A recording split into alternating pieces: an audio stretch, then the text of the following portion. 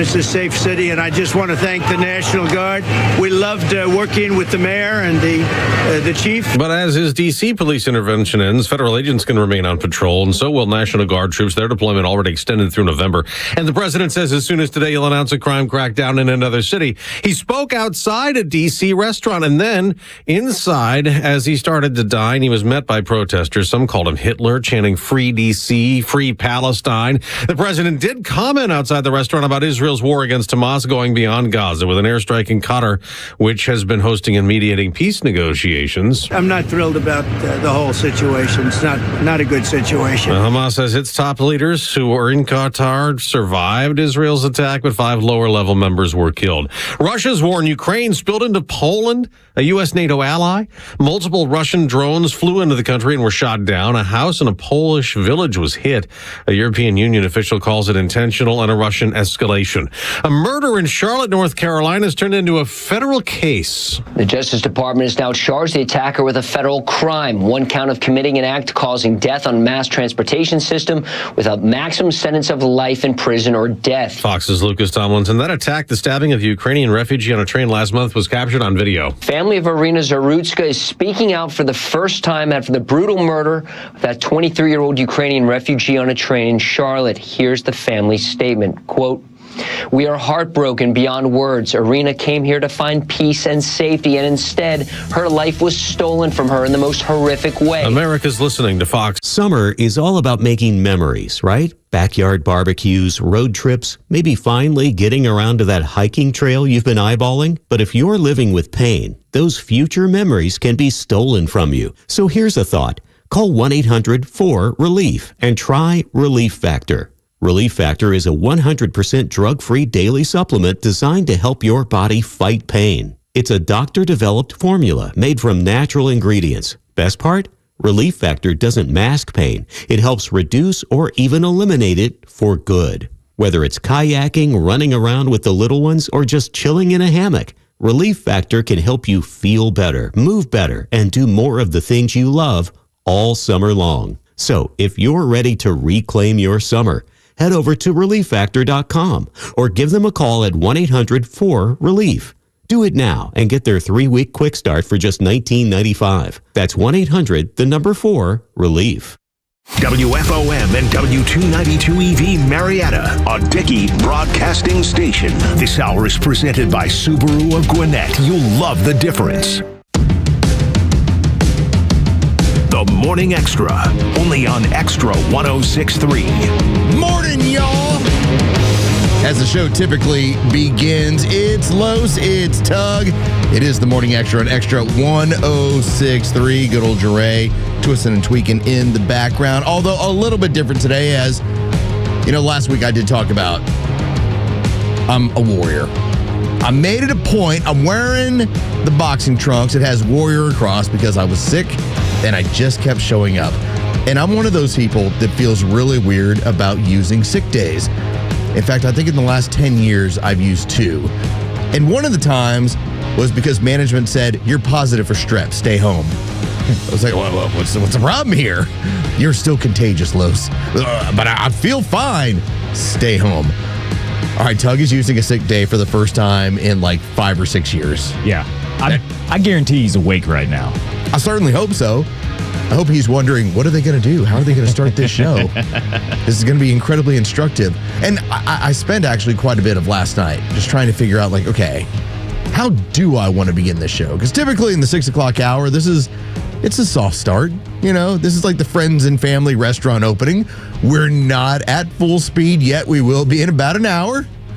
But we want to make sure that we have a quality presentation that we're laying out. And so I will tell you, it'll start with, we are going to get a chance to hear from Neil Bortz. I have some information on, especially if you're a young man, the sort of things that you should, let's just say this.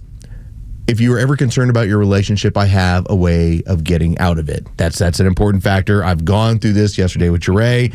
He thinks it's really, really important. We're going to talk about Gen Z women. That's going to be an important factor. We're going to talk about how the Bureau of Labor and Statistics actually had the wrong information and how Donald Trump is probably owed an apology, one that he'll never get. You know how that goes. That's just kind of how that goes. We're going to talk about judges who actually don't have law degrees. We'll get into that in a matter of moments as well. But I wanted to start right here because I started thinking about how today is an opportunity and where we're currently at in society is an opportunity. But I wanted to liken it to something that happened about a decade ago. About a decade ago was probably one of the most uncomfortable moments that I have had in my broadcast career.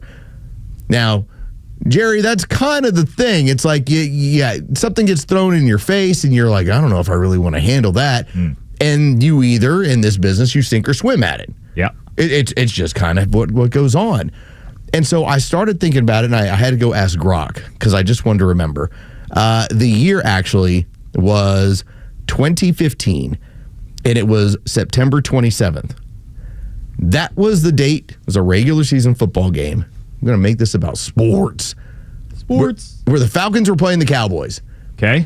The Falcons were in Arlington to play the Dallas Cowboys, and they won that day 39-28. Now, what are we saying? Okay, so what's that all about, Los? What do you mean opportunity? Well, for the 5 years that I'd worked at this radio company and worked at this radio station, I was always basically handling things as the number 2 microphone. And what that basically means, for those of you who are not aware of how broadcast works, you have the number 1, typically like when you listen to this radio show, that's Tug or myself, and we will handle everything. We handle the breaks. We handle the promotional reads. We handle all of the live reads. We handle everything that needs to be taken care of. In fact, when I sub in next week doing sports, I'm having to handle the number 1 mic. It's a lot of carrying of the water. Number 2 is awesome because you're basically on varsity and you're on scholarship. You just got to show up. Like part of it's a little bit different for Jure because Jure has to run all the technical operations. So even though he can turn his mic on and off whenever he wants, if he wants to disappear for 2 or 3 minutes, no big deal, right? Like I got back into that hedge like Homer's or Ned Flanders. Exactly. He just kind of disappears for a little bit, and then he like pops out at you like, here I am.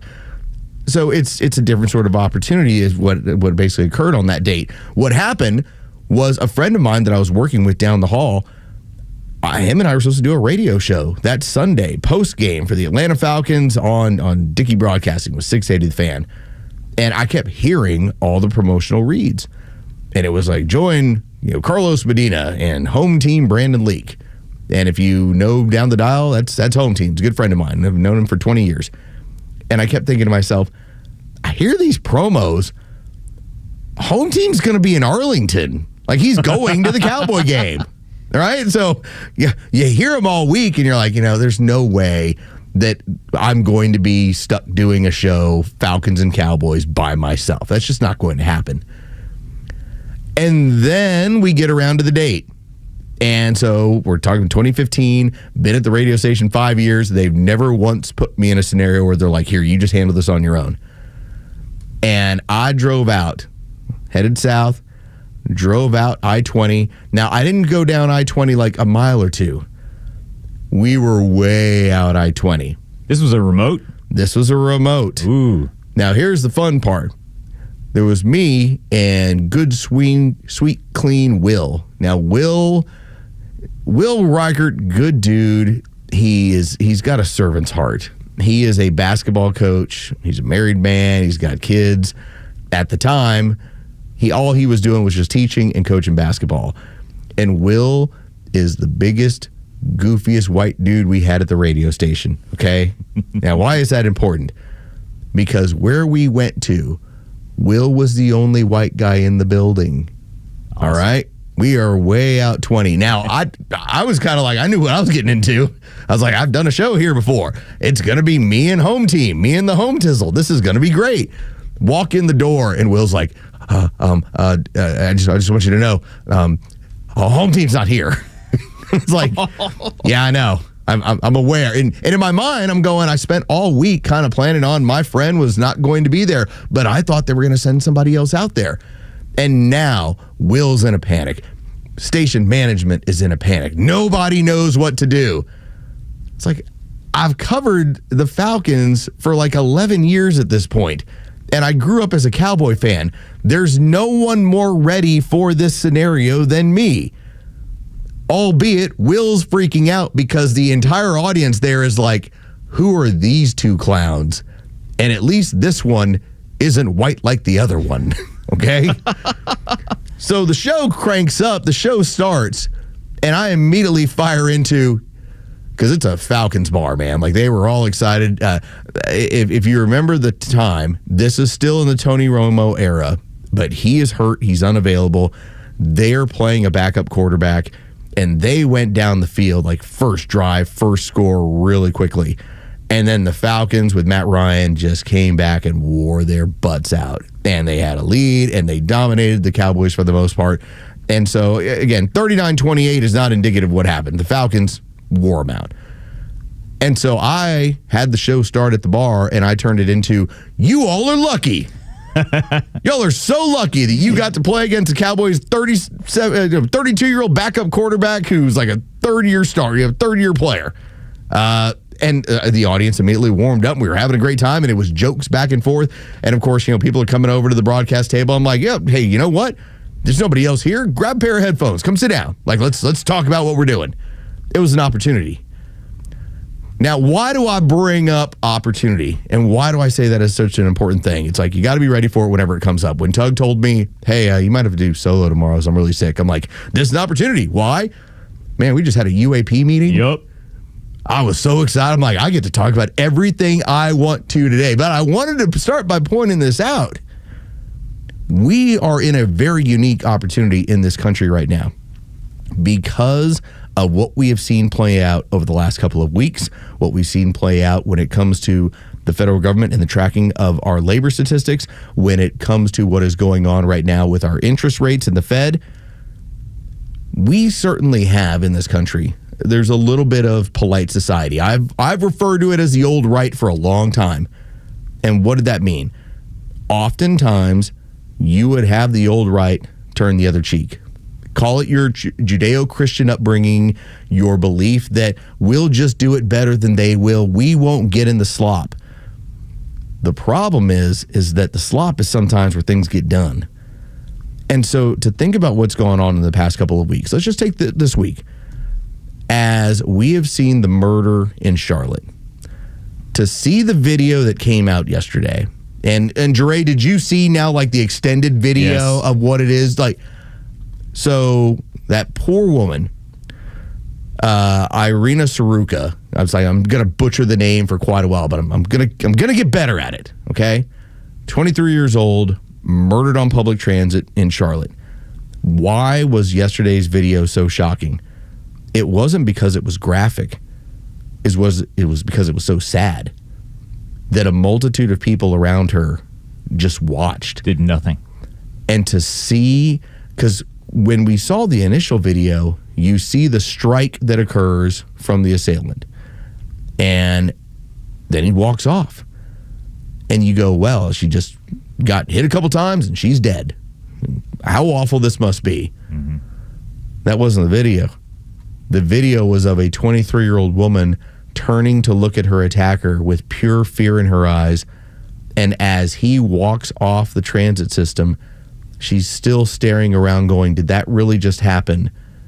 And now it's, oh my God, I'm really hurt. Yeah. And to see her fall out the way she did. Total shock. Total shock. She didn't even know it yet. No. It was almost, am I hurt? And then the moment of the tears starting, and then now I'm bleeding out. And fortunately, at least in the video, and you have to go towards the other end of it, there is a man who jumps in, who takes his shirt off, and he's trying to help her. But the initial video is of pure shock and of one young woman who's alone. And why do I say opportunity? Because sometimes it takes that sort of image. It took 2020 with George Floyd to go, oh, look, there's a guy who's dying of a fentanyl overdose. Yet the left was able to capitalize it in the way that they did. And what did that mean? Cashless bail. It meant all the problems that were going on with defunding the police. It meant burning down American cities. This has the opportunity, and the left knows it, to be the opposite end of it. The question is, are you ready to take advantage of it? Are you willing to point out, I really shouldn't have to live with a bunch of monsters around me? I really shouldn't have to get on public transit and go, why is that mentally ill person here? These are hard conversations. These are difficult opportunities, but yet they're opportunities nonetheless. Last week it was floated by the Department of Justice, about trans people owning guns. Maybe that's not a good idea. I mean, that was floated out there last week. And why did that happen? Because we've now had a multitude, including what happened in Minneapolis, of people that are going through what is oftentimes severe mental illness. Maybe they shouldn't be allowed to own guns. Now, what I would point out in a very similar vein, if my 14-year-old daughter wanted to buy a firearm, what I would say is this: I don't believe you have the maturity at this age to go through that process and purchase a firearm. Now, do I like the idea of training with her? Yep. Yeah, cool. Yeah. All right, good. I grew up shooting guns when I was 7 years old.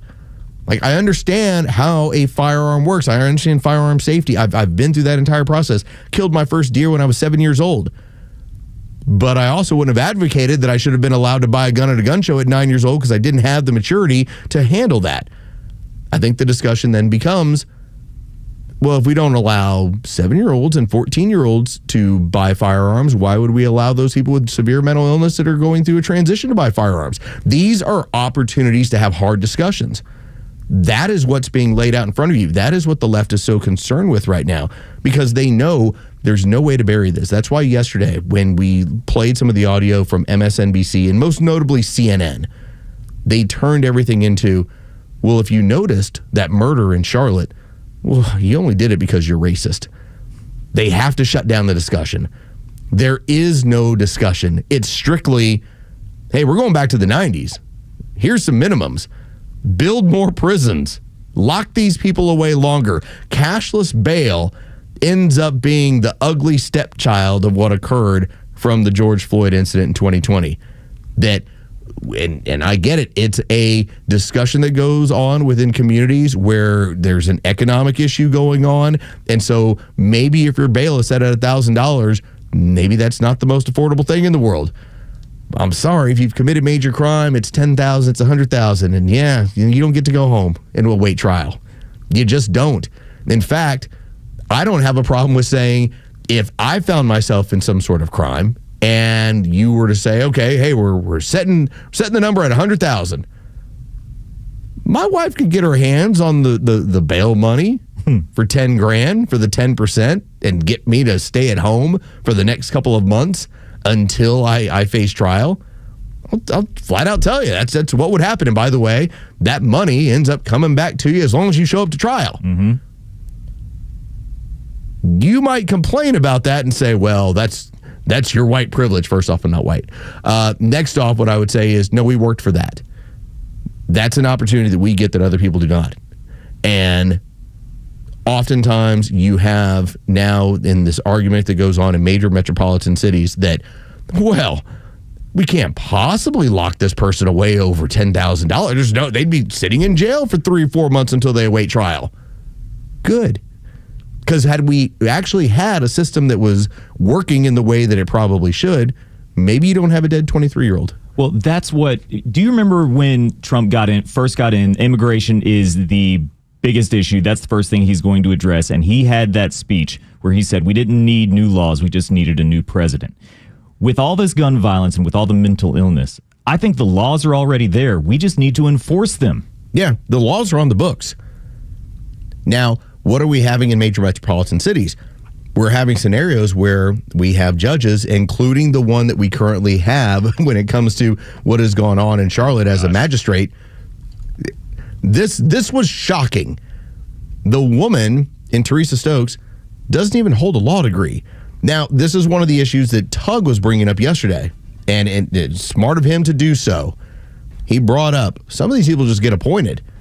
If you're appointed, well, then why should you not be able to catch a case based on a decision you make that ends up being harmful to society? Now, I know that's going to be a real big problem. That's probably a bridge too far. But when you're appointing people that don't even have a law degree, that are essentially just activists, then why can they not be held accountable for their activities as an activist? Again, I tell you about opportunities. I tell you about showing up to a bar way off at 20 and going, I'm by myself. What are we going to do today? Here's how it's going to go.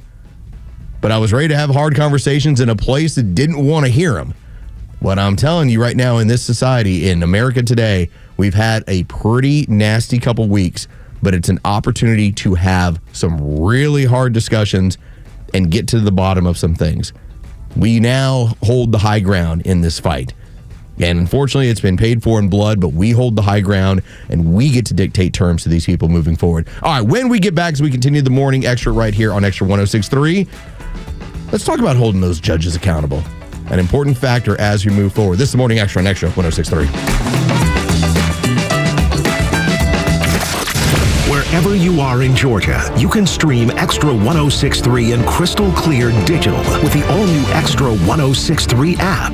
Get Extra's live on-air stream in real time, or go back and listen to all your favorite shows, Neil Bortz, or original podcasts, no matter where you go.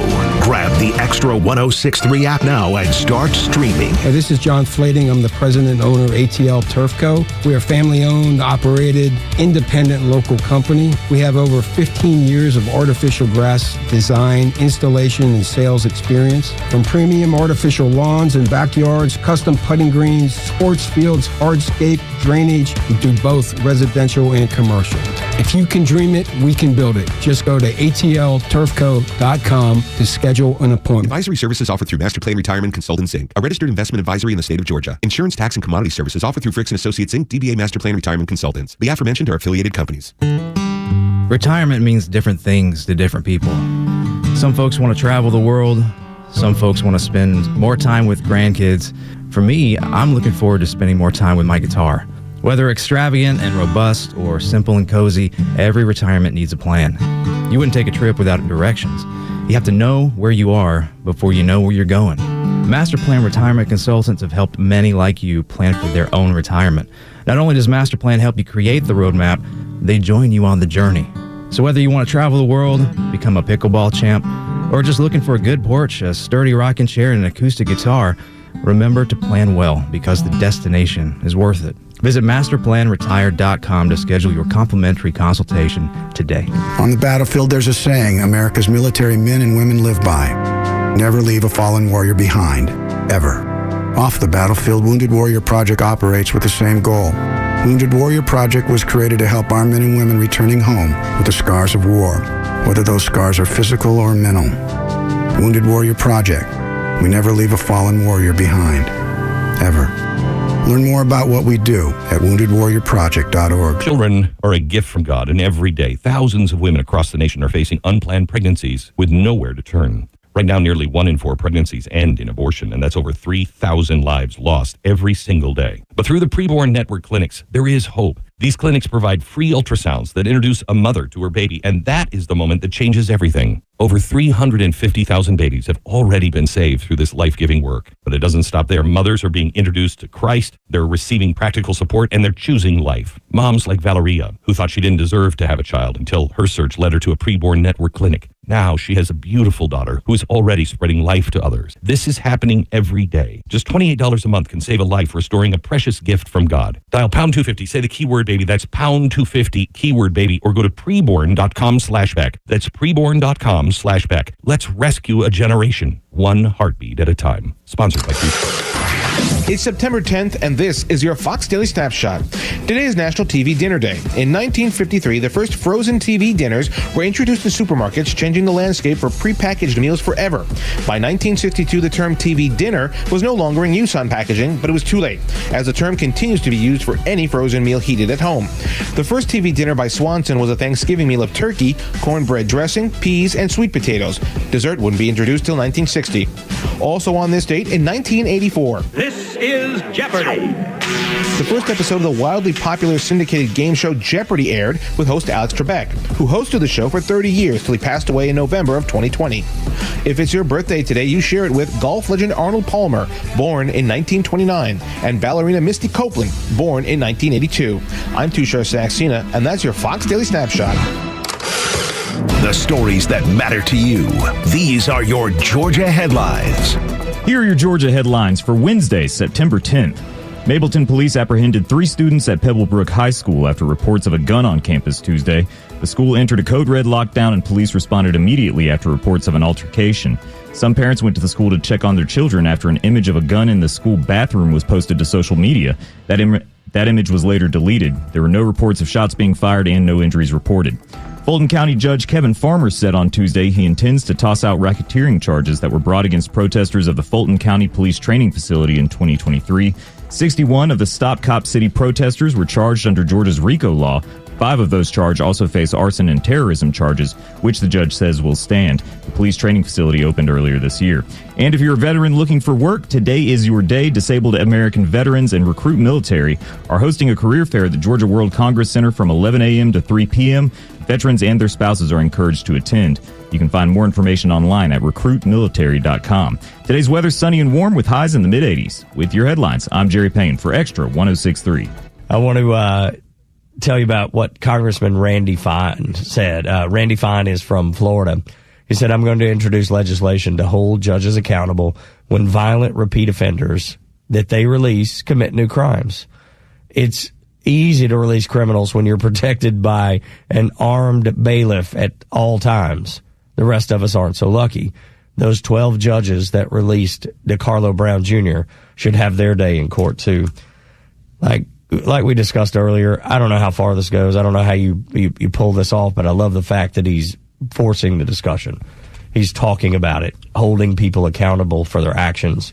And in the United States of America, you should be held accountable. DeCarlo Brown will finally be held accountable for his actions after he murdered someone. Dude's got a rap sheet as long as a CVS receipt. I mean, it's unreal. The issue I take is that you're supposed to be accountable to when it comes to the voters. Yeah. And that's the problem, is that I don't believe enough voters, we don't have an issue in this country of, well, everybody who runs is a corrupt politician. There's a lot of that. What we have are dumb voters. Yeah. What we have are people that have not paid attention to the level that they need to. And so what ends up winning? It almost seems like by design. Yeah. Well, what ends up winning? Money. Yes, always. How much can I put my name out in front of you to where you say, oh, I recognize that name? Unless it's Kamala Harris. She's the only asterisk. Yeah, she's the $2 billion. We tried it all. Yeah, didn't work. It wasn't going to work. Yeah. But if I was to flood a marketplace with, let's say I'm looking to be a county magistrate, and I use $1 million and my name is everywhere, my policy really does not have to stand up to the rigors of an election. It's all about name recognition. And then I end up getting into the position as the communist I am, and I'm turning loose, these people onto the streets. And when you're saying, well, he needs to be held accountable, it's like, I was supposed to be 6 months ago when I won that election. Yeah. You didn't do the work. Yeah. And then, but, there's some judges that are appointed. I mean, they absolutely, Yep. They need to be held accountable. When they do this over and over again, it's like if somebody has too much to drink at the bar, and I've seen this happen at good old days when we go up there. Oh, that's why they ask you. Cat always asks, right? She's like, hey. Y'all good? And that's where their stopping point is, because they're liable. That's exactly right. And if you're going to hold a bartender liable, you're going to tell me you're going to hold the bartender liable, but you're not going to hold a judge liable for allowing somebody to commit 12 crimes, and then that 13th or 14th or whatever the number is for DeCarlo is murder. I feel like there has to be some accountability. How we get there, I can't pretend to know the answer, but I love the fact that Randy Fine is forcing the conversation. I just don't believe we're ever going to see it occur in the way that it's actually novel when we have a parent that gets in trouble for the actions of their child. We've seen this more recently with school shooters. Yeah, sure. That the gun was not properly secured. The parent is going to face liability with this. That, I think, does make some sense. What we're asking in a lot of these cases is, well, you birthed the child, and the child decided to kill 10 people. You're at fault. Well, why? Because you gave birth to him. Yeah, that's the problem. Yeah, and that's what basically we're looking at judges and saying, you made a bad decision. Now, is it systemic of all the bad decisions you make? Yeah. But if you see the pattern, that's the thing that I think we're asking people to look at is you have this pattern of releasing criminals the day after they've broken whatever law it is over and over and over again. We know they need to have some sort of mental health care. They're not. We know that they probably belong in jail. They're not going to jail. There has to be something. We can't just allow judges to continue to allow people like the woman in Charlotte just to be butchered for no reason. What I would ask you is this, Tug. And again, I know I'm playing a little bit of devil's advocate here. Yeah. I know that you and I are much more aligned in this. But that's good for conversation. I think it's important to do that. But here's what I think is important when it comes to bringing up the other side. I think that if you were to talk to people like yourself and myself and say, should we be more stringent when it comes to setting bail amounts, bond amounts in order to be able to get out? And I think you and I would both be like, hell yeah. Like, well, why should that person have $600? Why should they have 10,000? Why is it not 100,000, 1 million? I think that's the sort of stuff that we would say. Sure. And while I think the community, because we've now seen this in D.C., largely enjoys having more police presence, have more presence on the street, keeping people safe. I think that if you start asking these communities what they think about cashless bail and bond, I think that there's going to be a lot different of what they're going to say in terms of, yeah, I don't have as much money. Why are you artificially keeping me in jail because I can't afford this? And that's where I believe these judges are a representation of the communities they represent. I would like to believe that. That's what I believe is going on. I think it's more political. I think. Well, of course, because think about this. Is it wild? And I guess I have to make it in these terms. If I was to say, Tug and I both now drive great new trucks. Mm-hmm. You're like, oh, that's awesome. Our truck payments are $2,000 a month. We would say, well, that's the cause and effect of what goes on. Yeah, for sure. Yeah. I think the issue is that you have these people that really enjoy the security that they want to have within their communities, but that security enhancement means you keep people in prison longer. And I don't think they want to make that connection. They'd rather have cashless bail available, and yet they're still asking for additional security. That's like, these don't go together. Yeah, like my $100 truck payment and my brand new truck don't go together. Those don't equate. No, I see that, but I do believe that it's more of people who have been elected to office that are back. Because I brought this up earlier.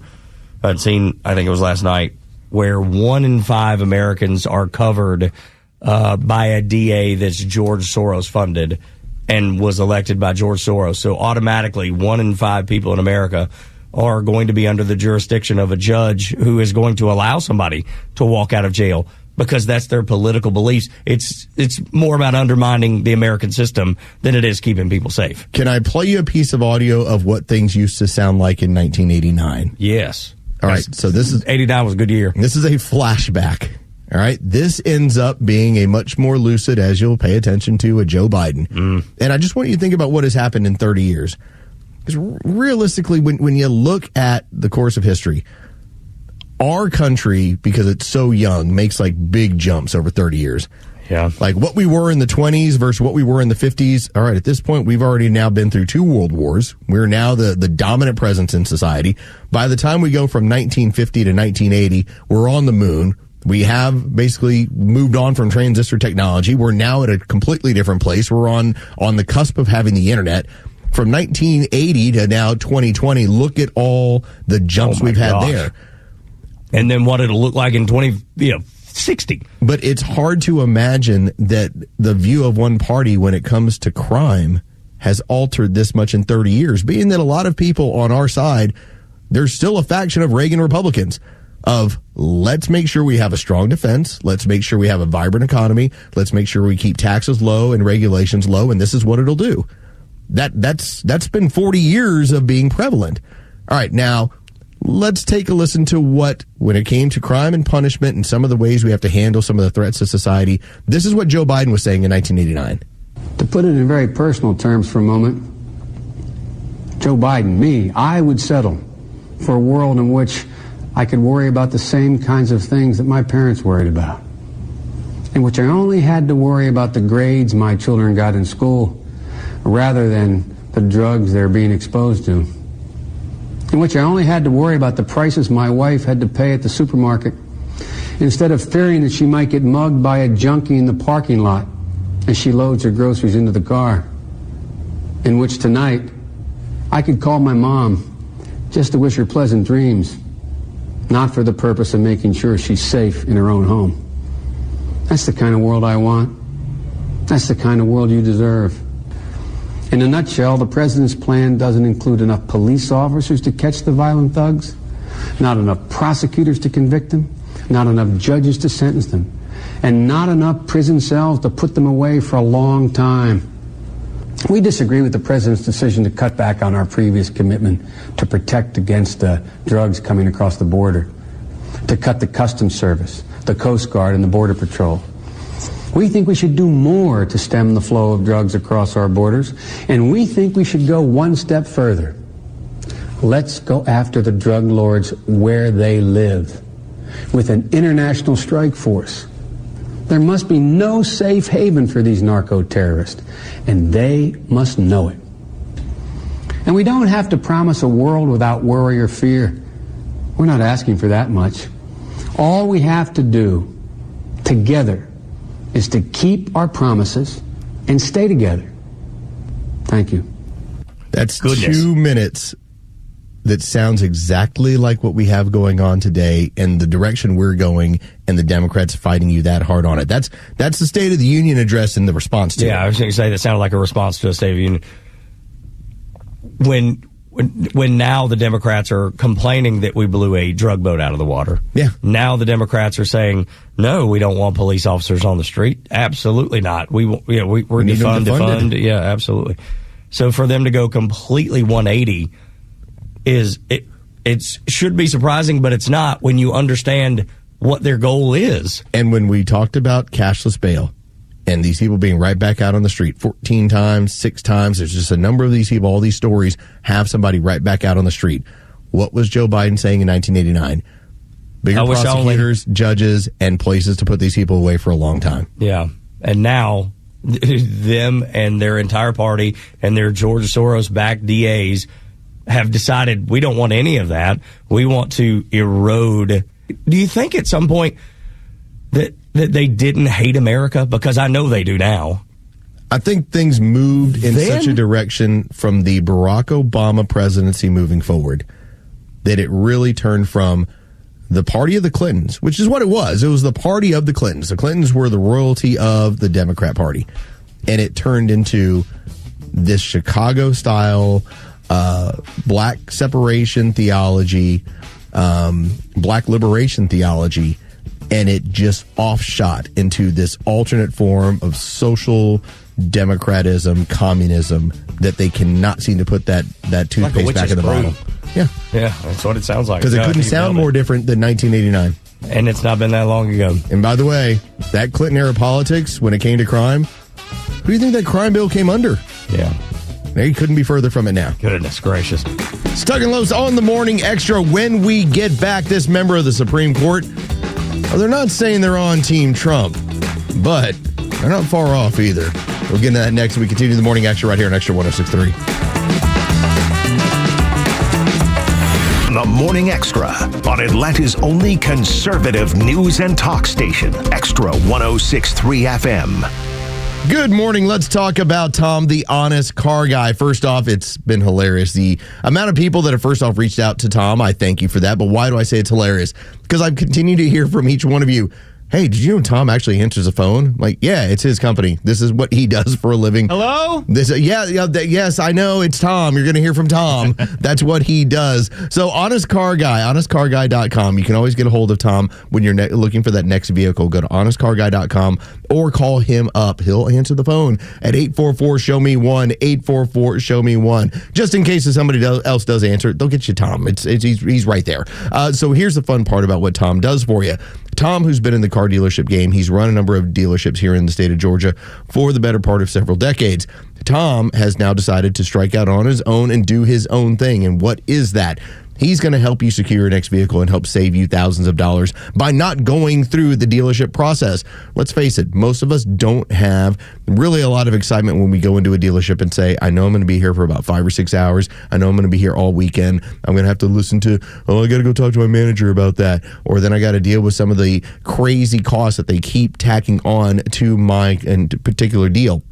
That doesn't happen with Tom, the honest car guy. It's just, here's the vehicle, here's the bill of sale, here's the honesty fee. That's it. That's all. That's how it works. And as Tom has brought up, 1960 to 2025, any vehicle out there on the market, if it's in these United States, he can get a hold of it, and he's going to be able to put it in your driveway extremely quickly. Financing, he's got the best banks in the state of Georgia that are working with him, and if you have a trade-in, he can take care of that as well. Go to honestcarguy.com. That's honestcarguy.com, or call 844-SHOW-ME-1. That's 844-SHOW-ME, the number 1. The latest sports news, powered by 680 The Fan, and driven to extra listeners by RBM of Atlanta in Sandy Springs, Atlanta's Mercedes-Benz connection since 1964. Good morning. Here are your sports headlines for Wednesday, September 10th. The Atlanta Braves dropped their matchup last night with the Chicago Cubs at Truist Park, 6-1 the final. Game 3 of the series will be a Chris Sale start on the mound tonight. First pitch is set for 7:15 with the Cubs. You can hear that game on our sister station's brand new app, 680 The Fan. From the NFL, former Georgia football star, current Philadelphia Eagle Jalen Carter will not face suspension from the NFL for the spitting incident last week involving Cowboys quarterback Dak Prescott before the first offensive snap of the game. The NFL has decided that Carter's ejection from the matchup before the game really got started will serve as a suspension. With your sports headlines, I'm Carlos Medina. Hi, I'm Chris Lalamia, owner of the Trusted Toolbox. Got a to-do list a mile long? No problem. We've got the ultimate solution, our Handyman for a Day program. Here's how it works. You get a skilled handyman dedicated to knocking out your honey-do list. Paint touch-ups, drywall repairs, door adjustments, and much more, all done in one day. Call us now before the rush for your Handyman for a Day, and call us at 770-623-3097 or visit us at thetrustedtoolbox.com. One call, one handyman, one day, the Trusted Toolbox. September is National Preparedness Month, so it's the perfect time to ask yourself some questions like, how much food do you have on hand for emergencies? How would you ever get clean water if the tap went dry tomorrow? What would you do if a storm knocked out the power for a week? If you're anything like me, there's always some room for improvement on this stuff, and luckily, the great people at My Patriot Supply are making disaster preparedness easier and more affordable than ever by giving you over $1,500 worth of emergency food and preparedness gear free. They just launched their Preparedness Month Mega Kit and includes a full year of emergency food, a water filtration system that can purify almost any water source, a solar backup generator, and a lot more. And here's the best part. If you go to mypatriotsupply.com/Glenn, you can get 90 preparedness essentials totaling over $1,500 absolutely free. So head to mypatriotsupply.com/Glenn for full details. That's mypatriotsupply.com/Glenn. The Dean's List with Janice Dean. Amazing acts of kindness at a restaurant in Sault Ste. Marie, Ontario, Canada makes today's Dean's List. Stack Burger is a local favorite restaurant, and we're preparing for a huge order, including 20 Stack Burgers, 5 chicken sandwiches, 15 orders of fries, and 20 milkshakes that were all ready for a 1:30 p.m. pickup. Unfortunately, no one came for the food, and the phone number was out of service when the staff tried to follow up with the customer. They posted their disappointment on social media, but said they would be donating the order to a woman's shelter. And because one act of kindness sometimes prompts others, a person came into their restaurant and asked if they could pay for the over $400 bill that went to the shelter and remain anonymous. Stack Burger employees were so grateful, and supporters praised everyone for turning a not-so-great situation into something very special. Stack Burger, you made today's Dean's List. Janice Dean, Fox News. I'm Ashley DeVorkin with a Fox Celebrity Profile with Vera Farmiga and Patrick Wilson, who return as Ed and Lorraine Warren in the final chapter of the Conjuring series, Last Rites. If there was one thing that was stronger than the demonic possessions in this franchise, it's the Warrens' marriage license. Now the added element of a daughter played by Mia, Judy in our movie, and how she's going off to get married. That's what this movie brings to the table in terms of their relationship and their family. Mia Tomlinson, who plays the Warrens' daughter Judy, and Ben Hardy as her fiance Tony. Tony, he doesn't know about the Warrens. That's kind of why Ed is wary of Tony entering the family, because he doesn't think he maybe understands. Obviously, my entry point was more sort of to do with Judy. I got the absolute pleasure of meeting with her. There was one mantra that I then ended up taking with me through my character, which she used with Annabelle and the Artifacts Room, which is don't look at it, don't give it recognition. Ashley DeVorkin, Fox News. The legend Neil Bortz is only on Extra 106.3. Hey, it's Tug, and here's what you missed from the Talkmaster. Just look at virtually all of the major cities in this country. They are all run by Democrats. Democrat mayors, Democrat aldermen, city councilmen, and these cities have a crime problem. Catch Neil's commentary every day on Extra 106.3 or listen anytime on the Extra 106.3 app. Welcome back. It is the Morning Extra on Extra 106.3. Los and Tug. Although no Tug this morning. No Meemaw? No Meemaw. The Meemaw of Atlanta radio is down right now. Hopefully getting a little bit more rest. I did try and, as I'm playing a doctor on radio, I did send him for an IV bag, and he said that did help. But at the same time, I think he was on a downward slope. Like last week when I was sick, by the second day, I was heading back in the right direction. Tug, because of how hard he pushed himself in Athens over the weekend, I think he's on day 2 of the wrong direction. But he got the win. It was worth it. He got the W, and he had a great time with his cousin. If you didn't hear any of that discussion that we had on Monday, they drank a lot of bourbon. And I wanted to take part in it. Good bourbon, too. Good bourbon. Eagle Rare. That's right. They got after it. They sent me a picture of the bottle Friday night just to highlight that thing was gone. Like G-O-N. They didn't even get to the E. It's gone. And so then by Saturday, I told Tug, hey, listen, I'm on a carpool job. I got to take a couple of kids over to practice. Not even my kids. Like I was driving other people's kids to practice as well. So I was like, I can't make it.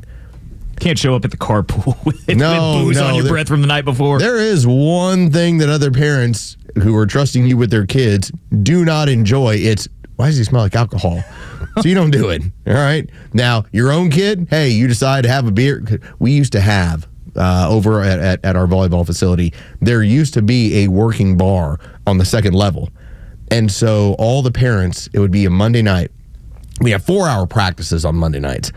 And so you would kind of see everybody kind of looking at each other like, well, there's a football game on up there. Like, so does anybody want to go on? And sure enough, we would all just kind of like find our way upstairs, have a beer, get some dinner, watch a little bit of football. The girls would be finished off and you go home from there. By all means, if you're driving your own kid and you decide to have a beer and some dinner, okay, no big deal. Nobody was getting after it. But if you do get after it, don't try and drive other people's kids home. What a good business plan. Because I've seen at soccer games with my nephew and my niece, there's some people holding Stanleys. You wonder if there's some wine in there, some moms doing there's that. There's a lot of that. But you don't see anybody holding, reaching into the Yeti for a beer because nobody wants to be the first one. But if it's already on tap, it's like, it's here already. The one that I didn't know about that I've grown more accustomed to, because when we first started doing neighborhood swim team several years ago, people kept it under wraps. Now in the last 2 or 3 years, no, it is not under wraps. Like they're flat out drinking seltzers. They're on the pool deck. I ended up bringing a cooler to one of them. And I, for years, would not bring a cooler to a swim meet. Now it's turned into, listen, they're drinking right out in the open. It's like that. When my 14-year-old was like 5-6 years old doing this, we didn't do it. Now it's just become, all right, it's like it's airport drinking. It's fine. If you're at a swim meet, you're going to be there. You're watching 30 seconds and you're there for 6 hours. Yeah. Okay? Like there's some drinking going on at the swim meet. That's part of what's going on. Tug, hopefully, will be back tomorrow. This is the day of opportunity. We're talking a whole lot about that and getting a chance to take your phone calls. If you would like, 404-741-1230 as well, if you'd like to join in on the conversation, as it's the Los Solo Show. Los to Los. As Jure said, it's the Los takeover, and we will be getting into what Angel Face brought up yesterday. Anna Paulina Luna with those UAPs. I was pig and S having so much fun, and I knew what it was. I don't trust any of these people that bring this stuff up when they, or here's my information. I think it's all, for the most part, misinformation, but the videos are fun. And so we'll get into a little bit of that as we go around with this show, taking you all the way to 10 o'clock. You will get a chance to hear from Neil Bortz as well. But I want to bring up Amy Comey Barrett. And let's be very honest. She's caught a lot of flack because she's been the one justice in over the last probably year or two where whenever you see a 5-4, typically it's Amy Coney Barrett who is siding with the leftist judges. Now, does it happen every time? No. We've had a whole lot of 6-3 rulings. We've had a whole lot of 7-1s where it's just Ketanji Brown Jackson, who, what a circus that woman is. But I digress. I'm not going to get into the fact that not everybody needs to check all the boxes and then be a Supreme Court justice just because you decided you wanted a black lesbian. All right. Then with all that being said, Amy Coney Barrett, I do not fault her for at times trying to be a little bit more middle of the road to even leftist leaning. And why is that? Well, you did have her sister have the threats of being blown up by a bomb. All right, like that's how far the left has gone. They don't hold any power in the House, the Senate, or obviously in the presidency. And so now it's become about intimidation. It's become about we can't win in the courtroom, so how do we intimidate the justices? I don't recall ever having stories of Justice Sotomayor having people sitting outside her house and chanting about killing her all night. Okay, like that has happened to the justices on the Supreme Court. Yeah, it was Kavanaugh, right? There's somebody outside his place. Oh, somebody showed up to kill him. Yeah. But this was what they were doing is doxing judges at the time. And if you remember correctly, this was the Dobbs ruling that had come out early where we were going to see Roe versus Wade be kicked back to the states. Because of that being leaked, you then had protesters outside the homes of what we would consider the justices that were going to rule according to the Constitution. Well, I want you to take a listen to Amy Coney Barrett because she's not sitting here telling you she's Team Trump.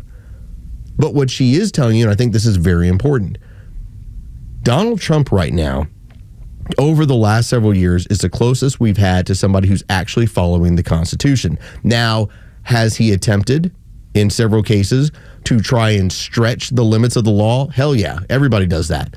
But in his case, I've even pointed out, if you're going to use the Aliens and Sedition Act, here's the reasons why it's not going to work. Now, I get why you're trying to do it, to send people out of this country.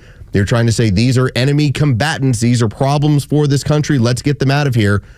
The problem is when you're using a turn-of-the-century law and it doesn't exactly fit, well, then the Supreme Court's going to rule against you, and that's what they did. But take a listen to Amy Coney Barrett as she points out how they're siding with the Constitution. The current perception, like I said, is that the left is saying this court is protecting President Trump and his effort to consolidate power. You can see that really from the recent headlines. There's a lot of them about that. The overwhelming evidence that the Supreme Court is on Donald Trump's team. New York Times, the Supreme Court is backing Trump's power grab. NBC, in rare interviews, federal judges criticize Supreme Court's handling of Trump cases. They say you're helping to certify this move towards authoritarianism. How do you respond to that? The court decides cases as they come. And one thing that I try to emphasize to students, and one thing I try to do in the book, is place the court in the context of history. We're not deciding cases just for today. And we're not deciding cases based on the president, as in the current occupant of the office. We're deciding cases about the presidency. So we're taking each case and we're looking at the question of presidential power as it comes. And the cases that we decide today are going to matter 4 presidencies from now, 6 presidencies from now, and so on. Each of these cases that we're getting, some of them overlap, but many present different constitutional issues. Now let's point out the difference between what Amy Coney Barrett is saying and what we had just recently with the rulings of what Donald Trump could do with his executive power. Yes, you can get rid of federal employees. Yes, you can also let ICE do their job by taking a look at a group of people and going, let's make sure that all these people are here legally. That's what lower courts tried to get rid of. You couldn't profile them. Everybody profiles, okay? Every piece of law enforcement looks at a situation and says, let's just double check here. That's part of it. And so that's what the court sided with Donald Trump and his administration on. Those were the two most recent rulings. And what did you get on the other side? You had Justice Sotomayor, who ended up spending her time writing about what the law should say. Not what it does say. Not what was going to be part of that ruling and to say, well, the law should be interpreted in this way. It was what the law should be, not what it is. Okay, that's the fundamental difference in the two. So when you hear Amy Coney Barrett pointing out, take the Trump label off of this. This is strictly about ruling according to the law and the Constitution. And fortunately, when it comes to 9 justices, we have 3 that are ruling in that fashion. That is the way this is supposed to be. And so when you hear people on the left get extremely upset about 6-3 rulings, 7-1 rulings. First off, you shouldn't even have a 7-1 ruling. The fact that those aren't 8-0, it speaks to when you have an activist on the court that isn't exactly the sharpest knife in the drawer. That's all I'll point out with that. This should always be about the interpretation of the law, not what you think the law should be. The other headline that I saw that came out of that interview was, she didn't condemn Trump, the possibility of him running for a 3rd term. She pointed to the 22nd Amendment. She just read the amendment. Just flat out says, here's what the law says. And that's what they're there for, to establish and enforce the law, or not establish, but to enforce the laws that are already there. Here is what the law of the land says. This is why they're going to rule in this way. That's the way it's supposed to be. The Supreme Court was always to interpret the laws of the land. That's how it's supposed to be. But, in Donald Trump's America at this point, when it comes to the media, you never know how they're going to interpret things. All right, when we get back, as we jump into the 7 o'clock hour by the 6 o'clock hour, is brought to you by Subaru of Gwinnett. 7 o'clock hour coming up here in just a moment. It turns out they knew all along that the numbers were wrong, and yet they were trying to sink your economy. Talk about that next. We continue the Morning Extra right here on Xtra 106.3.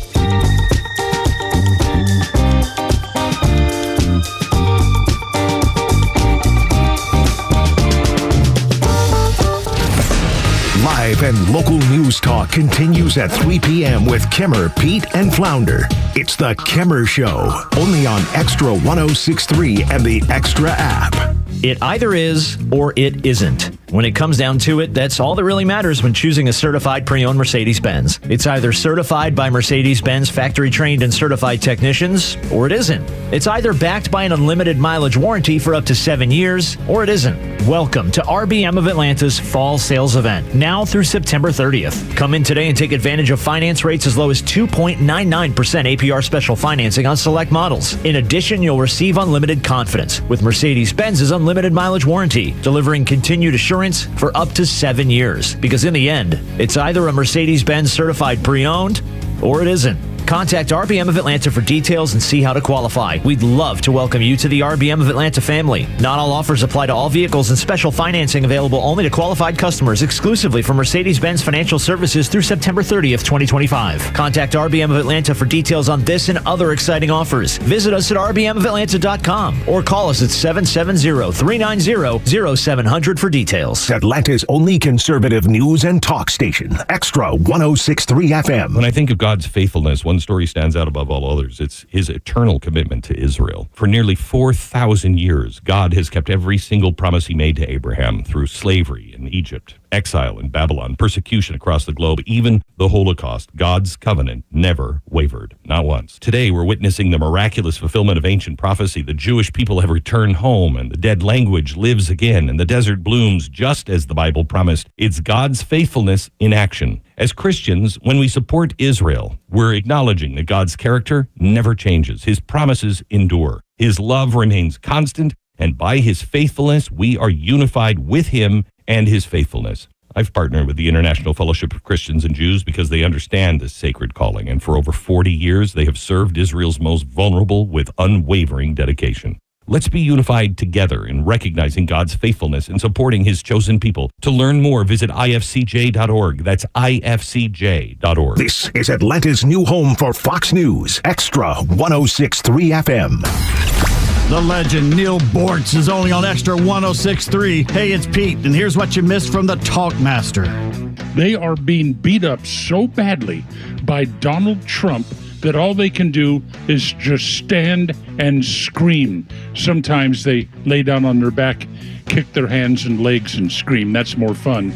Catch Neil's commentary every day on Xtra 106.3 or listen anytime on the Xtra 106.3 app.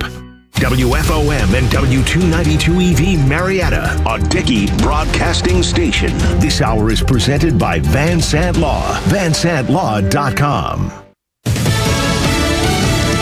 Rush Russia's war in Ukraine spills into NATO territory. I'm Dave Anthony, Fox News. Drones flew into Poland, a U.S. ally. One reportedly hit a house. Poland's Prime Minister Donald Tusk says 19 Russian drones entered his country's airspace, with 4 considered direct threats shot down. Tusk says a line has been crossed, and this brings us the closest we've been to open conflict since World War II. Drones have been reported over Poland before, including twice last week, and NATO jets have scrambled, but never this many drones, and these are the first shots fired by a NATO nation during the war between Russia and Ukraine. That's Fox's Chris Foster. Hamas says its top leaders survived Israel's airstrike in Qatar, where Gaza ceasefire talks were being held, but 5 lower-level members were killed. President Trump says he's not thrilled with Israel's action. I will say this, we want the hostages back. He spoke outside a restaurant in Washington, which he calls crime-free now, after his federalization of D.C. police that ends today. The 30-day period's up. We all work together, and the outcome is really spectacular. We have a capital that's very, very safe right now. Federal agents can still remain on patrol, and National Guard troops will remain in D.C. Their deployment has already been extended through November. The president also says he could announce as soon as today a crackdown on crime in another city. When he went into the restaurant last night to dine with cabinet members, the president was met by a group of protesters. Some chanted "Free D.C. and Free Palestine."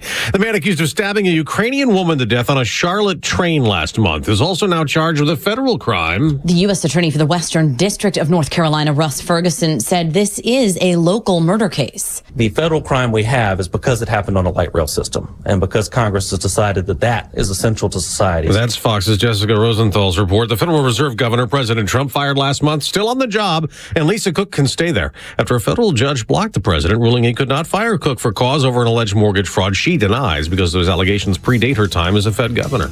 America's listening to Fox News.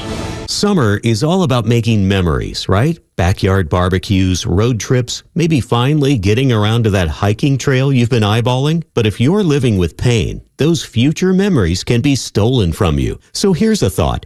Call 1-800-4RELIEF and try Relief Factor. Relief Factor is a 100% drug-free daily supplement designed to help your body fight pain. It's a doctor-developed formula made from natural ingredients. Best part? Relief Factor doesn't mask pain. It helps reduce or even eliminate it for good. Whether it's kayaking, running around with the little ones, or just chilling in a hammock, Relief Factor can help you feel better, move better, and do more of the things you love all summer long. So if you're ready to reclaim your summer, head over to ReliefFactor.com or give them a call at 1-800-4RELIEF. Do it now and get their 3-week quick start for just $19.95. That's 1-800-4-RELIEF. Extra 106.3 and Fox are red. CNN and CBS are blue.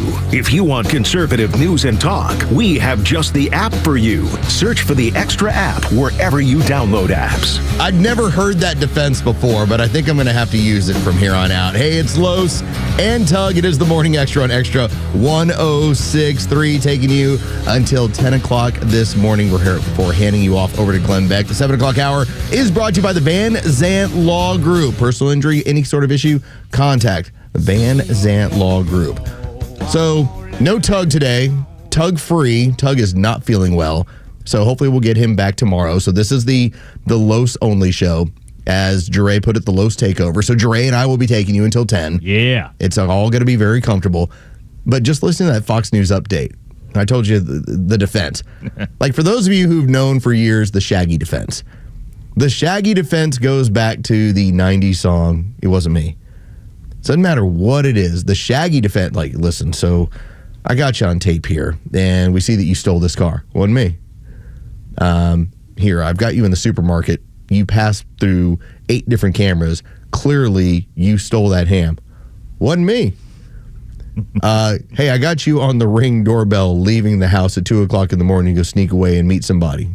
Wasn't me. Okay, that's the Shaggy defense. That's how it goes. Just no matter what, I got you dead to rights. Wasn't me. That's how it plays.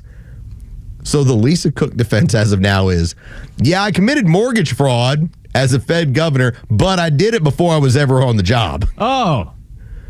I've never heard of that one before. Because I know I've heard quite a bit about how, well, if we can just prove Donald Trump did this with Epstein. Well, I mean, that was well before he was president. So I wasn't aware that I cannot be tried or have any sort of issues for crimes I committed. And let's face it, mortgage fraud is ongoing as long as you own the home. She still owns and rents the homes to people. Seems to be a widespread practice, too. Seems to still be an ongoing problem.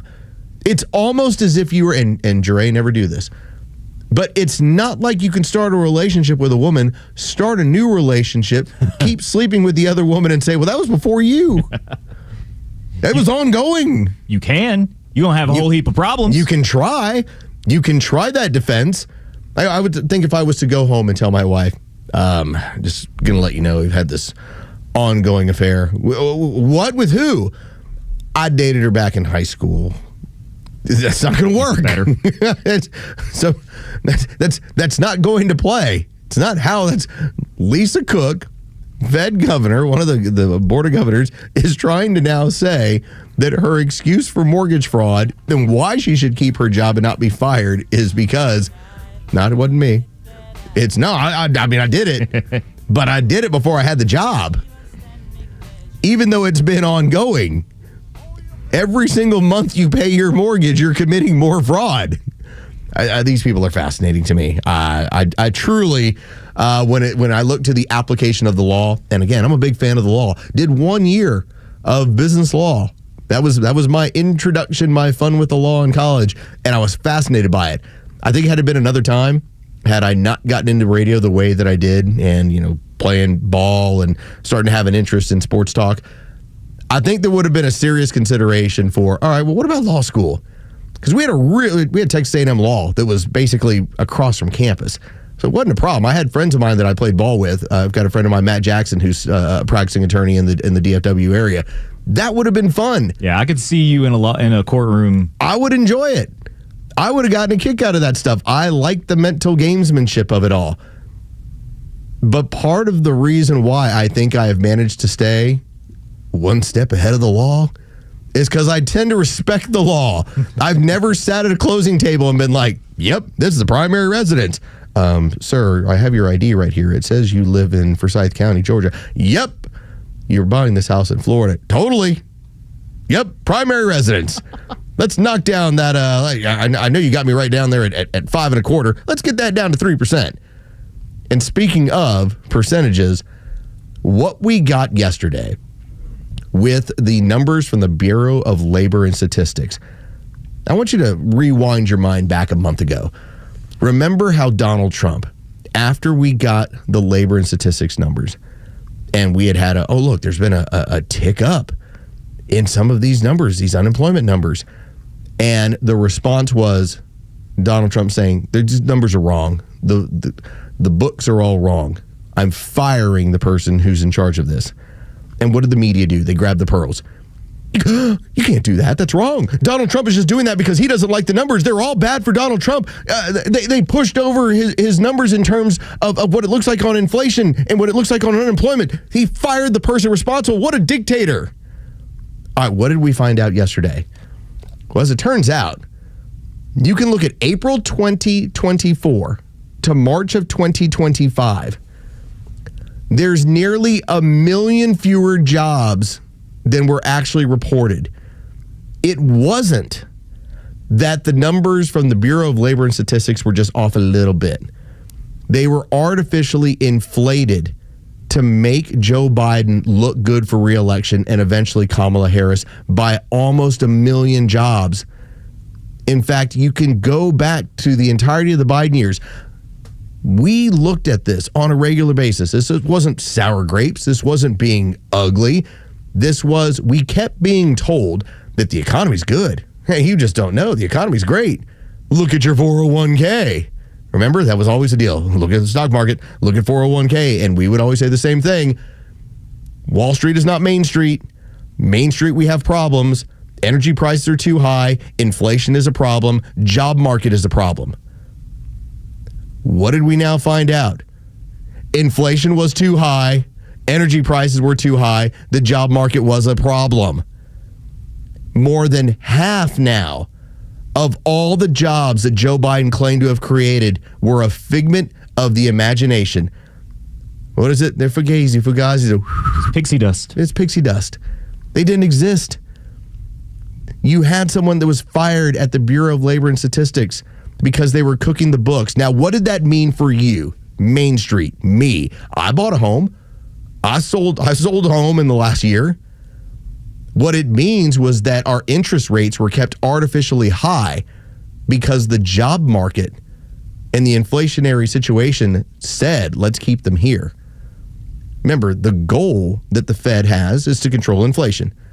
And why are they doing this? They're using this typically, and it's not done in real time. That's the pain of it. We got another meeting that's coming up. But we had the rates that were kept artificially high in part because, look, inflation's under control, and look at the job market. We don't want to mess with that. There were 1 million jobs that weren't there. 1 million jobs that were not there. And so now what has gone on? Now we have an interest rate market that is lagging behind where we really should be. We should be looking at cuts. Part of what goes on when you cut the interest rate, yes, you are putting cheaper money out into the marketplace, and people worry about that when it comes to creating a higher inflationary environment. We haven't been dealing with inflation. One of the issues that we've got now is that it's harder for companies to get a hold of capital to build their workforce, their labor, when they want to invest. I've got a company that I've worked with for years. One of the things they did when you started to have some of the issues coming out of China, when it came to our imports, exports, and getting things into port, they decided to hire more people, and they started building doors in-house. They're like, now we don't have to wait for them to come from China. We'll build them in-house. Well, it took financial capital to do that. And they have reaped the benefits of it because that company now can basically look at a job and go, we can offer 20% less than our competition. Well, why? Because we build our own product in-house. But they needed capital to do that. Expansion of the private sector is in large part built on, do you have the capital to do so? And because of these fake numbers, the capital hasn't been out there. We have been artificially keeping the restraints on this administration's economy. And here's the crazy part about it. Here's the part that really makes you start to want to pull my hair out. By the way, 7 o'clock hour is brought to you by Van Zandt Law Group. Don't pull your hair out. Call Van Zandt Law Group. Here's the artificial part that makes me crazy. Jerome Powell and the Fed and the left were more than happy to crash the economy over this and then put it in Donald Trump's lap. So much of what this tariff policy has been and the energy policy is basically dodging all their landmines. Yeah, he's been fixing what they set up. They set up the game with landmines everywhere with the intention of, well, we'll crush them.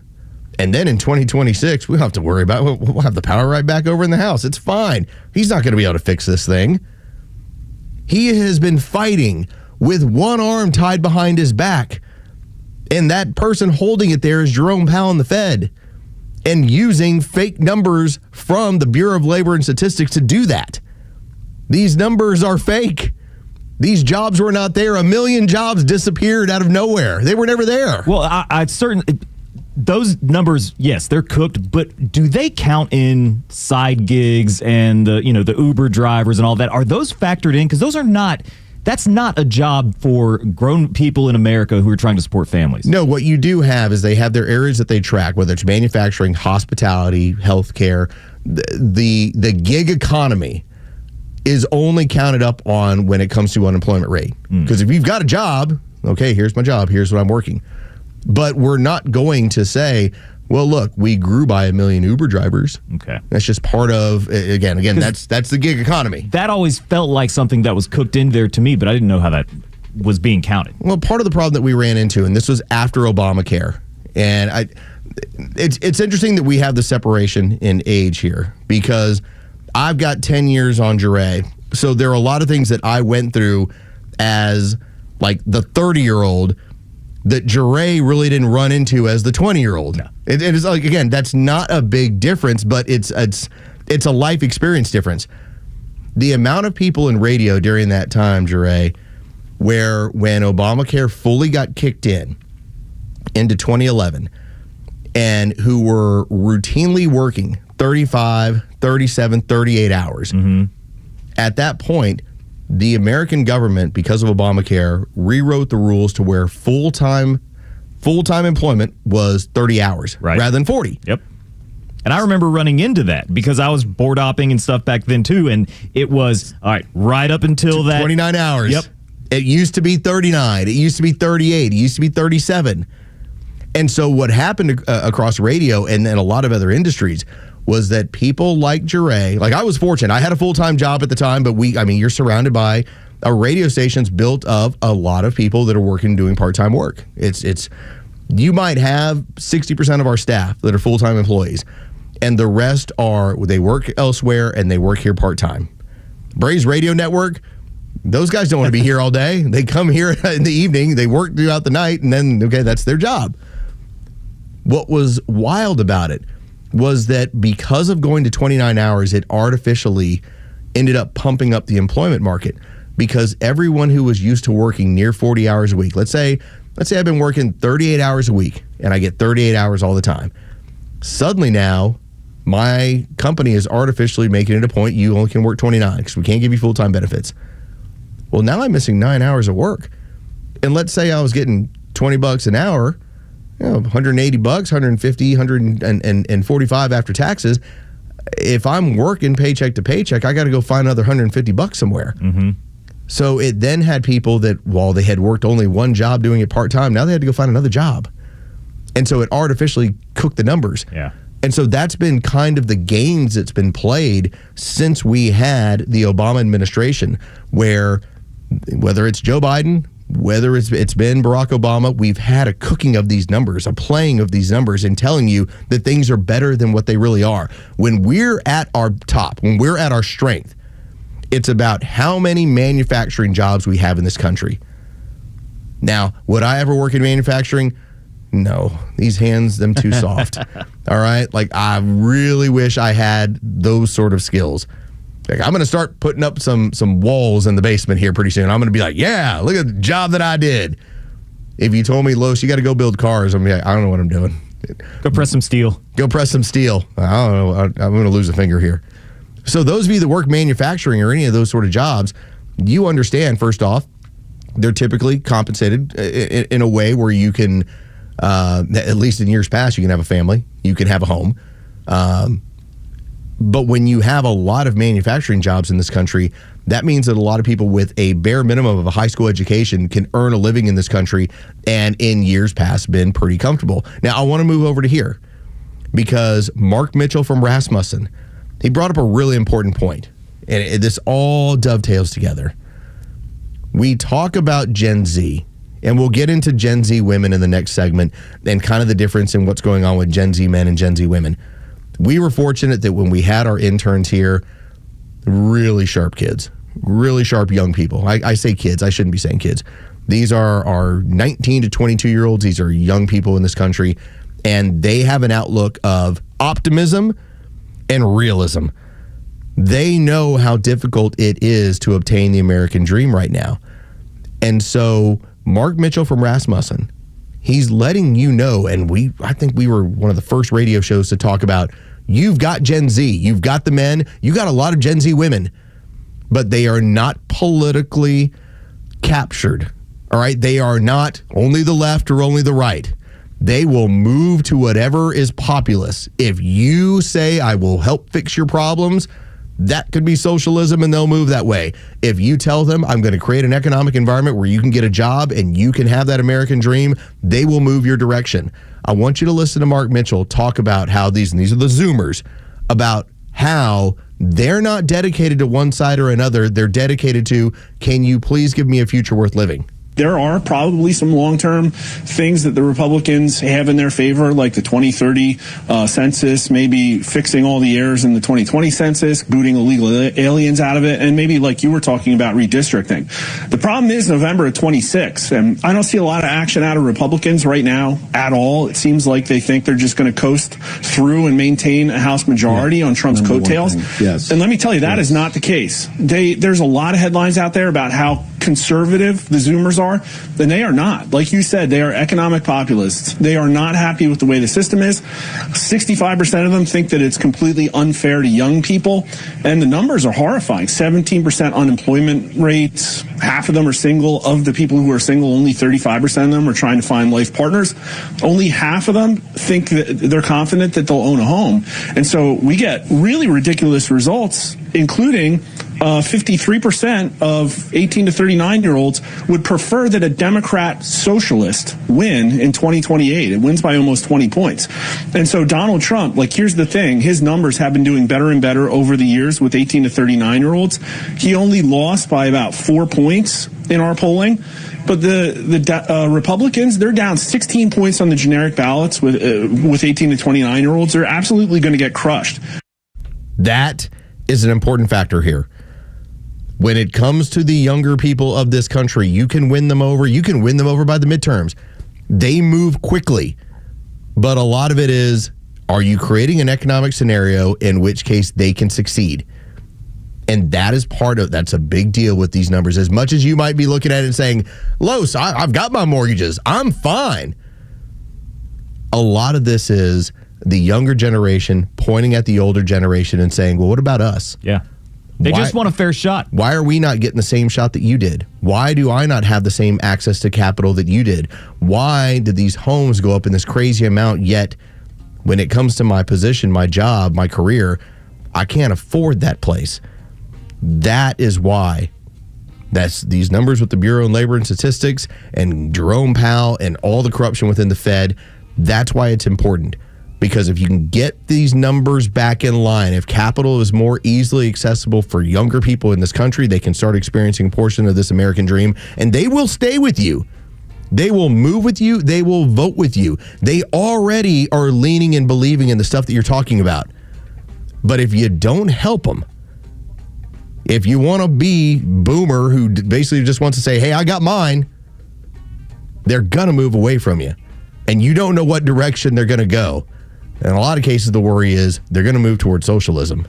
That's what you're having to watch out for. 7 o'clock hour is brought to you by Van Zant Law Group. It's Tug, it's Los, although Tug will be back tomorrow after he gets healthy. When we get back, let's talk about Gen Z women and the difference with Gen Z men. The important factor when it comes to the upcoming 2026 and 2028 elections. This is the Morning Xtra on Xtra 106.3.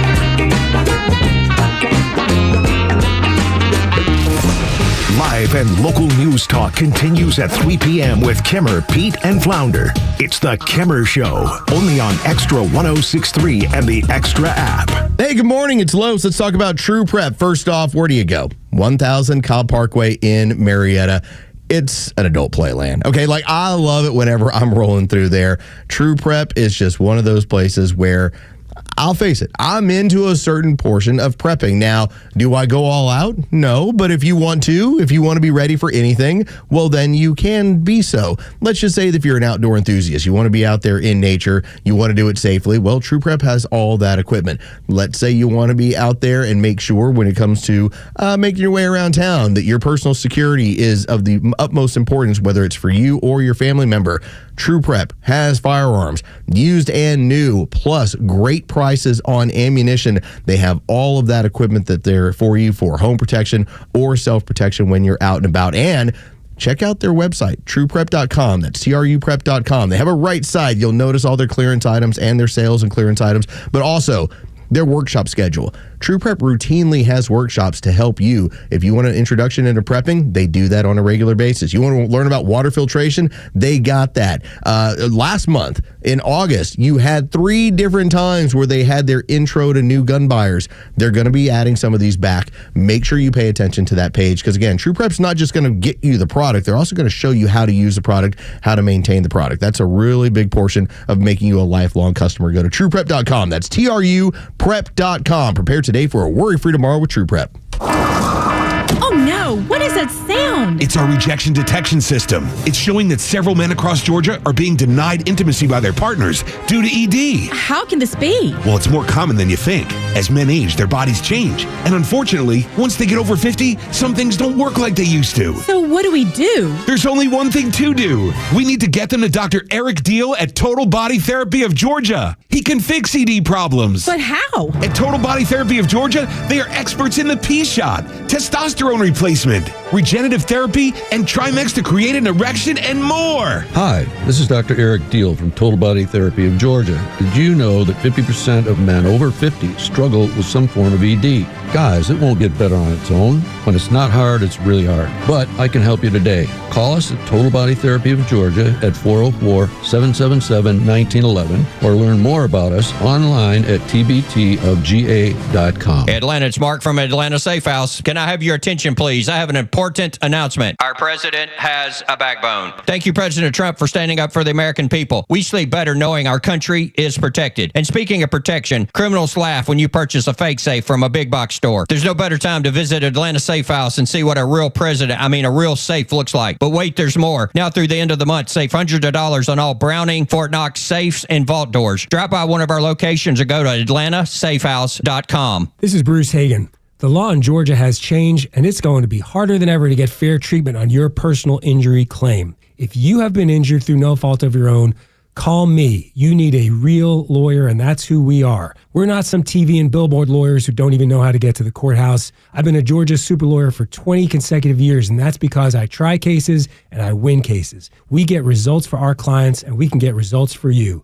Hagen-law.com. An investment in your home is something that will pay off in the future, but it's something that you can enjoy right now. Hi, I'm Dan Watkins, owner of All Four Seasons Garage, Entry Doors, and Windows. A beautiful new garage door, entry doors, and windows are an investment you can love every day, and they will increase your home's value, energy efficiency, and curb appeal. All Four Seasons, trusted in Atlanta for over 25 years, exceptional customer service, and high-quality work. When trust matters, trust us. All the number 4 Seasons Garage. Garages.com.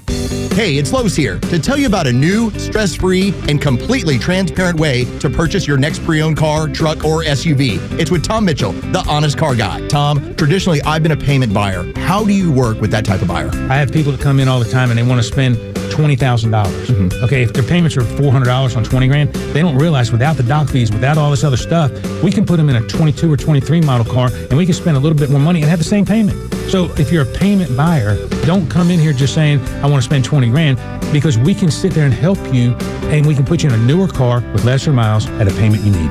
Friends, if you're in the market for a pre-owned car, truck, or SUV, get an honest car buy from the honest car guy. You pay what we pay, plus an honest fee, and we back that up by giving you the bill of sale. That's our transparency guarantee. Call 844-SHOW-ME-1. That's 844-SHOW-ME, the number 1, or visit honestcarguy.com. When I first started using a CPAP, getting supplies and equipment was a horrible hassle. It pretty much stayed that way until I discovered CPAPs, etc.com. Same-day shipping on anything you might need, including travel CPAPs, hoses, masks, you name it. Same-day shipping. CPAPsetc.com or visit their store in Alpharetta. So easy, and you could be preserving your health and saving your life. Bullet Points. I'm Eben Brown. The deadly shooting at Annunciation Catholic School in Minneapolis reignited discussions about firearms access and gun rights. 2 children were killed in the incident, now blamed on a 23-year-old man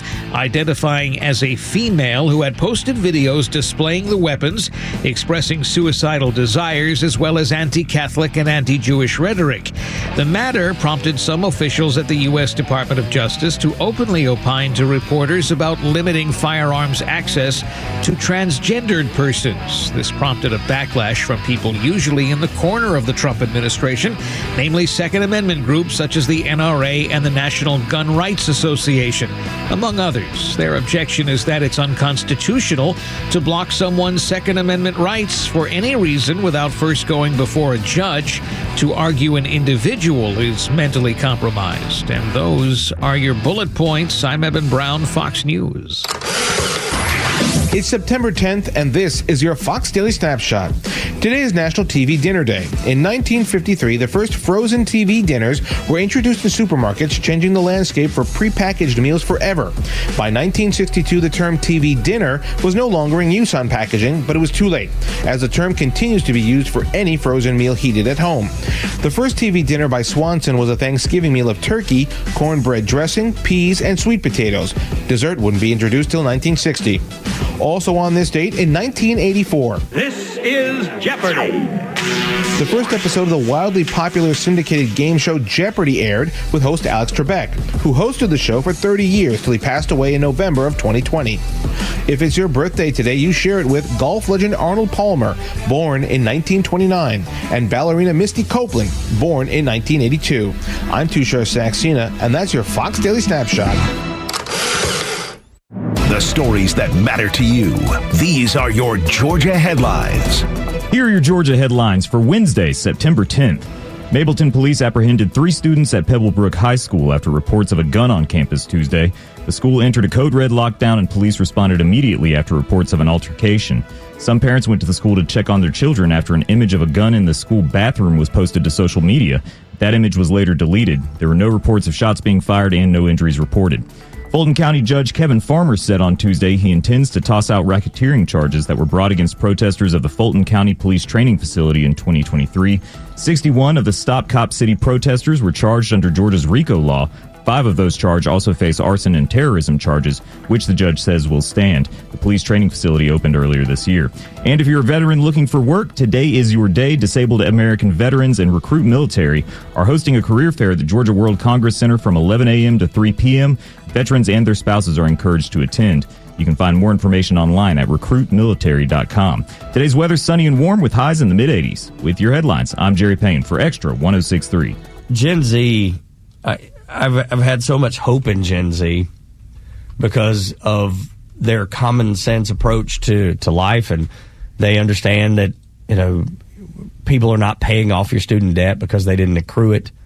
You're responsible for yourself. We had a couple interns, Gen Z interns in here, and they completely made sense with the questions we asked. Everything that they said, Los, was from a common sense perspective. But Gen Z women have basically embraced a form of government that will never work in America, and it's being dangled. Yeah, and I think this is where we talk about the difference in a lot of this stuff, because when we had our Gen Z members in here, just as you said, there were questions that we thought we were going to get the sort of answers to, like, well, what if somebody pays for your education? And I thought it was really encouraging when it was Meadow, who is a sophomore over at Florida State. She's like, somebody's paying for it. She's like, if not my family, if you're telling me it's free, somebody's paying for it. I was like, that's highly encouraging to hear from like a 19, 20-year-old female, how grounded she is. Yeah, some good upbringing. Yeah, like she's very grounded. So this was a study that ended up being done by the NBC News Desk, and it was a poll of Gen Z adults, 18 to 29, and it really highlights how differently they think and why I highly suggest, and I think your son has done this in the smart way. He went and got involved with an athlete. Like, here's a woman who she's into what I'm into. We're trying to compete at the collegiate level, and here's what we're about. And meritocracy does matter, right? That's what he went and did. I would think that I'm trying to raise 2 daughters that will look at things the same way. But when asked by the NBC News Desk, first off, men who voted for Trump, having children was their top priority, 34%. Their least amount of priority, just 9%, was able to retire early. I want to stop working, and having emotional stability, 9%. They don't look at that as being something that they're lacking. Now, how about women who voted for Harris? Oh, this is going to get sideways. Having children, dead last, 6%. Of course. Fulfillment job, 51%, their top. Next, having money to do things, 46%. Whereas when it came to having money to do what I want for men who voted for Trump was just 28%. So the methodologies are out of whack. If you think you can be a young machismo, heterosexual male, and that you're just going to meet the right girl, and she might be liberal, and it's going to work mentally. Just know her programming is not your programming. It has not gone that way. Well, not now. It almost seems like they've been deprogrammed from motherhood. From brotherhood, exactly. That's exactly right. Like as if motherhood is a bad thing. It's a hindrance. It's a hindrance to being happy in life. And you and I both know with children, they're the greatest blessing that you'll ever get. The most awesome adventure I've ever been on in my life. Yeah, nothing compares. The excitement that I derive from it, I can't explain unless you're a parent. And as parents, the disappointments are on a different level as the excitement is on a different level. And I think over the course of my time on this planet, it's about being affected emotionally. Yeah, that's right. If you don't have anything that affects you emotionally in that way, then what are you really experiencing? I can't imagine that money would be the driving factor on anything for me. I'm not saying money's not important, because of course it is. You have to have money to live, and I get it all. But just to throw everything away to make sure I have money to go out and do things. And what is it? What was it? Okay. Having money to do things what you want. Yeah. Men who voted for Trump, 28%. Women who voted for Harris, 46%. Yeah, almost half of women have been indoctrinated, probably in college, to say going out and hitting the bars and having a good time, which is fun. Sure. I've done it. You've done it. We've all done it. You want to be doing that when you're 45? No. You want to be doing that when you're 55? No. Of course not. Men who voted for Trump being married, 29%. Women who voted for Harris, 6%. 6. You know, the only place that men who voted for Trump, 18 to 29, and women who voted for Harris, 18 to 29, are aligned? Where's that? Home ownership. That's the only place where they are aligned. Owning a home, women, 20%. Owning a home for men, 26%. They both look at it as it's really hard to do it, so I'm not going to prioritize it beyond kind of my middle range. Dude, how sad is that the American dream of home ownership and having a family has been discredited so much in academia and in politics and in mainstream media, that the basic tenets of a happy life, which we know is get married, stay married, and get a job and work hard. More people are happy when they use that formula than any of the others. And we've taught kids negatively to think of those things negatively. I know it's anecdotal, but it is the youngest person that's in the family that was like of marrying age. My wife's cousin, who got married, I think it's now been like 3 years ago. And her and her husband bought a home. And they bought a home at like right around I think they're like 32 or 33. Well, that's 10 years behind you and I, Tug. Yeah. The difference in where it was. Yeah, 23. And so, I was doing it like 23, 24 years old. Yeah, I was like 24 years old. And so they're having to go 10 years later. Well, that also changes the math on everything. Oh, sure it does. Yeah. But when's the kid, when's the family, when's the establishment, everything changes. But it almost seems like, that should still be the goal. It doesn't even seem like that it's the goal anymore, but because they don't feel like it's accomplishable. But it's the only area where these women who voted for Harris and men who voted for Trump are aligned. When it comes to the priority on family, priority on marriage, priority on mental health, they are polar opposites. And so I hate to tell you, hey, go find a girl who considered voting for Trump, or here's what it is. But you might need to. But you might be a lot more happy, and you're not going to have to change her, because the problem is, and I firmly believe this, it's easier to describe my wife as a blue dog Democrat. She is. And largely, she runs the house in that way. We both do. It's like we don't spend extravagantly. Yeah, sure. Do we have some cool stuff? Yeah, but that was because put money aside, here's what we did. Yeah, but you've worked really hard to do that. That's how that goes.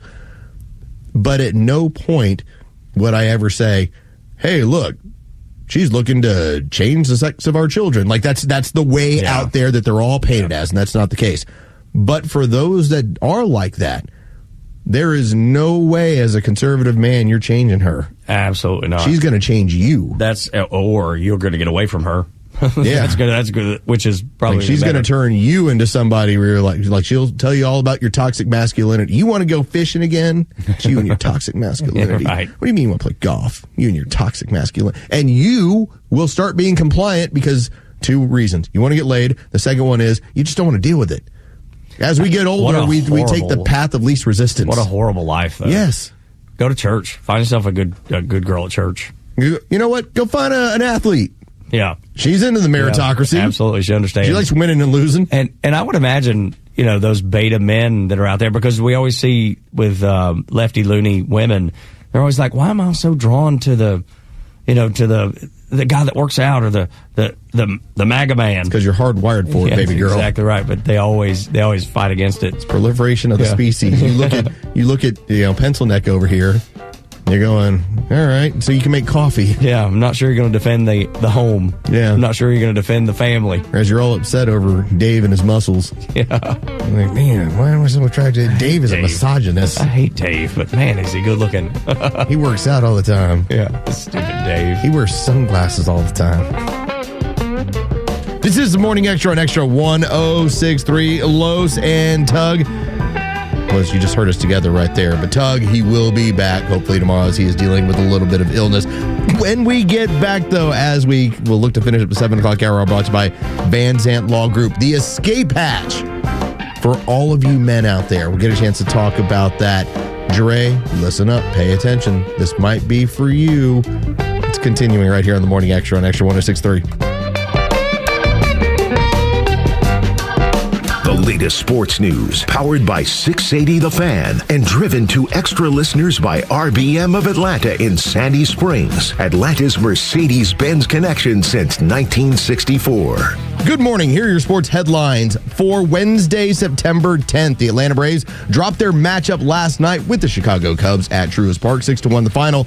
Game 3 of the series will be a Chris Sale start on the mound tonight. First pitch is set for 7:15 with the Cubs. You can hear that game on our sister station's brand new app, 680 The Fan. From the NFL, former Georgia football star, current Philadelphia Eagle Jalen Carter will not face suspension from the NFL for the spitting incident last week involving Cowboys quarterback Dak Prescott before the first offensive snap of the game. The NFL has decided that Carter's ejection from the matchup before the game really got started will serve as a suspension. With your sports headlines, I'm Carlos Medina.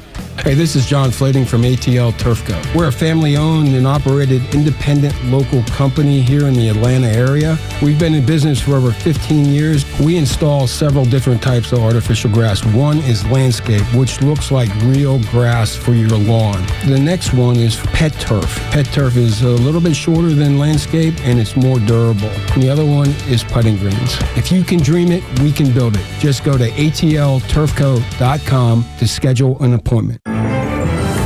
Time now for the Retire Wise Report. James Parker here with financial advisor Sean Maloney, founder and CEO of Retire Wise. So when we go through days or weeks of volatility in the market, Sean, it's hard to know what to do. What can you tell us? The biggest thing is don't panic or make immediate decisions with your money. Take those emotional concerns out of the middle of it. Look, markets cycle regularly. Market corrections and bear markets are a normal part of the cycle. They're just part of the plan that are going to be accounted for. If you feel nervous when you read the headlines about big drops in the market, you might not know enough about how your money is positioned. That's why it's important to get the right guidance on a financial plan for your retirement. Tell us about the offer you have for our listeners. All right, so now's the time to start, folks. Looking ahead and identifying if you have too much risk in your portfolio. That's the first thing. We have a helpful little resource for our listeners today. We call it the Retire Happy Framework Toolkit. You can get it today by calling or texting WISE to 770-802-2200. My team helped put together this just for you, and it's a complimentary guide. And the center of this is a copy of my latest book, The Priority of Retirement, plus guides on major topics like investments, Social Security, income planning, taxes, and so forth of the key components of retirement. So if you want to get this information in your hands today, call or text WISE to 770-802-2200. That's 770-802-2200. Take advantage of this offer and get your Retire Happy Framework today. Just text WISE to 770-802-2200. The team at Retire Wise will get you your Retire Happy Framework to you right away. So just call or text WISE to 770-802-2200. Investment advisory services made available through AE Wealth Management, LLC, a registered investment advisor. Investing involves risk, including the potential loss of principal. Firm does not provide tax services. You protect your physical health by choosing your doctors carefully. Protect your financial health by choosing an attorney carefully. An accident can be very costly. You want to receive the compensation you deserve. Call Van Sant Law. My friend David Van Sant will take care of you, trust me, very well. The number is 855-GA-INJURY. The website is vansantlaw.com. In the event of an accident, it could be the most important phone call you make. Hi, I'm Chris Lalamia, owner of the Trusted Toolbox. Are home repairs piling up? Are you feeling overwhelmed? Relax. We've got you covered. From drywall dings and leaky faucets to deck repairs and trim replacement, we're your one-stop shop for everything for your home needs. No more juggling multiple contractors. Just call us at the Trusted Toolbox and we'll handle it. Your home deserves the best, and we don't want you breaking your back trying. Call the Trusted Toolbox today at 770-623-3097 or visit us at thetrustedtoolbox.com. The Trusted Toolbox, your one-stop shop for home repairs and more.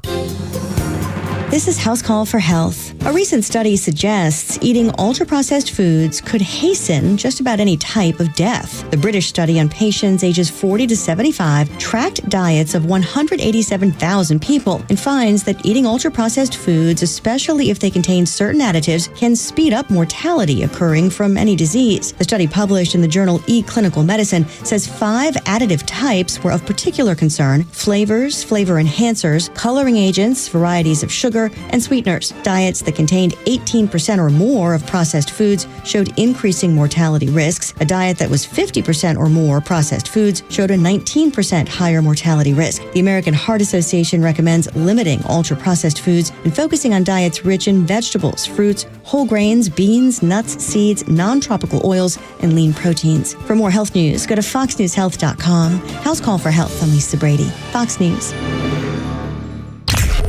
Promises made, promises kept. The president is making the economy great again. He's securing the border for America's safety, and the mainstream media still wants to tear him down. The media wants Donald Trump to fail. That's their goal. That's how they'll report his progress. But we know the truth, and we give you the perspective that other stations won't. Atlanta's only conservative voice is Extra 106.3 FM and the Extra app. Welcome back. It is the Morning Extra on Extra 106.3. Los and Tug, although Tug, not the warrior that he made himself out to be. Sweet Tug? Sweet Tug is sweet herding. Tugalicious, Captain Tug Mania, the morning Meemaw. It's not feeling good. So hopefully we'll get Tug back tomorrow. So it's Los taking you up until 10 o'clock. We'll hand things over to Glenn Beck. But we will be joined next hour by Neil Borat. He joins us every single Tuesday. And let's face it, the 8 o'clock hour, we don't really bring back a lot of Neil during that time period. I was like, it makes sense. The 8 o'clock listeners don't get to hear Neil a whole lot. You do get a chance if you are jumping on that Extra app. You can always download it from the App Store.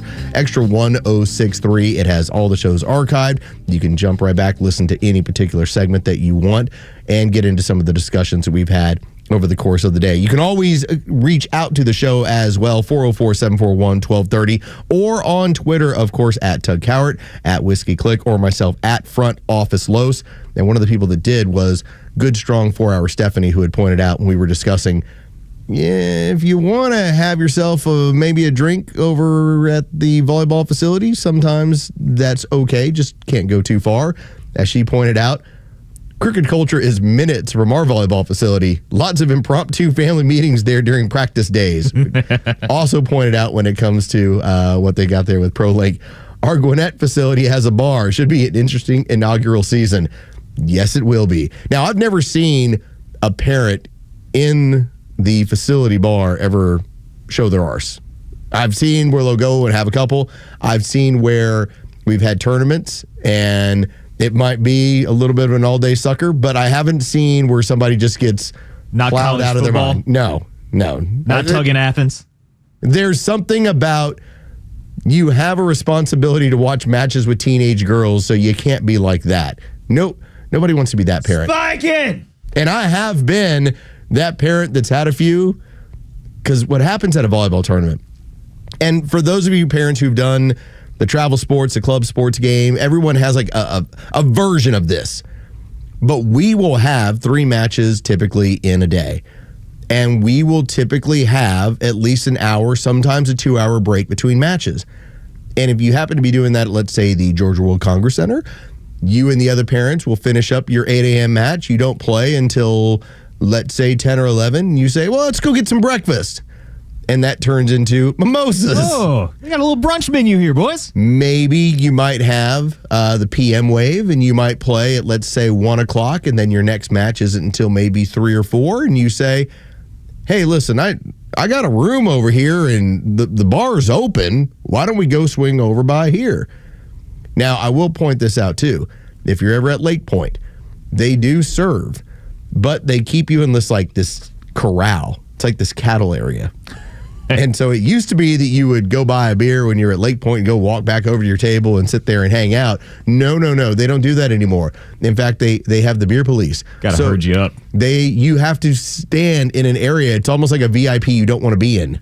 Because you got a beer and you can't go back to see the family. You can't go hang out with anybody. If anybody wants to talk to you, they either have to get a beer there or stand just outside the wall to talk to you. It's like the smoking rooms at the airport. Even if you're like a smoker, if you go in there, it is so horrifying because it's so strong in there.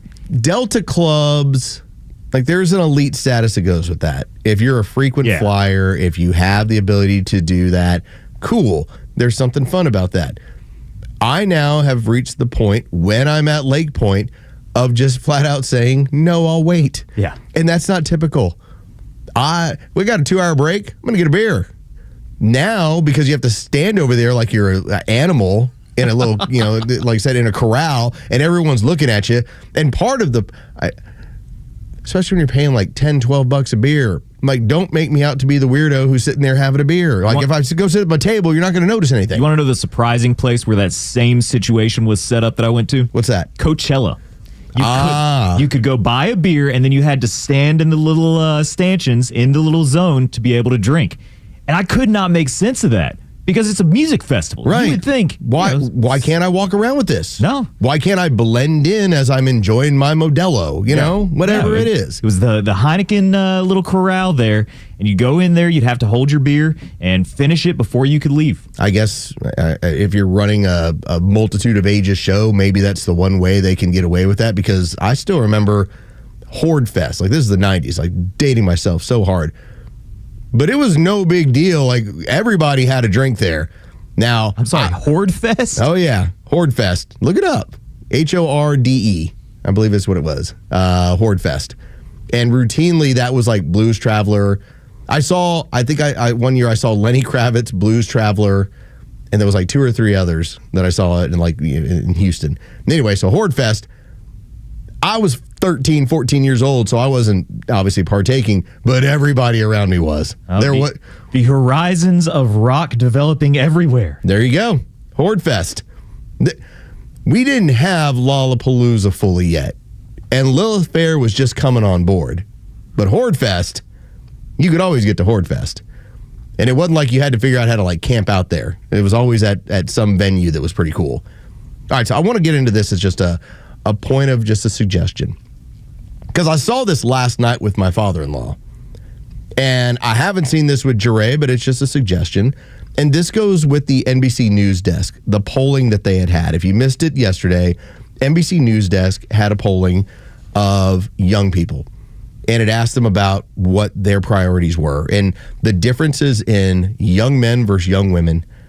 For instance, when it came to having children, that was the biggest priority for young men that were Trump voters. That was the lowest priority for women who were Kamala Harris voters. Couldn't be more different. But one of the aspects that jumped out was emotional stability.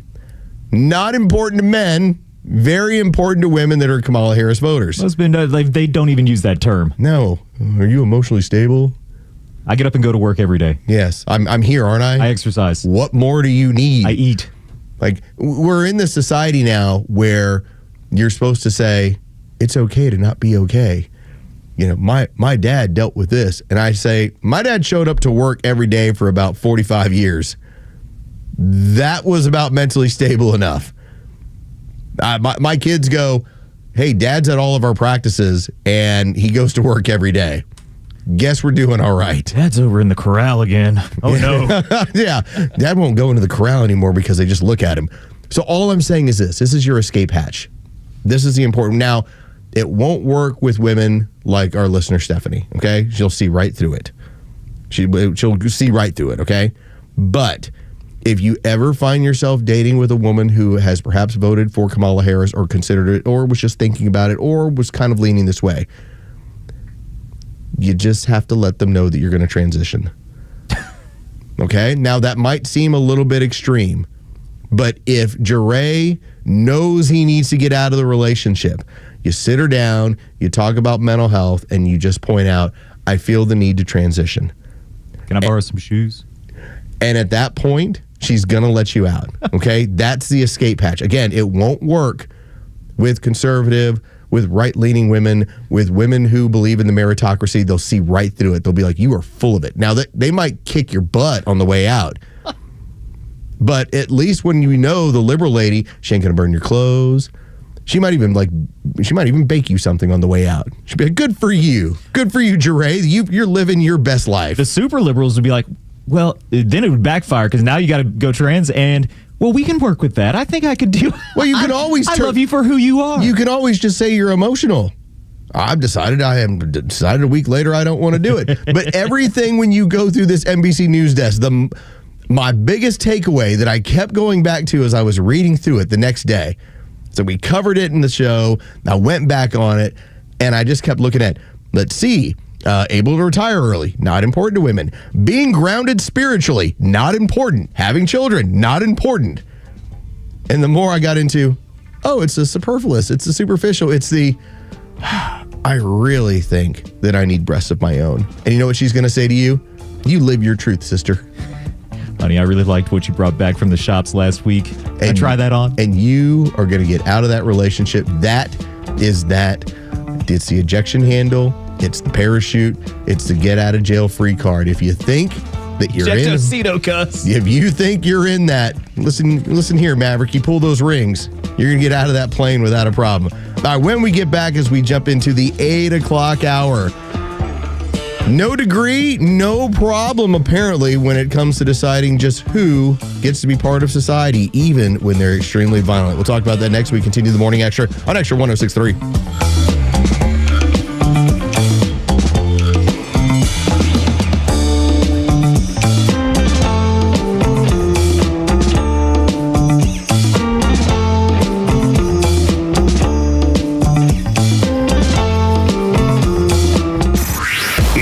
For the Bortz Report, exclusively on Atlanta's only conservative news and talk station, Extra 106.3. Okay, let's talk e-bikes.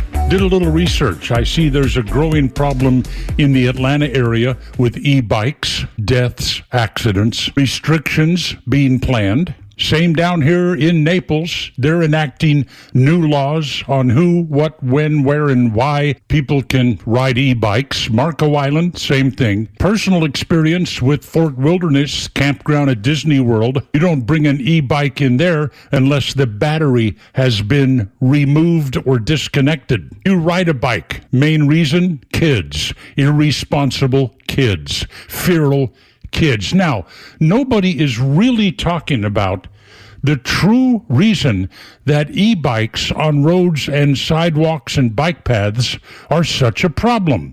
So I'll address that. A lot of the problems are being caused by kids, teenagers, and lower, just darting out into traffic, riding at high speeds on sidewalks, ignoring stop signs, ignoring traffic lights. They came by it honestly. Let's admit this harsh truth. These kids grew up watching their parents ride bicycles, maybe riding with them. Bicycles in virtually all jurisdictions are supposed to travel following the same traffic laws as cars, but they don't. An adult on a bicycle, stop at a stop sign? Are you kidding me? A traffic light? Not if it's not a crowded highway. They just go blazing right on through. And their kids watch them and learn.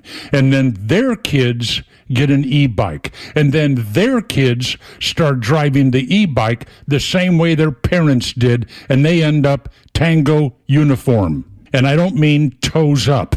Controls have to be enacted, but don't blame the kids. Put the blame where it belongs, their parents. Mr. Know-It-All, Neil Bortz, Extra 106.3. A government watchdog said Illinois' map represents a nearly perfect model for everything that can go wrong with redistricting. The Kimmer Show every afternoon from 3 to 6 p.m. on Extra 106.3 and the Extra app. Monday through Saturday, we're right. But on Sunday, we turn left. Daytona International Speedway, we love our country, and it's truly an honor to be with all of you at the great American race. Gentlemen, start your engines. Your home of NASCAR is Extra 106.3. WFOM and W292EV Marietta, a Dickey broadcasting station. The 8 a.m. hour is brought to you by Central Heating and Air.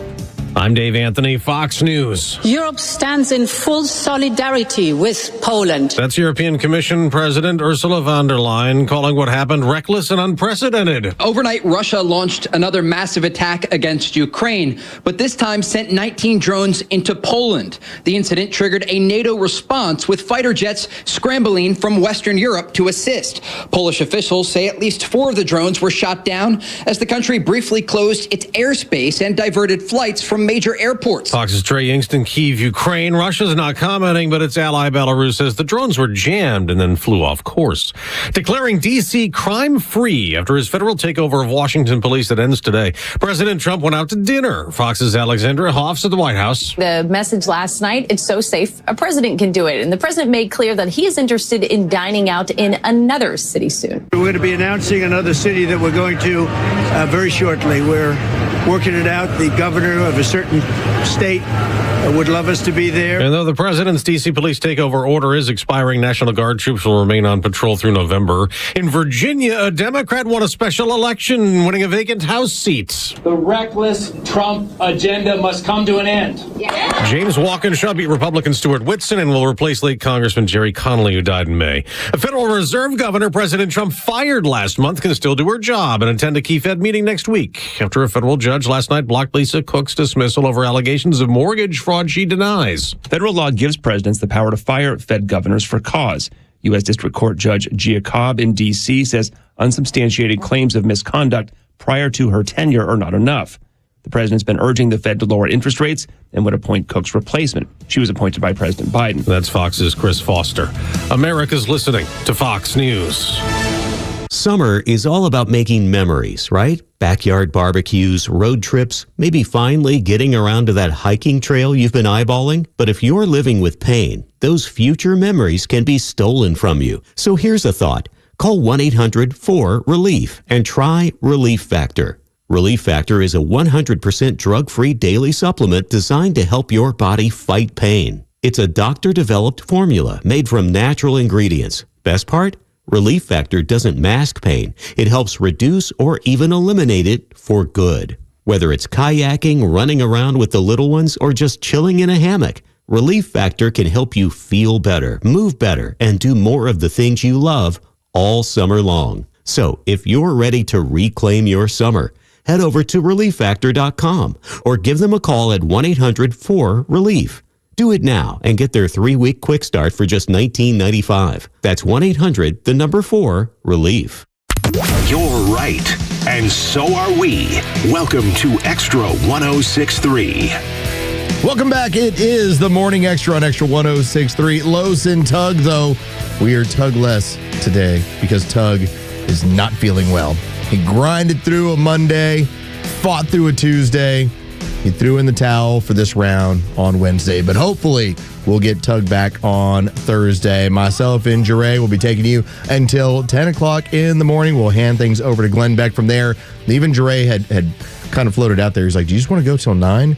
I said, well, we got to give the people what they came here for. Give the people what they want. We're already halfway home. This thing's been flying. It's what we've been doing. The 8 o'clock hour is brought to you by Central Heating and Air. Make sure that you sign up for that maintenance agreement. I have been a maintenance agreement person in terms of a customer for years now. Quite honestly, I haven't signed up for my new one yet because we got into the house, got new systems. I'm going to get around. I will do it. I promise you. Because that was worth its weight in gold. You got to take care of that stuff. Man, there is nothing better, Central Heating and Air, when they tell you, because you're a maintenance agreement holder, especially you have older units, when it goes down, when you have a problem, we're talking like 24 hours. Like, it isn't, hey, we'll see you next week. Hey, we'll get a technician to you in 8 days. We'll see you tomorrow. They were here last week when all of our issues, and that was just inside the studios. Okay, and so for people, we have two separate AC units. Yeah, we have like a multitude of systems. Yeah. We have the one that works in the programming area. Then there's the one that's in the business area. The business area, and that one addresses the whole building. Central got out here immediately. They were buzzing around trying to figure out, all right, how do we get these studios cooled back down? But it was such a big commercial unit that they just said, listen, this is not what we do. Here's somebody who can help. And thankfully, we're sitting in. And now it's cool. Yeah. Yeah. It's like they were able to help us out. But if it comes to your home, okay, not a problem. Tug and I both had the experience of, listen, can you patch it up? Yeah. Can you give me like another 2 or 3 years? I want to buy a new system yet. But when it comes to buying a new system, you can do that through Central Heating and Air as well. All right, no degree, no problem. This was a discussion point. We talked about the opportunity to open up the show. That oftentimes you have a bad situation that presents an opportunity. And that you don't need to be ashamed of taking advantage of it. The murder we had in Minneapolis and the murder that we have had in Charlotte and the crime that has gone on in this country, as ugly as it is to deal with, it also means it's opportunity. And I know you're not supposed to look at things that way. You're supposed to look at something and say, wow, that's awful.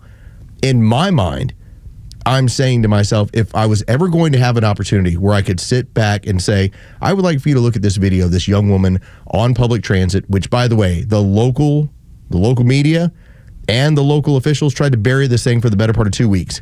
Because when you see that video, and Dre and I saw it yesterday, it's not the gore. That's not it. It's the fact that it happened so quickly, and then it wasn't like she was dead.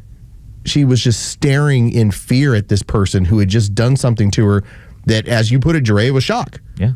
Just it's pure shock on her face. And yet you see a look that anyone with daughters has ever seen before. Dad, I don't know what's wrong. And it was the thing that strikes me about that video more than anything else. It was so unprovoked. There wasn't an altercation. She's just sitting there. She's just minding her own business. Down, looks at her phone, and this monster just jumps up out of nowhere. And we had talked about the numbers have been moving around. 14 arrests, 16 arrests, 29 arrests.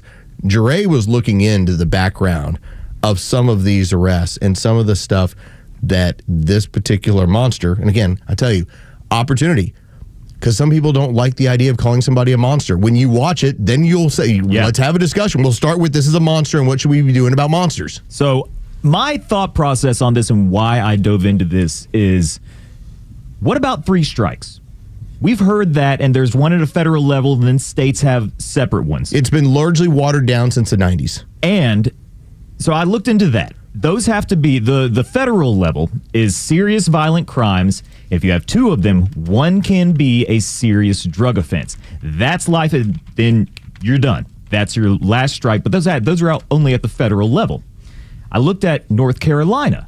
North Carolina has a habitual misdemeanor violence act where if you have a couple of assaults, simple batteries, robberies, whatever it is, well, that can be treated as a felony.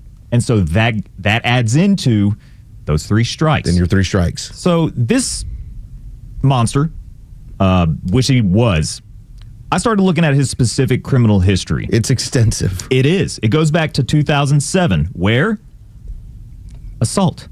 Simple assault. Yeah. That's how it started. 2007. Yeah. He has assaults not only with the public, He has it with his family. That was a large part of his family saying he needs to be institutionalized. Yeah. Like this person needs to not be roaming freely. Yep. And they admitted to as much. That was his sister. He got to her later, but in between then. So 2007, you have your misdemeanor assault. 2011, he's picked up again for issuing threats. And this is a pattern, which, sticks and stones, right? Like, that's not a violent, but that's intent. But this was somebody who had also contacted 911 and claimed that he had a man-made chemical / device put into his brain and it was controlling him. So it's like, so you're making terroristic threats. I mean, this all adds up. And he has this violent history. When someone is that unstable and you get them in front of a judge and you can look at this rap sheet, 2013, felony robbery with a weapon, possession of a firearm, and he's already a felon. So there's your 2 right there, and he does 5 years after that. Well, and let's point this out. This is where I think this really ends up highlighting what is wrong with our system. So Teresa Stokes ends up being the judge in his case, in his previous one, that as per what's been going on in that community, turn them loose. They commit a crime, they've been arrested this multitude of times, you turn them loose. We talked about her cash benefit of happening to be the director of a clinic that is supposed to help with mental health care issues. But it now goes beyond that. You have another one of these people that is a magistrate, that is ruling on these cases, that is dealing with the issues in society. She doesn't possess a law degree. She's never passed a bar exam. So when you're going through the laundry list, Jure, and you say, well, what about 3 strikes and you're out? Well, this is not somebody who has any background in this. No. This is not someone who's had... Now, formal education, all right, let me take a step back here. At one point, when I was doing my work, working in and around the NFL, it used to be that agents would employ people that did not have a law degree. And why was that? Because if you were certified with the NFL, then you couldn't talk to players until they declared for the NFL draft. So you always employed somebody who could work for your agency, who could go talk to players on campus. So that was part of it, right? Yeah. That's how it was. Go deliver this bag. Right. The NFL then cleaned it up and decided, because it was a stretch of bad contracts, namely Ricky Williams and Master P. You remember the rapper was representing Ricky Williams, and he got him into one of the worst contracts in NFL history, where if he was going to get his bag, he had to run for like 2,000 yards every year. It's like impossible. So the NFL tightened up and said, you have to have a law degree in order to be certified, or you have to have a master's in business. Like, these are the certifications. The only way we'll allow you to work with players is if you have this educational background. Now, that's the NFL. We have 32 states in this country. Alabama, Alaska, Arizona, Colorado, Delaware, Georgia's one of them, where you don't have to have a law degree to be a magistrate. Wow. 32 of them. Now, is it because we have a shortage of attorneys? I've never heard of such a thing. No. A shortage of attorneys in this country? No.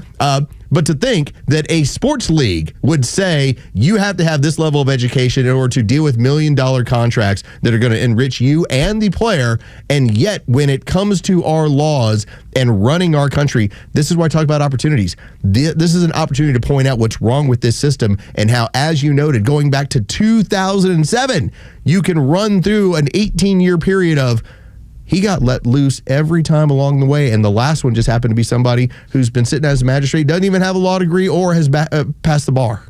And I want to point this out, too, because there's all these crimes before 2020. But in 2022, he was arrested.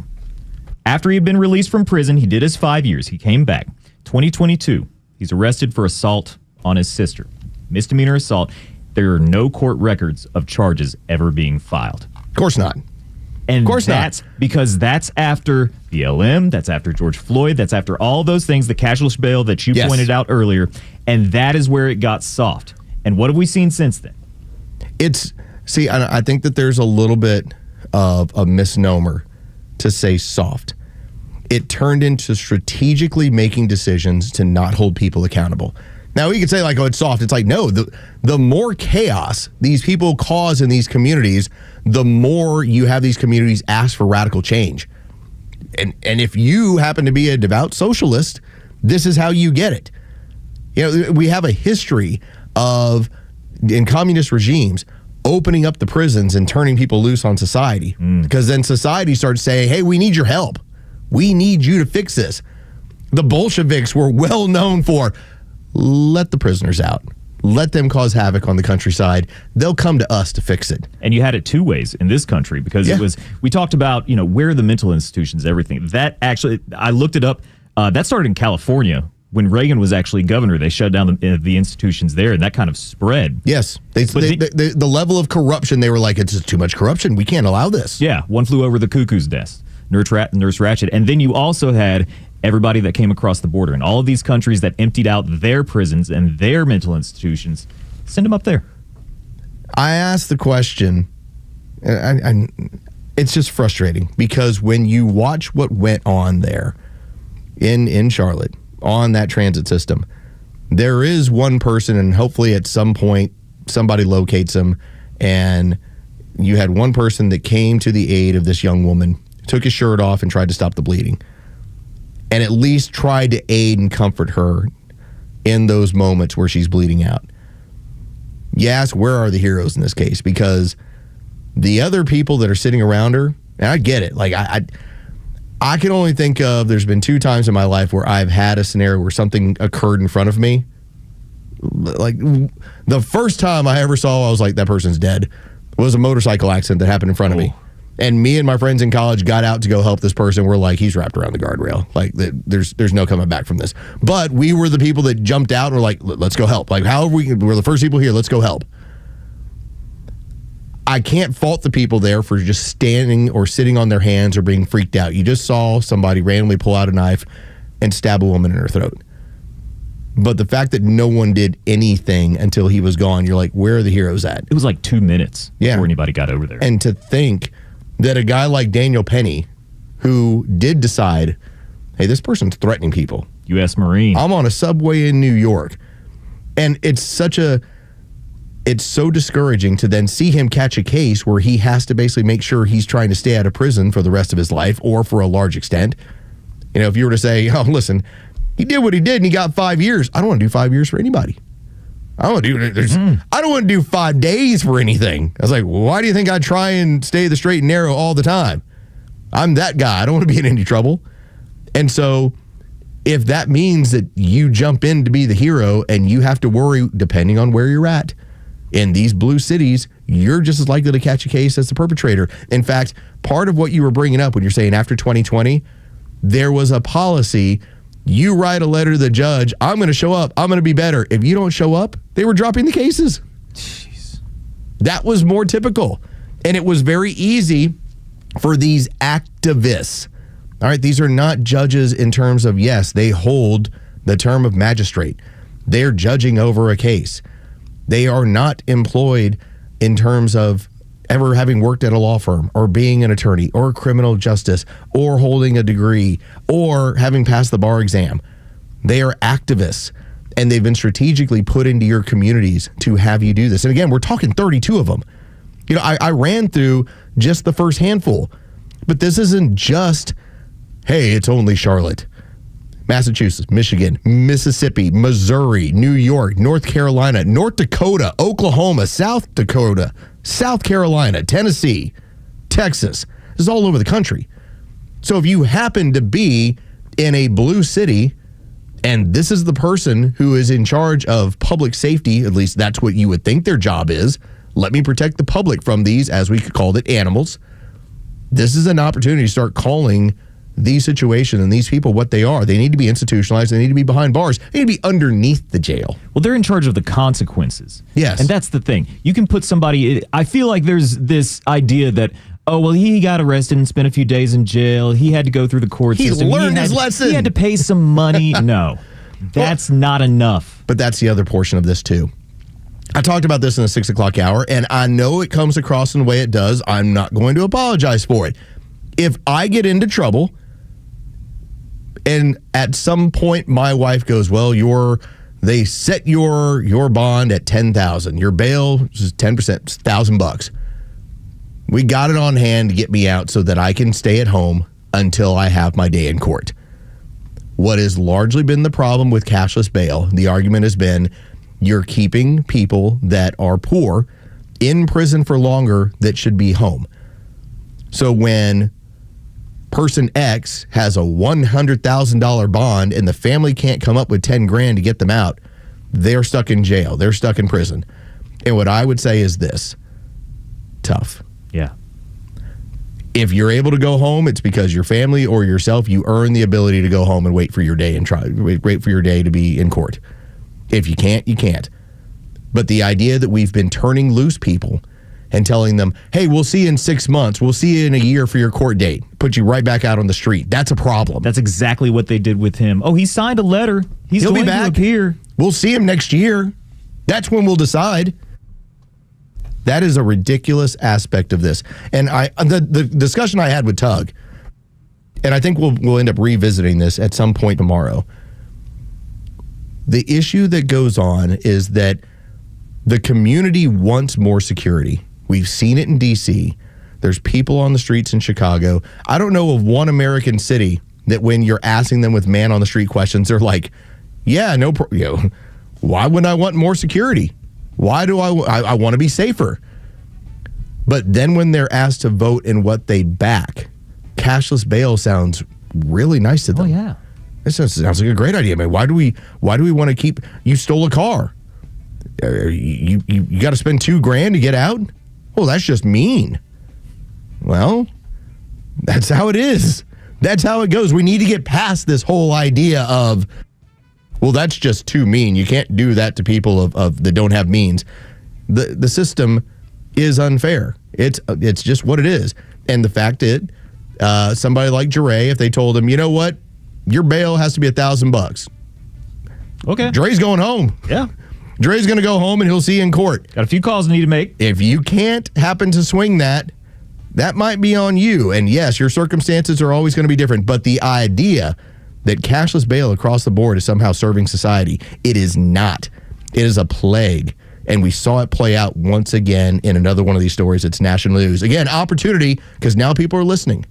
And we need to be talking about this kind of law enforcement. Hey, by the way, opportunity is an opportunity to remind people, get some training. Yeah, CPR. Get some training. Something like that. How to respond to someone that's severely injured. You have a crazy situation. It may not be something violent. Maybe a total accident. Yeah, you know what to do. You could save someone's life. And you may never have the opportunity to use it, and hopefully you never do. But if you know, it's always a little bit more helpful. The 8 o'clock hour is brought to you by Central Heating and Air. Sign up for that main agreement with Central Heating and Air. When we get back, Neil Bortz, the Talkmaster.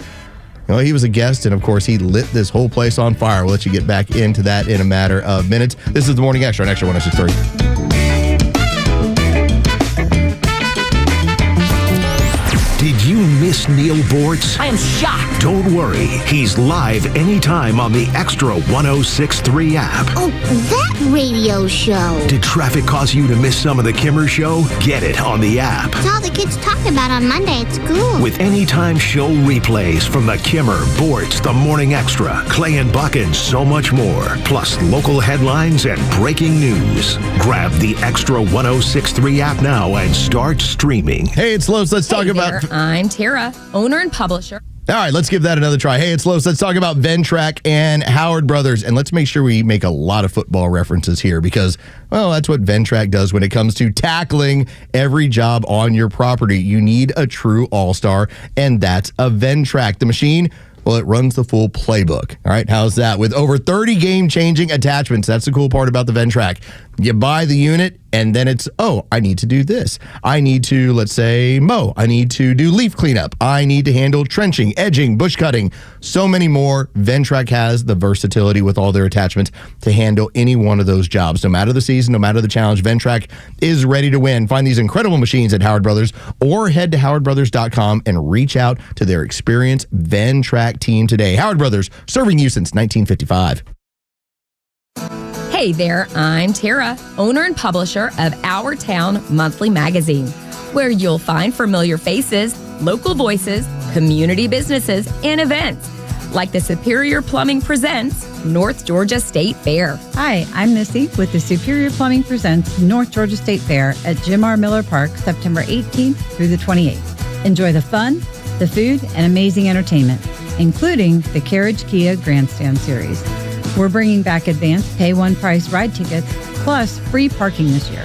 Save money and enjoy a smoother experience. Visit NorthGeorgiaStateFair.com for daily deals and discover why we were voted Best Festival and Family Amusement 7 years in a row. That's NorthGeorgiaStateFair.com. Friends, I'm getting my tickets. Are you? The North Georgia State Fair is more than an event. It's a tradition. And remember, our town is your town at Our Town Monthly. Oh no, what is that sound? It's our rejection detection system. It's showing that several men across Georgia are being denied intimacy by their partners due to ED. How can this be? Well, it's more common than you think.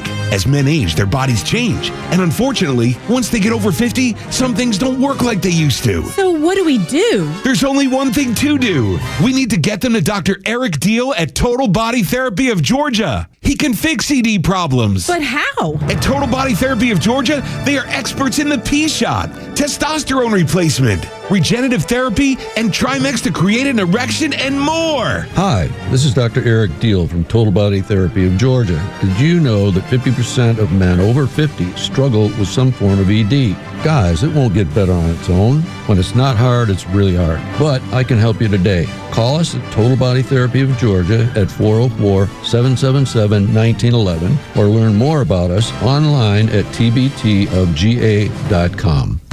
Hey, it's Los. We're here with Tom Mitchell, the honest car guy. Tom, I'm looking for a reliable vehicle, something for the family, but also for my daughter who's going to be driving soon. Why should I call you? The main thing is you get to see it's a full transparency sale. What I like to do is show you the whole gamut, show you everything that's out there and everything that's available. I can get any make, any year, any model. Financing. If I need to use it, what can you offer? We have some of the best banks available, and we got rates starting at 4.99 from a 23 model and above. It could be a 14 model. We still have banks that will do all the financing for you at good rates, and they're primary banks. If you have credit issues, we still have banks that can accommodate those issues as well.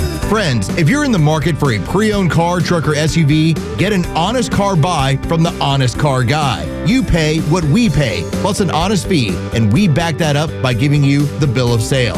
That's our transparency guarantee. Call 844-SHOW-ME-1. That's 844-SHOW-ME, the number 1, or visit honestcarguy.com. The stories that matter to you. These are your Georgia headlines. Here are your Georgia headlines for Wednesday, September 10th. Mableton police apprehended 3 students at Pebblebrook High School after reports of a gun on campus Tuesday. The school entered a code red lockdown and police responded immediately after reports of an altercation. Some parents went to the school to check on their children after an image of a gun in the school bathroom was posted to social media. That image was later deleted. There were no reports of shots being fired and no injuries reported. Fulton County Judge Kevin Farmer said on Tuesday he intends to toss out racketeering charges that were brought against protesters of the Fulton County Police Training Facility in 2023. 61 of the Stop Cop City protesters were charged under Georgia's RICO law. 5 of those charged also face arson and terrorism charges, which the judge says will stand. The police training facility opened earlier this year. And if you're a veteran looking for work, today is your day. Disabled American Veterans and Recruit Military are hosting a career fair at the Georgia World Congress Center from 11 a.m. to 3 p.m. Veterans and their spouses are encouraged to attend. You can find more information online at recruitmilitary.com. Today's weather sunny and warm with highs in the mid-80s. With your headlines, I'm Jerry Payne for Extra 106.3. Tug and Los until 10 on the Morning Extra. It is a good day because Neil Bortz is on the show. What's up, Neil? There's several things here. First of all, what's the big deal about a turtle crossing the road? I don't. Whether or not you would stop to pick up a turtle that's crossing the road. What is it, like some sort of psychological test to see if I value the turtle that much? Well, you know this Ryan Routh guy that's on trial? Yes. Yeah, he's going to act as his own lawyer. Yeah. And one of the questions he wanted to ask potential jurors during voir dire, see, I still know some legal terms. There you go. One of the questions he wanted to ask is, what would you do if you saw a turtle crossing the road? Would you stop and pick it up? Well, I guess if you want to ask potential jurors what you want to ask them, I don't know. The judge said, no, that question won't be allowed. It has nothing to do, but I do have a word of advice. For Ryan Ruth or us? No, for people that stop to pick up a turtle crossing the road. Oh, yes. Go ahead then. when you pick up that turtle, if it's a snapper, you don't want its head facing you. No, not at all. Yeah. Okay. Other than that, you do not want its rear end facing you either. Because as soon as you pick it up, more likely than not, it is going to pee a stream like you wouldn't believe. So have it sideways. Okay. There you go. That's some advice that we could all use today. I hope I have helped somebody with that today. Oliver and Fawn have tied the knot. Well, look at there. That's good news, I suppose. Right? I do not know who these people are. Nor do I. Oliver North. Oh, he got married? Oliver, yeah, at this point. Fawn Hall. Like, wouldn't you say, hey, listen, I've gone this long without being married. Maybe I can continue this lifestyle? He married this.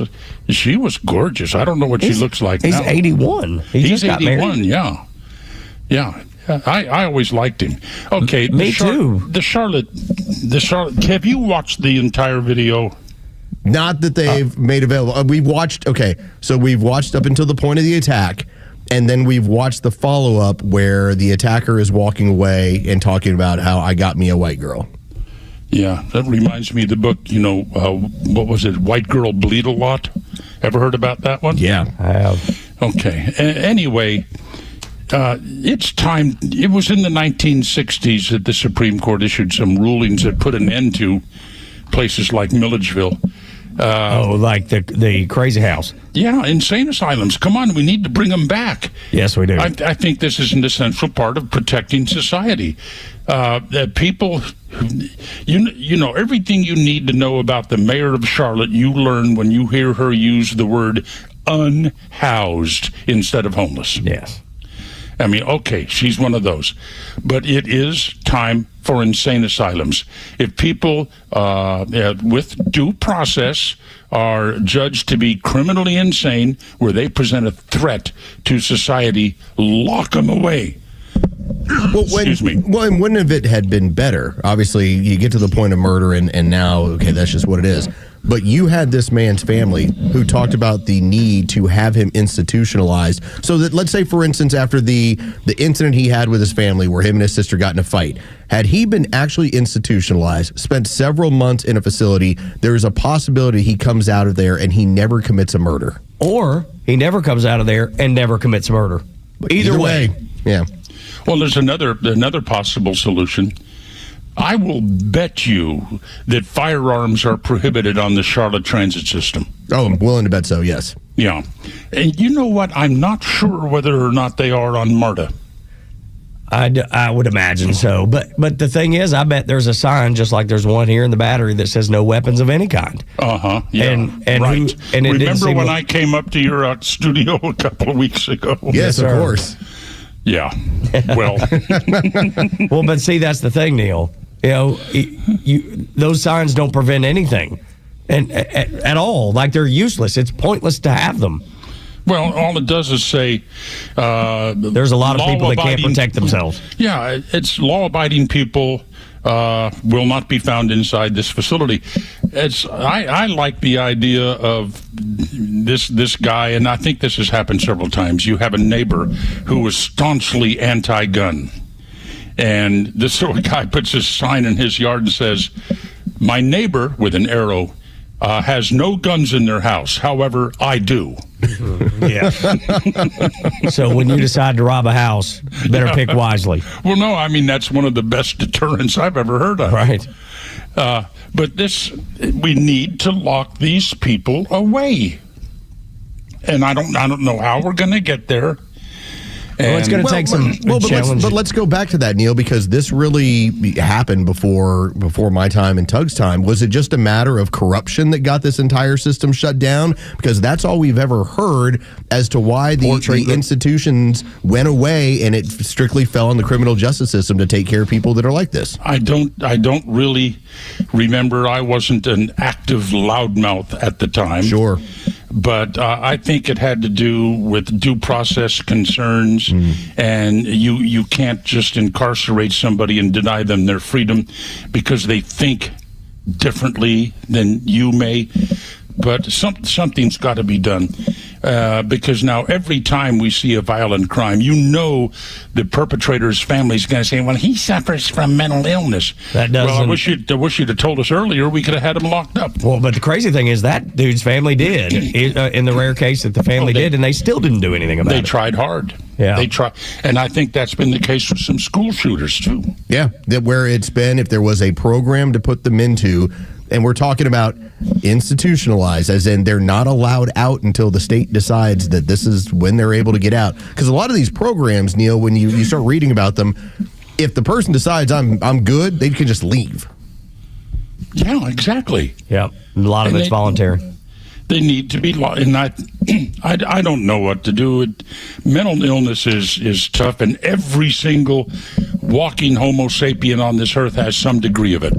But it's funny you bring up Milledgeville, because when I was a kid, that was what my mama would always say to me and my sister. If y'all don't start acting right, we're going to send you to Milledgeville. It was understood that that's where they send crazy people. I know. This whole Charlotte thing. I just learned this morning that this girl's family also lives in Charlotte. And of course, they're having an incredibly rough time over this. And it is just so absolutely sad. You know what is good, though? Chicago better stand back. The Supreme Court has turned ICE loose on Los Angeles. Yes, yes. We got a chance to talk about that, yes, while you may not be able to use the National Guard in certain circumstances, you have ICE at your disposal. And just make the National Guardsmen ICE deputies. Yeah, absolutely. Deputize them as ICE agents. Or as IRS agents or any other agency, federal agency that the president wants to use. And speaking of agents, Babylon Bee had a great headline the other day that the Justice Department is now parachuting attorneys into these drug boats coming out of Venezuela so that they could read the rights to all of the people on the boat before it's blown out of the water. Okay, well, good. So give them that little extra due process. That's right. Yeah, give them what they need. That's a story that I just loved. I could watch that video over and over of that boat screaming across the Gulf or the Caribbean, whatever, on its way to Florida with all those drugs, and then just all of a sudden the sad thing about that is that none of the guys in that boat knew that they were about to go take the eternal dirt nap. No idea. No clue. Never knew it was coming. Just all of a sudden, they just didn't exist anymore, and we have leftists in this country. Oh, they didn't get due process. Under what the hell law were they entitled due process out there? Yeah, they're not American citizens. They were already designated as a terrorist organization. And now I'm waiting for the next Venezuelan jets. I think they have two. To buzz an American warship out in the Caribbean, and I've got to believe that Trump, having located some fighter jets in Puerto Rico now, have given them orders. If you can catch them doing this, blow them out of the sky. A little Sea Whiz should take care of that. The old close-in weapon system. Those they look like R2-D2s on the side of Navy ships, and they shoot about 3,500 rounds per minute. Yeah, they just go. That's exactly the ones I'm talking about. Yeah, my brother was in the Navy. He's a commie. But anyway. Well, that's tough news. I hate to hear that. Well, I think it was self-defense. You know, his golfing buddies would always be listening to me in Dallas, and they'd give him a hard time, and so he just had to take the opposite point of view. Oh, no. So that's terrible. He's a great guy. He's the caretaker of the family. If anybody in the family is in trouble, he stepped forward and took care of them. God bless him. Yeah, absolutely right. Now, if we could just get it politically lined up right. But now I'm waiting for Trump to go into Chicago. That Chicago mayor, Brandon Johnson. Yeah. Is it Johnson? Yes. Yeah. What a dork.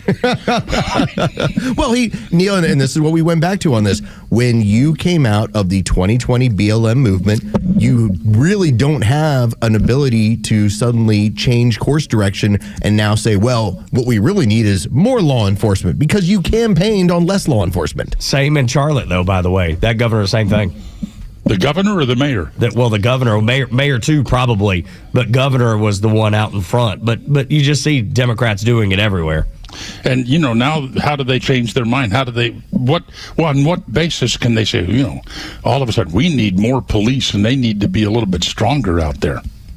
Can't do it. No. Can't do it. Now, if you're a regular Democrat that didn't get behind BLM or hands up, don't shoot or any of the other stuff that was total BS, then you have a leg to stand on, like Muriel Bowser in D.C., who flat out pointed out this is working for us. She won politically. She did. And I know. She's a smart lady for doing it. Can she get reelected after she said that? We'll see. Yeah, well. I mean, at this point, you would think if the community is as happy as they are with having clean streets and being able to move around, that's probably going to benefit her long term, which is why I think she leaned into it. Okay, getting away from crime. Can we talk about the pyramids in Egypt and how they were created by aliens, or what are we going to jump into? I'm sure they were. But I told Donna the other day, I said, all we need to do is get a good enough telescope, and we can watch them build those pyramids. And she looked at me with this, oh, God, it's starting. And I said, what were the pyramids, when were they built? 3,000 years ago? All we have to do is go 3,000 light years out in space, take this telescope, aim it back at Cairo, and we can watch them build the pyramids. See, I like this. See, I got to tell you, I'm lost. I love this. And I got a look from her, and I said, I'm going to drop this conversation. Yeah. I mean, I know what you're saying. I just love that she's giving you looks of like, it's finally happening. It's really hit now. You know, I got to stay healthy so I can take care of him. But, you know, my sweet queen will get up in the morning, she'll look out at the beach. She said, it's getting smaller. Oh, no. Yeah, and sand erosion, I hope she's talking about. Anyway. But that's typical of any beach community. There's a reason why you have to rebuild the beaches on a every several seasons basis. Just bring more sand. Yeah, we've been hearing forever and ever that the sea levels are rising, okay?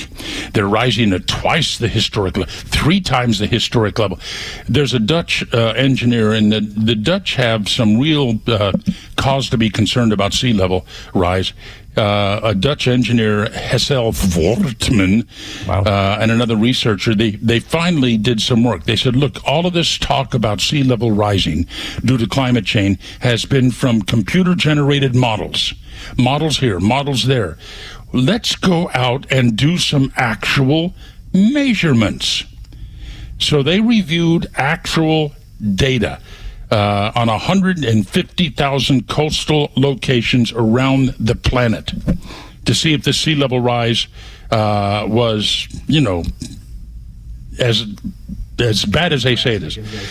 And over the last 100 years, they determined that sea levels have risen by just a couple of inches, and that's it.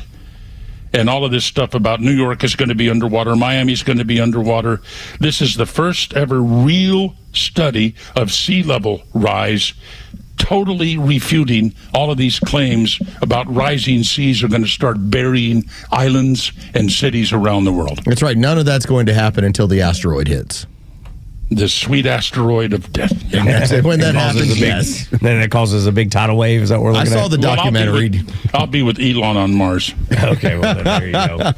Neil Bortz, the talk master, making waves on the show, making people mad. The asteroid is being piloted, by the way. It's out there. Hey, we'll get into that next week because we got some time before that thing is getting a little closer and goes around the sun. Yeah. I love that Neil pays attention to this, too. Thank you, Neil Bortz. Y'all be good. Neil Bortz, the talk master. Next week from North Georgia. That's right. That's right. Good travels. Safe travels. It'll be a good time to have you. Nothing better than when Neil Bortz plays into my UAP obsessions. Definitely enjoyed that when he started bringing up we'll have to pay attention to the asteroid going around the sun. I'm like, yes, Neil Bortz. Yes, I always look forward to talking to the Talk Master every single Tuesday, 7:25. All right, when we get back, just how bad is the Trump derangement syndrome for people that you know? I can't imagine it beats this one. Give you a little laugh. Talk about that next as we continue the Morning Extra on Extra 106.3. The The latest sports news, powered by 680 The Fan, and driven to extra listeners by RBM of Atlanta in Sandy Springs, Atlanta's Mercedes-Benz connection since 1964. Good morning. Here are your sports headlines for Wednesday, September 10th. The Atlanta Braves dropped their matchup last night with the Chicago Cubs at Truist Park, 6-1 the final. Game 3 of the series will be a Chris Sale start on the mound tonight. First pitch is set for 7:15 with the Cubs. You can hear that game on our sister station's brand new app, 680 The Fan. From the NFL, former Georgia football star, current Philadelphia Eagle Jalen Carter will not face suspension from the NFL for the spitting incident last week involving Cowboys quarterback Dak Prescott before the first offensive snap of the game. The NFL has decided that Carter's ejection from the matchup before the game really got started will serve as a suspension. With your sports headlines, I'm Carlos Medina. There are nut jobs on the road. Who knows where they learn to drive? If one of them hits you, don't take care of it on your own. Call my friend David Van Sant, 855-GA-INJURY. Van Sant Law, one of Georgia's top-rated personal injury lawyers and car accident firms. Time is of the essence. Don't waste any. The longer you wait to get the right lawyer, the longer it takes to get the compensation you deserve. Call Van Sant Law today. The number is 855-GA-INJURY. VanSantLaw.com. Hi, I'm Chris Lalamia, owner of the Trusted Toolbox. Got a to-do list a mile long? No problem. We've got the ultimate solution, our Handyman for a Day program. Here's how it works. You get a skilled handyman dedicated to knocking out your honey-do list. Paint touch-ups, drywall repairs, door adjustments, and much more, all done in one day. Call us now before the rush for your Handyman for a Day and call us at 770-623-3097 or visit us at thetrustedtoolbox.com. One call, one handyman, one day, the Trusted Toolbox. This is House Call for Health. A new study shows people may have aisle anxiety and decision fatigue during their trip to the grocery store.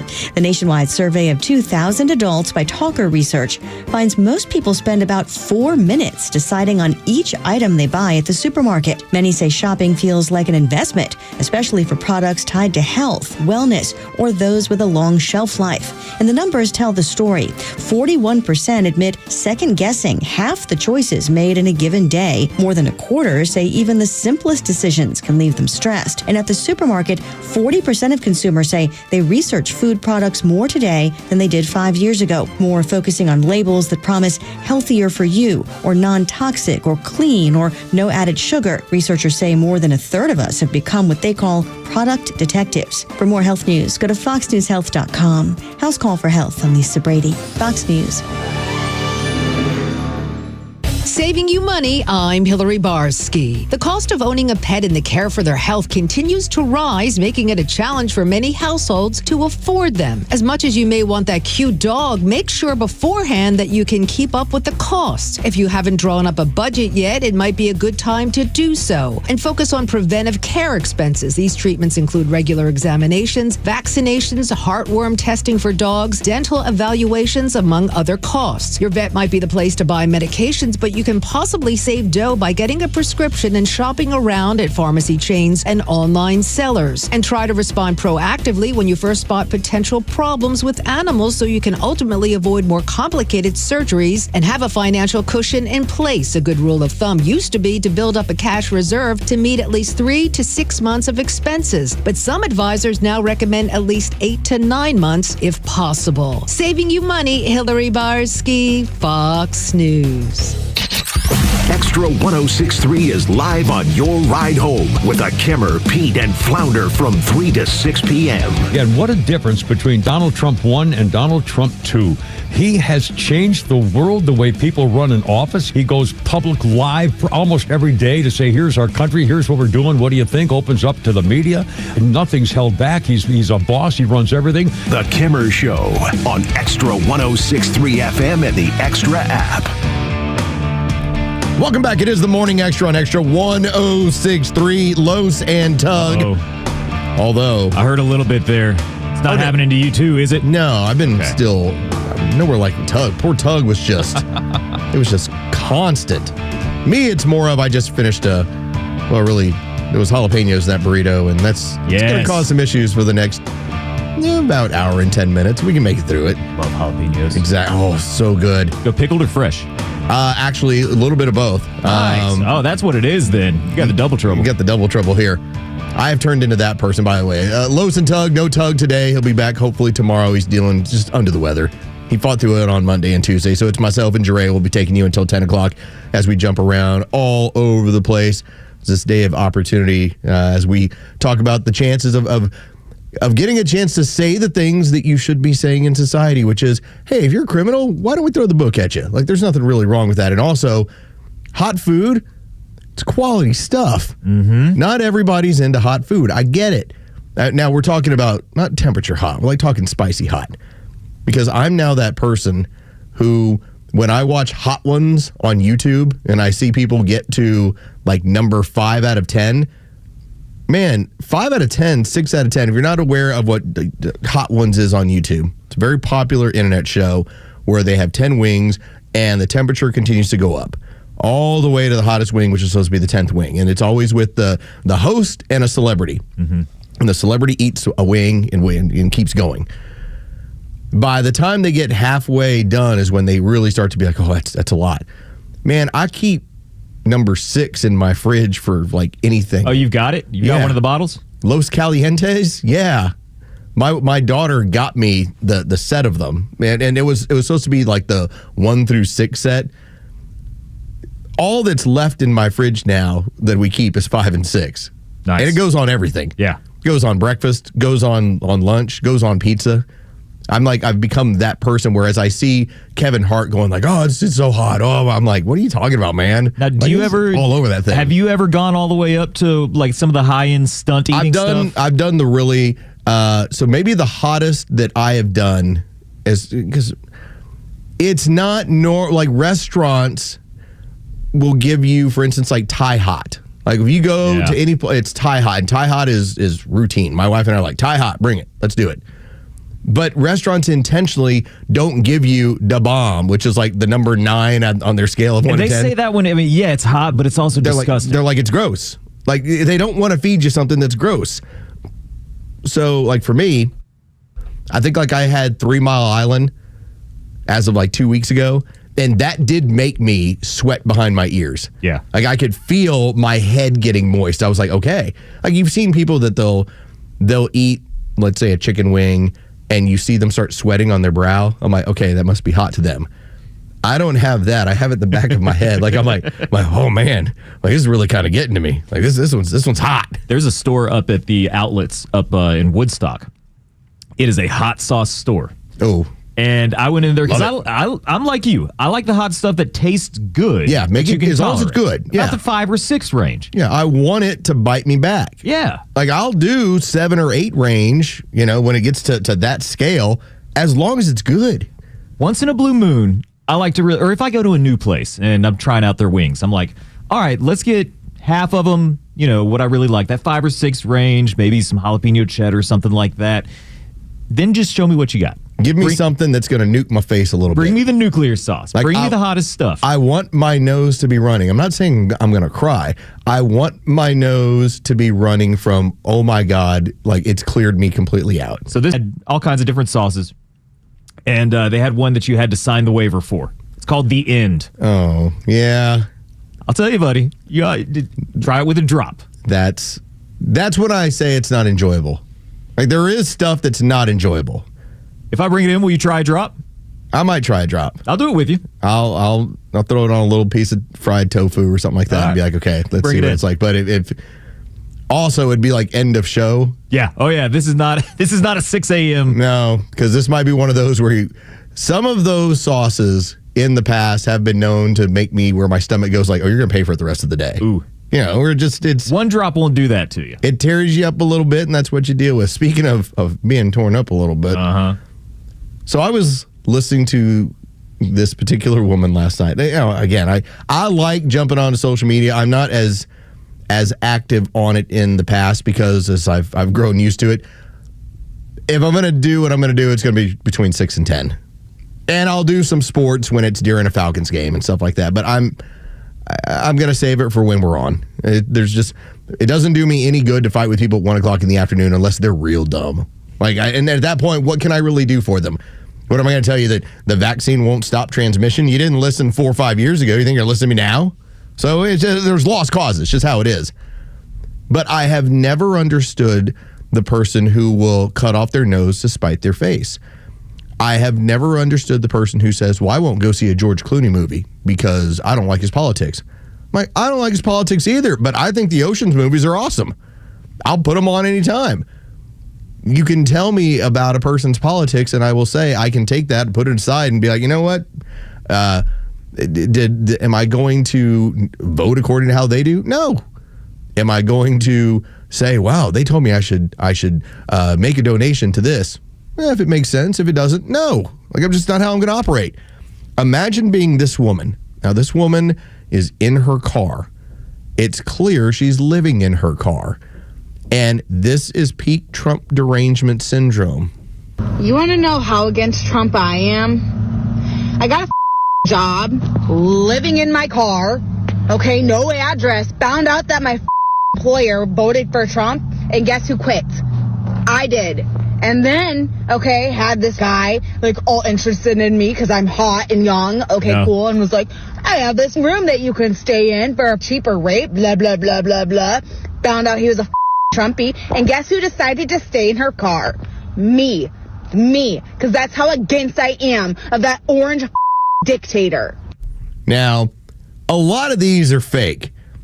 My BS detector did not detect any fakeness. That woman was so all about it. Well, we just saw this with that debate that Patrick David Bett was doing. Yes. Well, where he offered, this girl saying, I can't get mental health services. I can't get services. I can't afford it. I can't get a job because I'm suffering from this. It's a never-ending circle.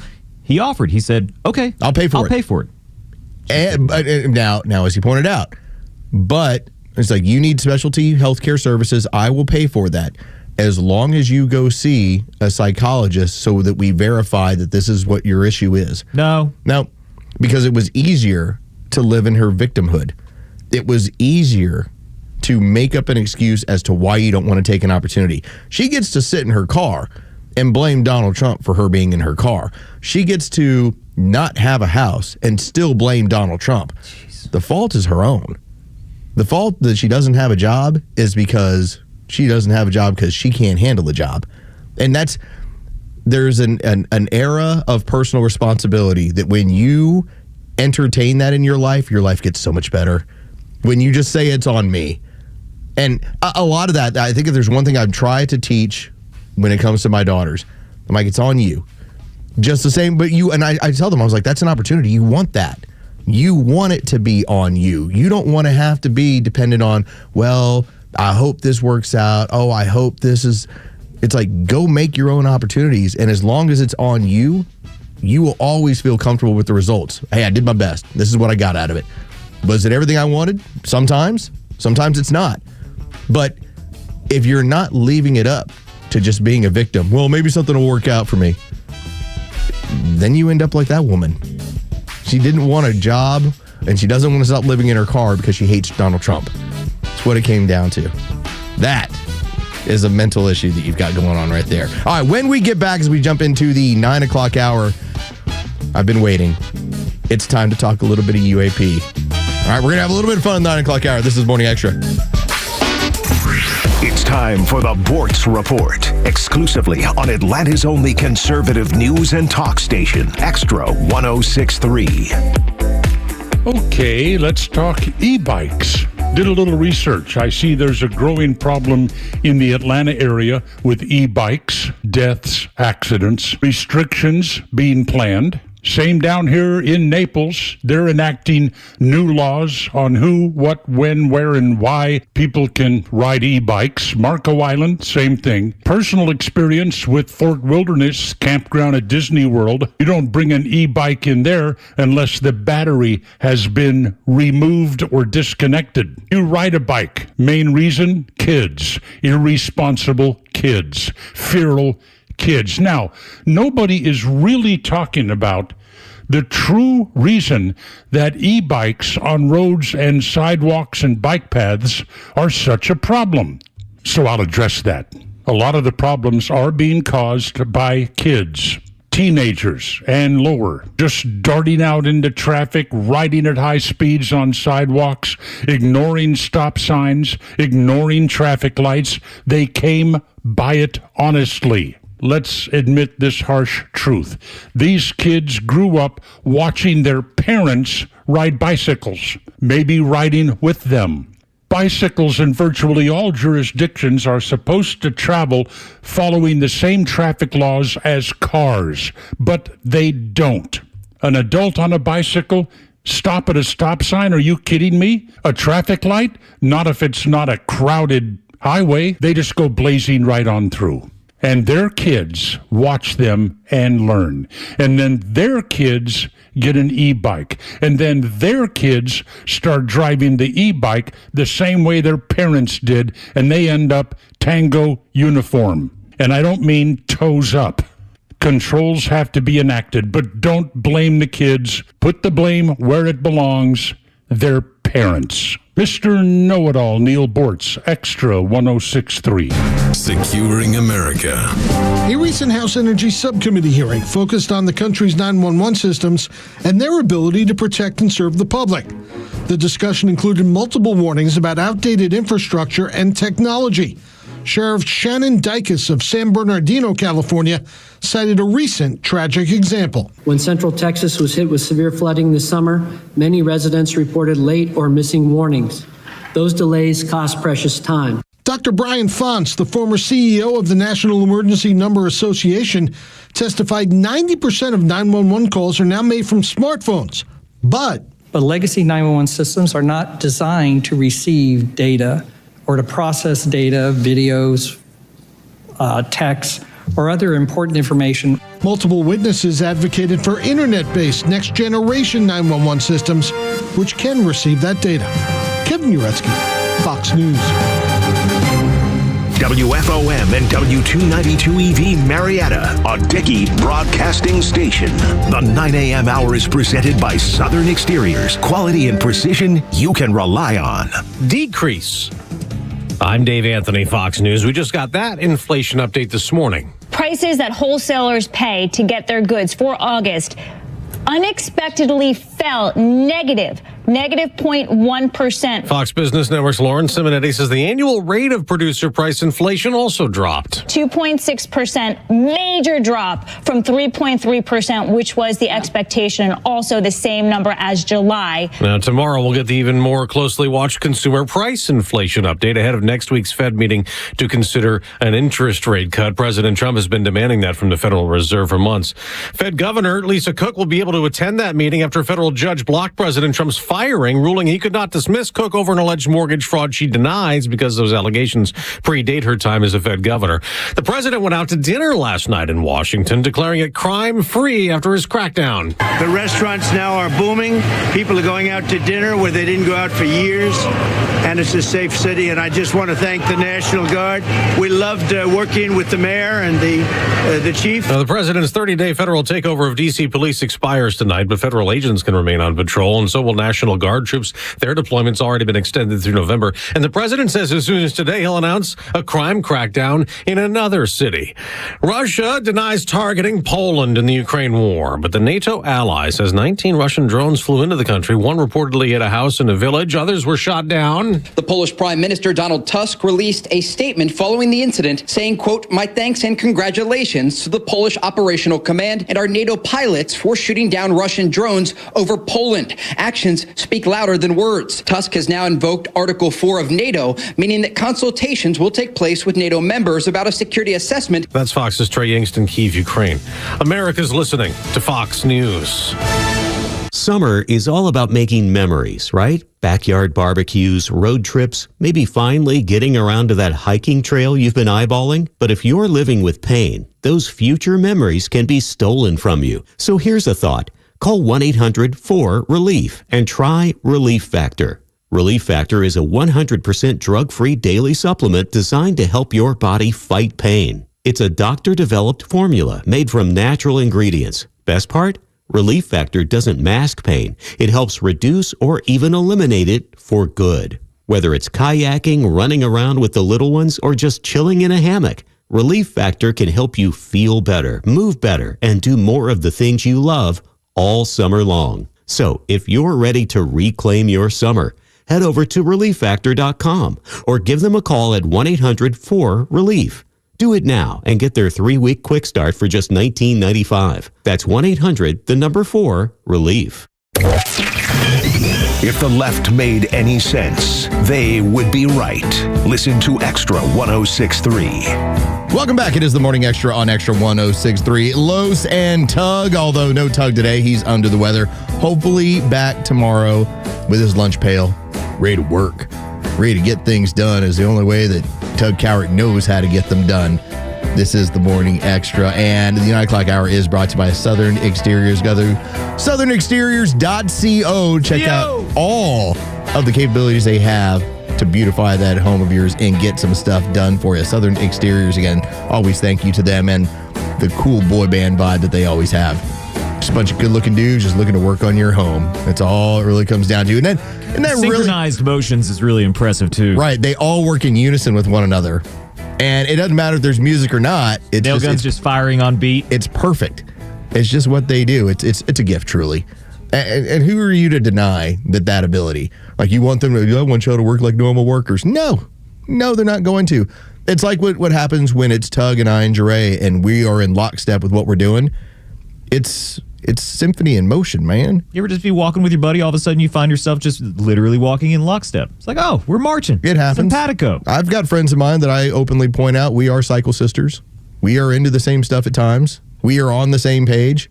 We are thinking the same things. It's it's nature. You get women around each other long enough, this is what goes on. And shout out to my friend Jordo. She ended up sending a text saying that she was checking out the show this morning, so thank you, Jordo. Jordo knows what I'm talking about. Hang around a bunch of other women, you suddenly start doing a lot of the other things that the women do. It's just amazing. They get in unison. So I'm just saying, if I'm going to have somebody work on my home, I want to make sure that they have that same sort of synchronization. Yes, sir. They're on top of their business. You know, that guy that messed up Tug's bathrooms, that wasn't the way it was working. Poor Tug was like, I think I lost like $7,000. Sitting at home with 3 bathrooms that didn't work. Bad bathroom. Well, now, at least now that he's gotten everything fixed, now he's just sitting at home. Hopefully he doesn't have any bottom problems. And instead, all he's like, they keep talking about me like I'm going to die. Like, no, you're fine. We'll see you tomorrow. Got a grilled cheese and tomato soup. Yeah, he's just sitting there slowly eating it, just sad-faced. Like you have peanuts playing in the background. Christmas time is here. He's just walking around his house, all sad-faced in a robe. You just got me excited for Christmas. It's not that far away. It's not that far. We're almost there. Now that we're into our new home, I swear my wife is now turned into seasonal madness. So I had to go get the fall. Now, keeping that just like a tub of decorations. Had to get the fall one. Now, there's not a lot of difference between the fall one and the Halloween one. It's really about 10 days of difference. So the fall one will be there for, about 20 more days. And then as soon as we get to September 30th, I will have to put the things back into the fall one, the fall tub, and bring out the Halloween tubs. Jeez. And then after the Halloween tubs are over, the fall one comes back out with also the Thanksgiving one. This is what I love about townhome living. You don't have to worry about this much stuff. No. And that's not even getting to Christmas, which in August, Jeray, my wife was asking me about where should we put the tree this year. In August. I was like, I hadn't really given it a lot of thought. Pick a corner. Figure it out. How about over here? Yeah. Now, I did win the battle. This went on for the better part of about 14 years of marriage. She wanted a fresh tree every year. Oh, God, no. Okay, she would take care of it. It wasn't on me. But I was in charge of getting it into the house and out of the house.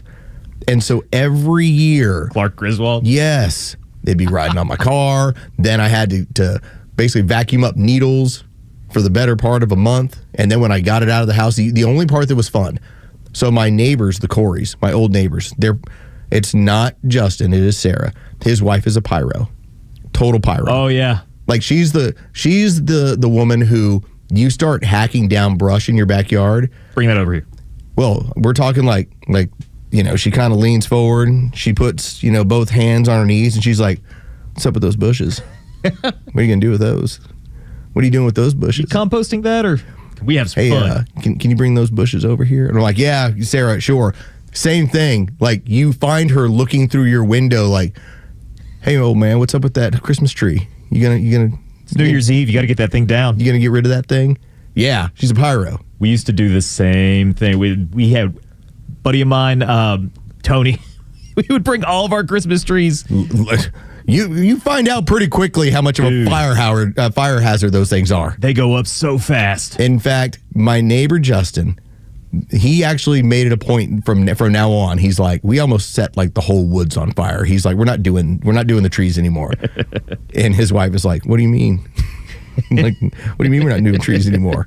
So yeah, that's the next one. It's like, what's the fake tree, where it's gonna go, and I know where it is. I know where I've set it in the basement. It's in a relatively easy place for me to get to it. So I think once we hit, I think last year I did it in like mid-November because we were going to be out of town. Mm-hmm. So it'll probably be the same thing. Like, I'll have a Christmas tree up in my house by mid-November. There you go. So that'll just be kind of the challenge. All right, I will get into this UAP conversation as we had a House committee hearing on it yesterday.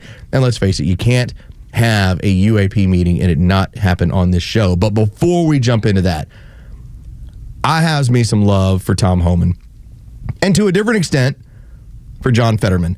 I've talked about how John Fetterman is the weather vane of Democrat politics. He's what sits on top of your home when you're out on your farm. It's the Fetterman weather vane. And whichever way the Fetterman weather vane is going, that's where, I would say this, that's the logical north of the Democrat Party. What are you going to back? Well, Fetterman's going to talk about things that, okay, I think this makes sense because he comes from a state that's largely purple.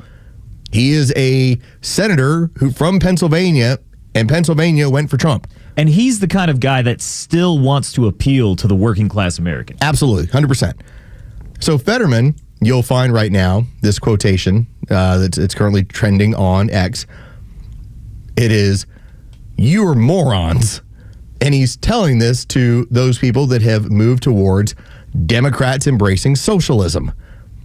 He's pointing out, you're morons. You're not living in reality. And so that's the Fetterman weather vane. It's pointing out, if you're not buying into reality, then you're being idiotic.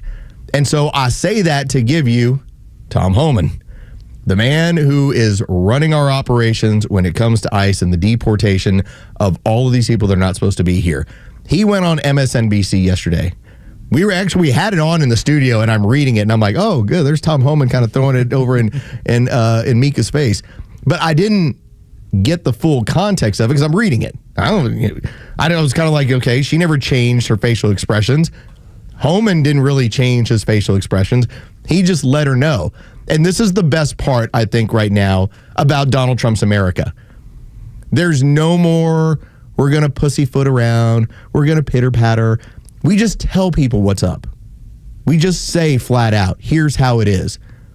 Hey, how's the economy? Looking better. Be a lot better when we get those interest rate cuts. Got to fire a couple of people. Hopefully next week. Should we have interest rate cuts? Yeah, we should. Hey, what was going on in the job market under Biden? They were lying. Missing 1 million jobs. We had a change of nearly 1 million jobs yesterday that actually didn't exist. They were made up out of thin air. They were pixie dust. Fugazi, pixie dust. Okay.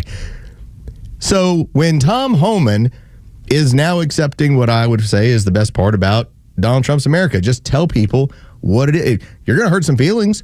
You are, but let's stop treating this like the teacher's lounge. Hey, I got a 65. I don't think I did well on the test. No, you didn't. Fail. You failed. Now, in the teacher's lounge, in Joe Biden's America, well, kiddo, you're going to get him next time. You're just as smart as everybody else. You'll be great. It's the teacher's fault. No, it's your fault. It's your fault. You're dumb. You can't be bad at sports and school. That's what I tell my kids. Can't be bad at both, right? Listen, that ball needs to go over the net, and that grade needs to be an A. Is that a high standard? Yeah, it should be, but we should have high standards. And when we don't meet high standards, let's be honest about it. We got to go back to the drawing board. This is what we talk about in Donald Trump's America. So here's Tom Homan when Mika tries to turn it into and the term is, which is going to set Tom Homan off, disappearing people. As an idea like ICE is the Gestapo. No. The Gestapo was taking innocent civilians, disappearing them off to labor camps. These people broke your laws, and that's Homan's point. I'd love some transparency as to why a lot of these people have been disappeared. You say you have data. We would love to see it. The American people should see this data. Well, here's the rhetoric again, right? You just meant disappeared. That is a ridiculous thing to say. Why? Because ICE is doing the same thing we've done for decades. But because of the last 4 years, ICE wasn't allowed to enforce the law. ICE was told to sit back, and you can't arrest an illegal alien for simply being here legally. You got to wait till they commit a serious crime and get convicted of that crime. That's what Secretary Mayorkas' instructions were. And that's why you saw there's so much crime in this country coming from the illegal alien population, because there's no law enforcement. But we're doing the same thing right now that we did when I started back in 1984. ICE agents are enforcing the laws enacted by Congress. They're appropriated funding to enforce these laws. If you don't like what ICE is doing, then go protest Congress. However, to say we disappeared people, no. We're arresting people that are in the country illegally and are public safety threat. We know exactly who we're going to arrest when we go look for them. We have a case file in front of us. We have all those facts. This is not disappearing people. This is a planned, targeted enforcement operation that we're doing. What makes you think that you're entitled to anything? That's my next question would be, what makes you think you're entitled to any additional information when what you do is spread propaganda? Minka's America's mom. She needs to know where these people are going. I guess so. I need to keep track of them. Well, tough. In fact, I think one of my other favorite aspects that when I get into a political conversation, and bear in mind, I don't believe they turn contentious. Oftentimes I feel like I'm being asked a question and I'm explaining an answer. For instance, I had a scenario with my father-in-law yesterday, and we're having a couple beers. We're at Nofo Brewery. Shout out. It's like the second time we've gone. Had fun both times. Gonna take the dog.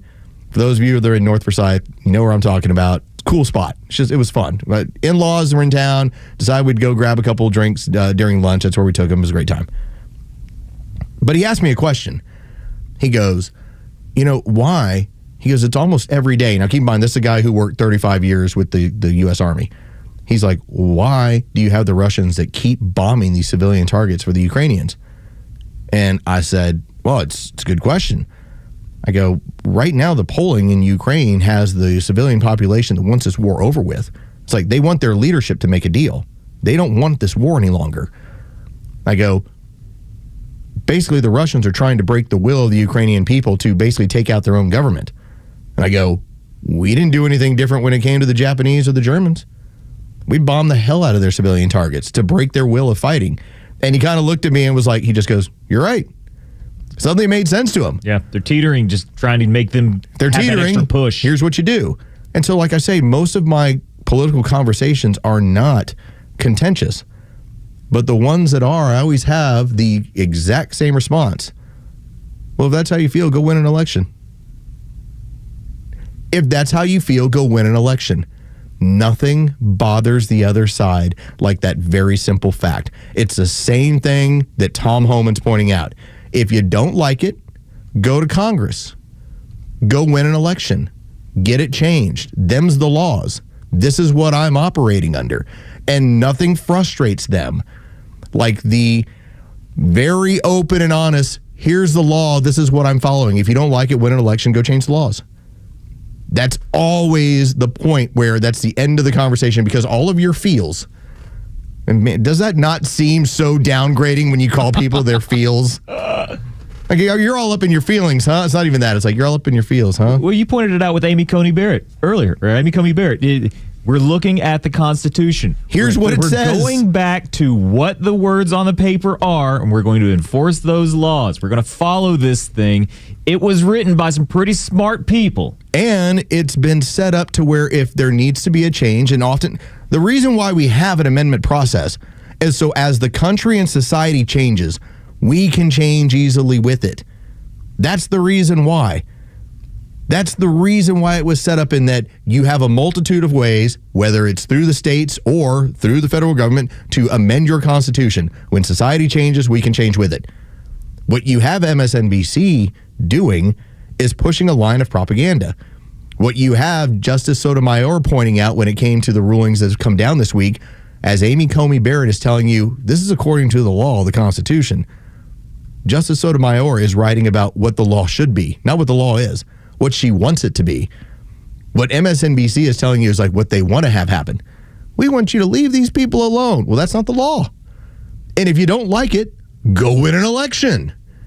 That's all. But they need the people that are getting thrown out, and that's to the win problem. The election. If they're gonna get the representation they need or the backing, then they need illegals.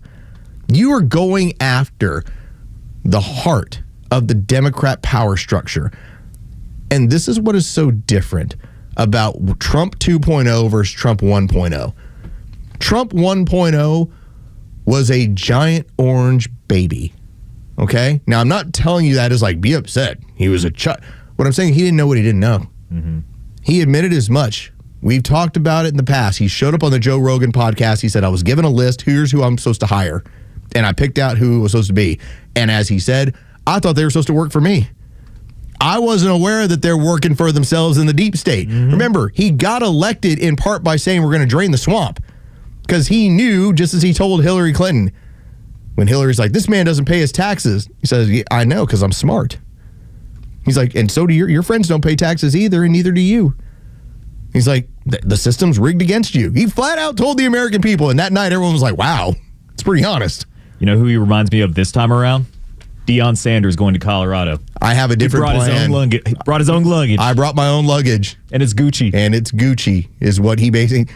Deion Sanders walked into Colorado and told them, I got my own players coming. Most of you guys are not going to be in this room. Bringing my own luggage, and it's Gucci. Notice. That's what Donald Trump 2.0. It is now grown man orange badass. All right? And all those people that are there, the Hegseths, RFK, Carolyn Levitt, they're the lightning rods. And they take the pressure off of Trump. So much so. Most days. And they're aggressive in what this administration's doing. It's totally different. Mm-hmm. It's so wildly different. And so you see them on the attack on a regular basis, across all these fronts. And so, yeah, I get it. MSNBC, the only thing they have to say is, can you please stop?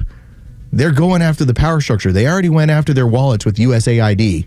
They pilfered that. Democrats are going to have to run their next campaigns on credit. Right now, they're raising 1/5 of what the Republican National Convention is doing.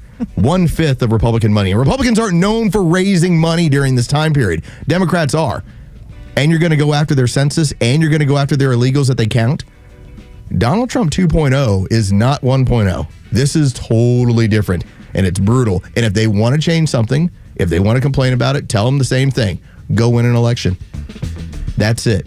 All right, when we get back, as we continue the 9 o'clock hour, all brought to you by Southern Exteriors. Visit them at southernexteriors.co. Can we still do the UFOs? Yes, we're going to get into UAP. Yeah. It's going to happen. We're doing that. And also, we got to jump into some of Jerome Powell and the fudging of the numbers. That's coming up next as we continue the Morning Extra on Extra 106.3. Stream Atlanta's only conservative voice anywhere you go with the Extra 106.3 app. Now equipped with Apple CarPlay. That means you'll always have Extra's crystal clear HD stream right on your dashboard no matter where you are. Download the all-new Extra 106.3 app now and start streaming. Hey, it's Los. We're here with Tom Mitchell, the honest car guy. Tom, I've learned a lot about this car buying process from you. Is that typical of most of the clients you've worked with? Yeah, I'm finding out it's even more typical. I mean, people are learning more and more, and maybe it's because I overload them with information because I want to be able to sleep at night. I want to make sure you know everything. Do I have to have a particular make and model in mind when I call you, or is it just open to anything I want? It's open. I can get any make, any year, any model. I might be looking to trade in my vehicle. Can you accommodate that as the honest car guy? For sure. I mean, we love it when people want to trade in cars because, honestly, it's best for you to trade in a car. Why? Because you get a tax savings. Friends, if you're in the market for a pre-owned car, truck, or SUV, get an honest car buy from the honest car guy. You pay what we pay, plus an honest fee, and we back that up by giving you the bill of sale. That's our transparency guarantee. Call 844-SHOW-ME-1. That's 844-SHOW-ME, the number 1, or visit honestcarguy.com. Hey, this is Matt from East Cobb. We basically bought our house from our in-laws. It was my wife's childhood home. One of the issues that we've had when we first moved in was our dog in our backyard. It was extremely shaded, could never grow grass back there. We resodded it twice. So ATL Turf Co. did an amazing job with our backyard transformation. They basically created a miniature golf hole. We have a miniature fairway. We also have a miniature little putting green. Consists of about 4 holes, total about 40 yards, so you can definitely work on your short game and your putting.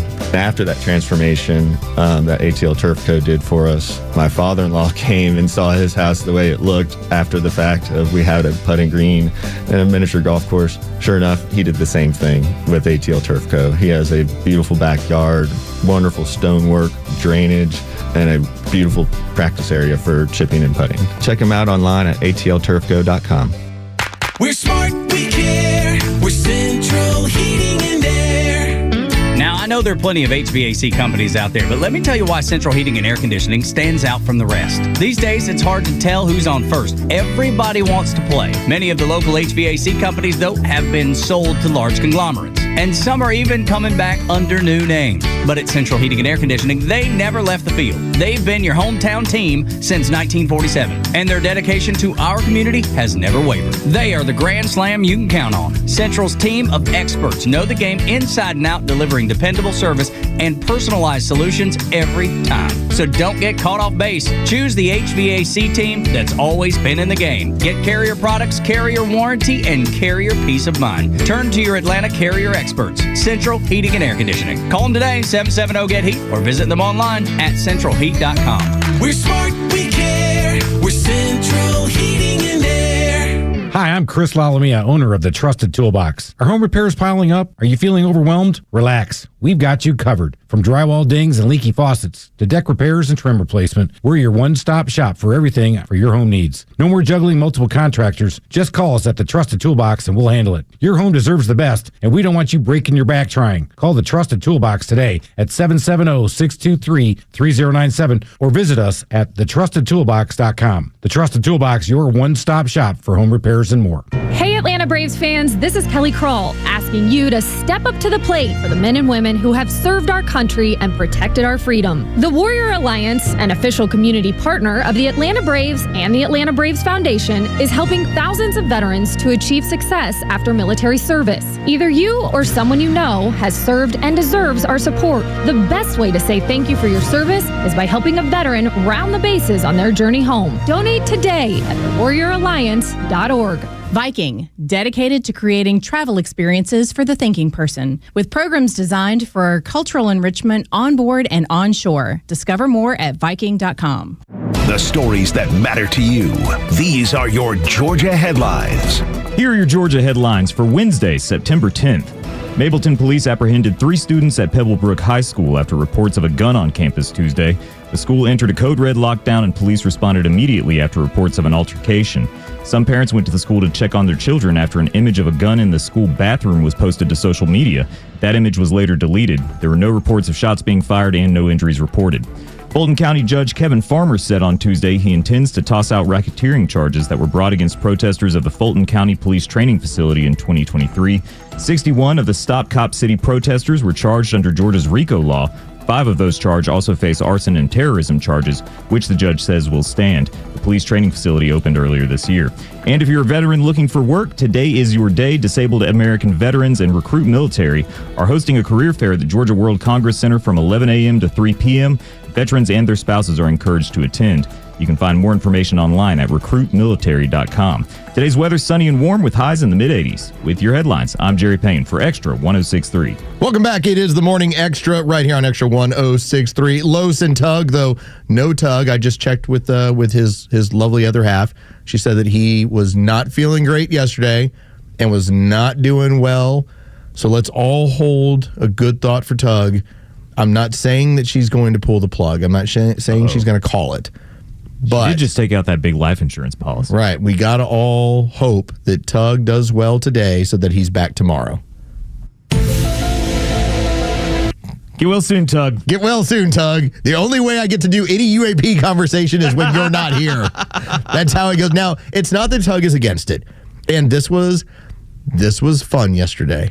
And let's face it, a lot of times, some of the stuff we get into, it's not fun. It's just what it is. There's sometimes there's a lot of dark, heavy stuff we've got to talk about.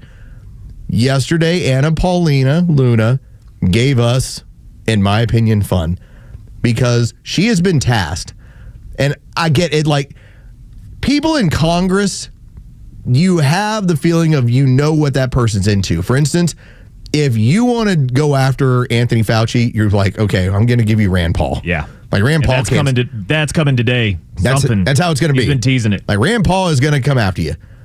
If you want to tell me you want to deal with vaccine injury, that's Senator Johnson out of Wisconsin. Like there are certain people that have a reputation. That's what they're about. That's what they're into. You want to push socialism? You call Bernie. It's just how it goes.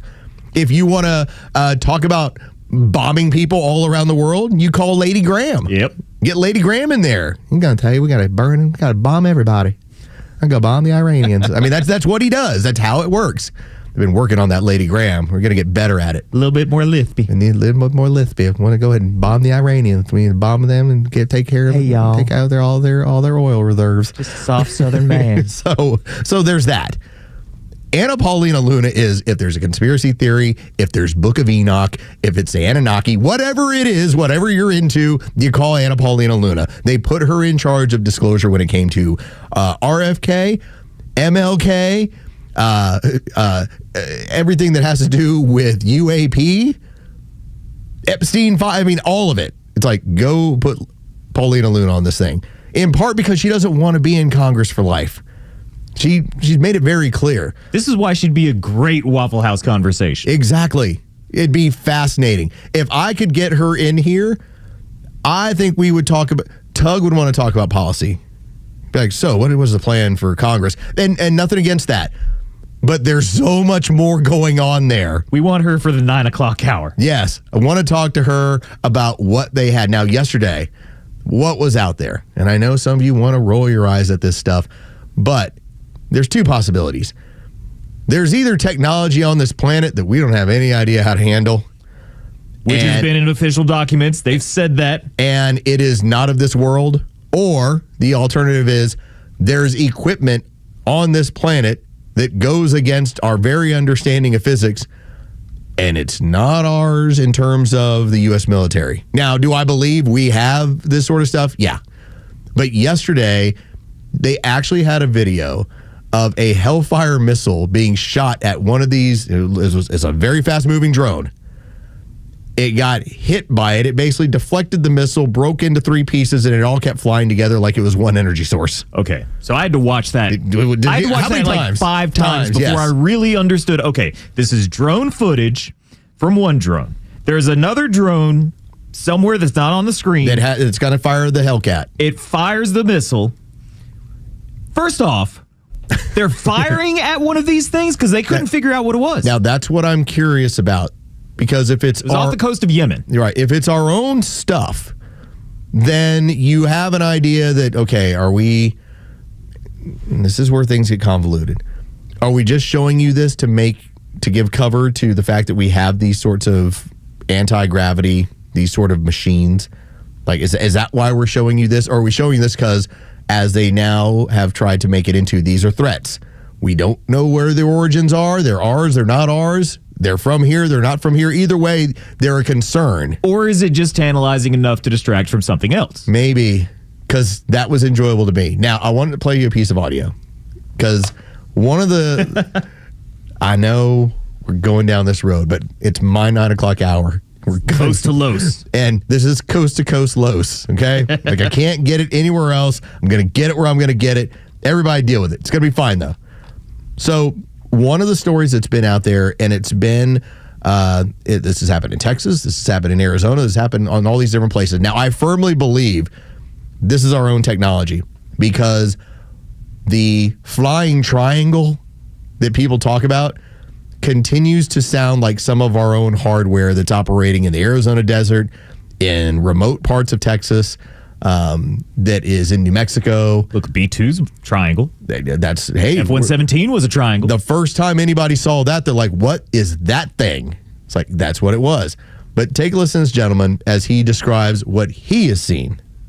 Mr. Borland, in your testimony, you described witnessing large triangular craft while stationed at Langley Air Force Base in 2012. Can you explain what you observed in terms of size, behavior, and why you're confident it was not conventional technology? Great question, ma'am. So on the base, I lived in the barracks. There was a little smoke pit outside. I was there on the telephone and looking across to the flight line, and I see a white light pop up and stop about 100 feet in the air. I thought it was a weather balloon. I've seen tests from there before, weeknight, normal thing, not surprising.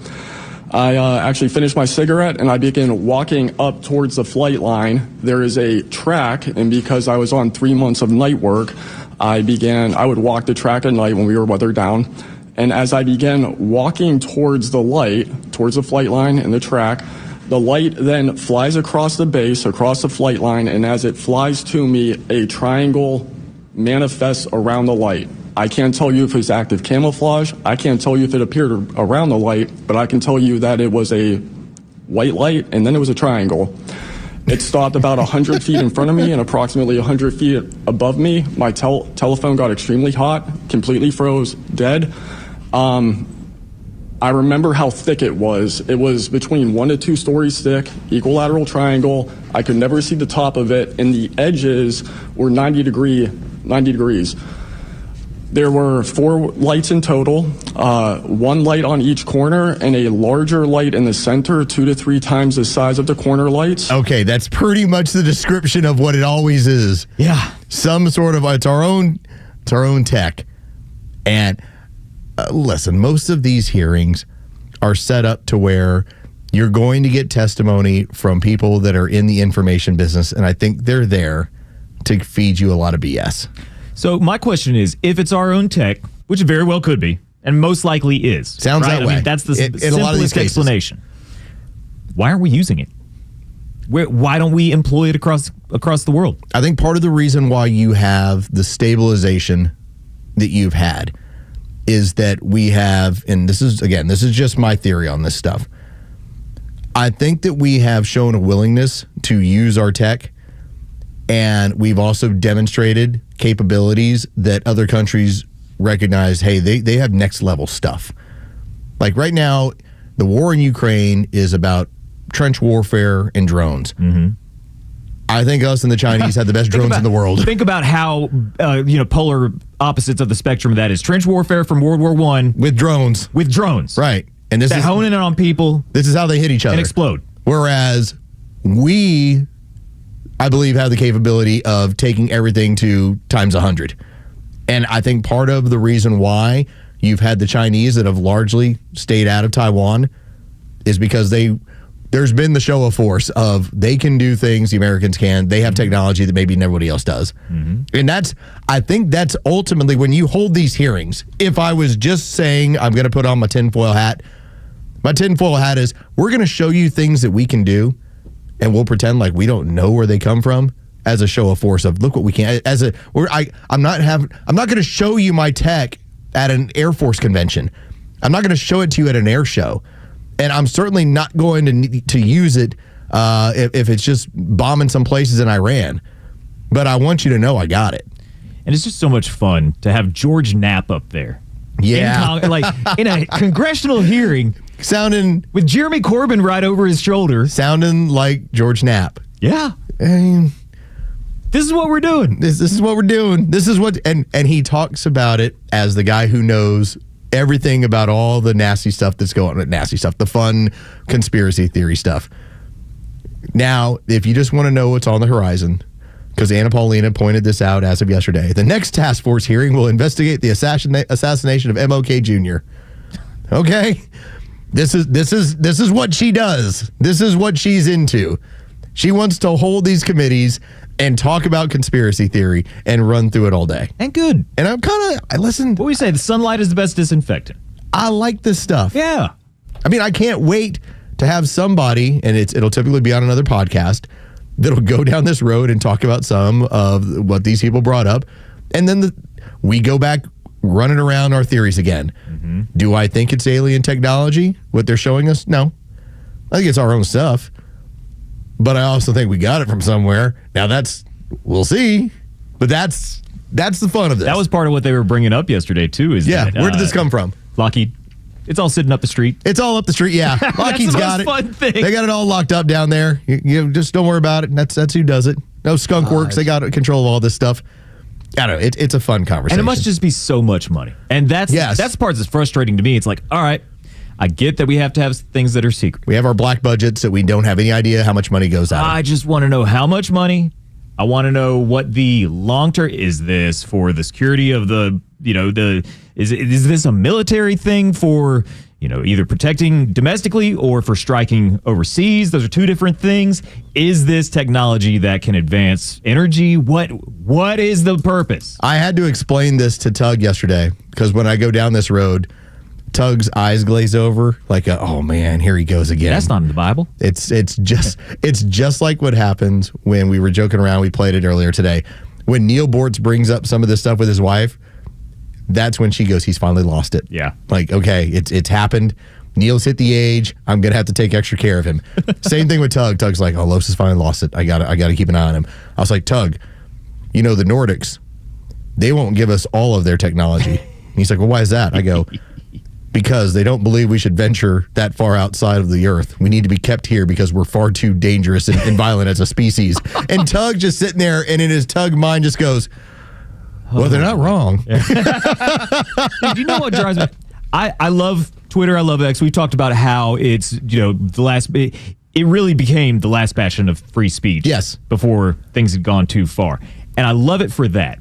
But when you have Anna Paulina Luna, tweeting this video, and I'm like, oh man, let me, go into the check it out here and, see what other stuff is saying. The extremes of people who are either, also congressmen, or then you have like K-Doc who's pretending to be from the Intergalactic Council, and that's one of the top replies. I'm like, come on, man. I watched the video yesterday of this guy's whole philosophy of the Intergalactic Council species. So the challenge of conspiracy theories and the reason why they're so popular, it's because everyone wants to know something that other people do not. Yeah. That's always the game. People want to say, and you'll always hear this from the conspiracy theorists or people that are oh, you didn't know about that? You didn't know about the Illuminati? You're like, what are you talking about? Why are you going to? You don't know that the Knights Templar became the Freemasons? You're like, what would you? Okay, you're going down a road like you're gonna have to take my hand and lead me down a path with some of this stuff. But the reason why conspiracy theories are always fun, it's because you know something that is either not part of the mainstream or other people don't know about. And that's why it's appealing. That's why you end up having all these people, posting off of this stuff. And you can sign up for my newsletter. And you can sign up for my newsletter. To my Patreon. I'll tell you all the secrets. There was one person that I saw who appeared on a podcast. This guy was doing it from prison. And he was talking all about how I've been read in on this. I was read in on this. And everyone else who was as part of this show was like, you do know this is what this guy does to make money, right? Like he's a criminal. Like he's selling you a story. He's telling you lies so that he can get money. This is part of what it is. There is a grifter aspect to this stuff. Tale as old as time. But it's fun. And I had fun yesterday. I'm over at No Faux Brewery, and I'm showing my wife. I go, look, it gets hit by a missile, and it didn't do anything to it. Like, what technology is it? It got hit by a missile, and she's just wanting to like pet my head, like my sweet husband who just doesn't know any better. And this is disclosure. Release it all. This is what entertains him. Yes. Okay. So I'm good. I got it off my chest. There's my UAP conversation until Tug's back tomorrow. Quarterly UFO discussion, diving deep. That's right. When we get back, a suggestion to sports media and a bigger suggestion to former sports ownership. It's political. We'll talk about that next right here on the Morning Xtra. The latest sports news, powered by 680 The Fan, and driven to extra listeners by RBM of Atlanta in Sandy Springs, Atlanta's Mercedes-Benz connection since 1964. Good morning. Here are your sports headlines for Wednesday, September 10th. The Atlanta Braves dropped their matchup last night with the Chicago Cubs at Truist Park, 6-1 the final. Game 3 of the series will be a Chris Sale start on the mound tonight. First pitch is set for 7:15 with the Cubs. You can hear that game on our sister station's brand new app, 680 The Fan. From the NFL, former Georgia football star, current Philadelphia Eagle Jalen Carter will not face suspension from the NFL for the spitting incident last week involving Cowboys quarterback Dak Prescott before the first offensive snap of the game. The NFL has decided that Carter's ejection from the matchup before the game really got started will serve as a suspension. With your sports headlines, I'm Carlos Medina. Join Daniel Matalon, CEO of A Second Chance Bail Bonds, and co-host Tug Cowart as they bring together law enforcement, justice insiders, and voices from every part of the justice system, victims, advocates, and people who've turned their lives around. It's not PR, it's not fluff. It's an honest talk about what's working, what's broken, and how to build a better path forward, one second chance at a time. This week's guest is Fulton County Sheriff Pat Labatt. Justice Unfiltered. Unfiltered, informed, and unbiased. No one plans on going to jail, but when it happens, it's important that you know who to call. Call A Second Chance Bail Bonds, where we believe everyone deserves a second chance. Whether your loved one's been arrested in Cherokee, Clayton, or any of the other metro Atlanta counties in between, A Second Chance Bail Bonds works fast to help expedite release within hours. A Second Chance. It's better to know us and not need us than need us and not know us. Call A Second Chance 24/7 at 404-BAIL-OUT or online at atlbail.com. A golf instructor who knows technique can improve an aspiring pro's swing. But one who really cares can help transform a career. There he is, your new champion. When you team up with someone who knows a lot and cares even more, you're unstoppable. At Truist, we believe the same is true for banking. Truist, leaders in banking, unwavering in care. Truist Bank, member FDIC, leading based on top 10 U.S. commercial bank. You protect your physical health by choosing your doctors carefully. Protect your financial health by choosing an attorney carefully. An accident can be very costly. You want to receive the compensation you deserve. Call Van Sant Law. My friend David Van Sant will take care of you, trust me, very well. The number is 855-GA-INJURY. The website is vansantlaw.com. In the event of an accident, it could be the most important phone call you make. So my mother is thinking of switching from Verizon to Pure Talk, but she's worried the deal sounds too good to be true. Michael, she said, how can those Pure Talk people offer me the same basic service as Verizon for so much less money? I said, Mom, go ask Google how much Verizon spends on advertising and promotion. A few seconds later, my mother said, oh my goodness, $12 billion a year? That must be a typo. I'll tell you what I told my mom. It's not a typo. Verizon spends $12 billion a year on advertising and promotion, and their customers are paying for it. Well, Pure Talk doesn't spend that kind of money on commercials. Trust me, I would know. Consequently, they can offer you and my mother unlimited talk, text, and plenty of data on a blazing fast 5G network for just $25 a month.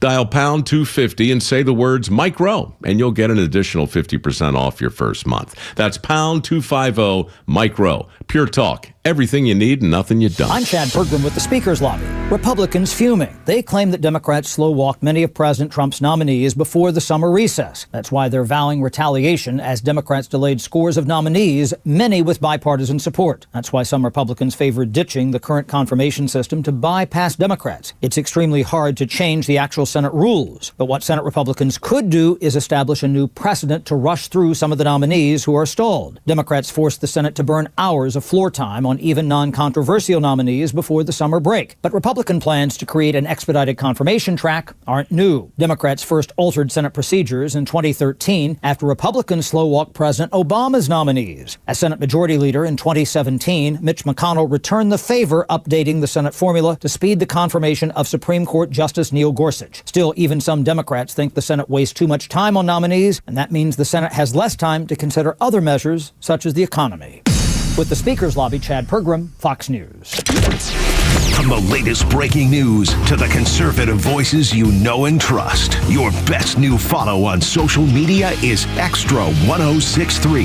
We're at XTRA 1063 on Twitter, Facebook, TikTok, Threads, and LinkedIn, and pretty much any social media you scroll through every day.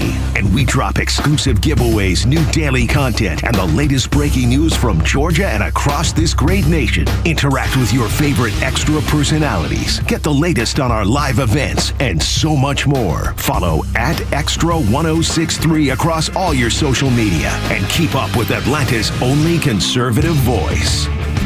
Welcome back. It is the Morning Extra. Los, Tug, and Jure, though no Tug. Hopefully back with us tomorrow. Hopefully you've enjoyed the show.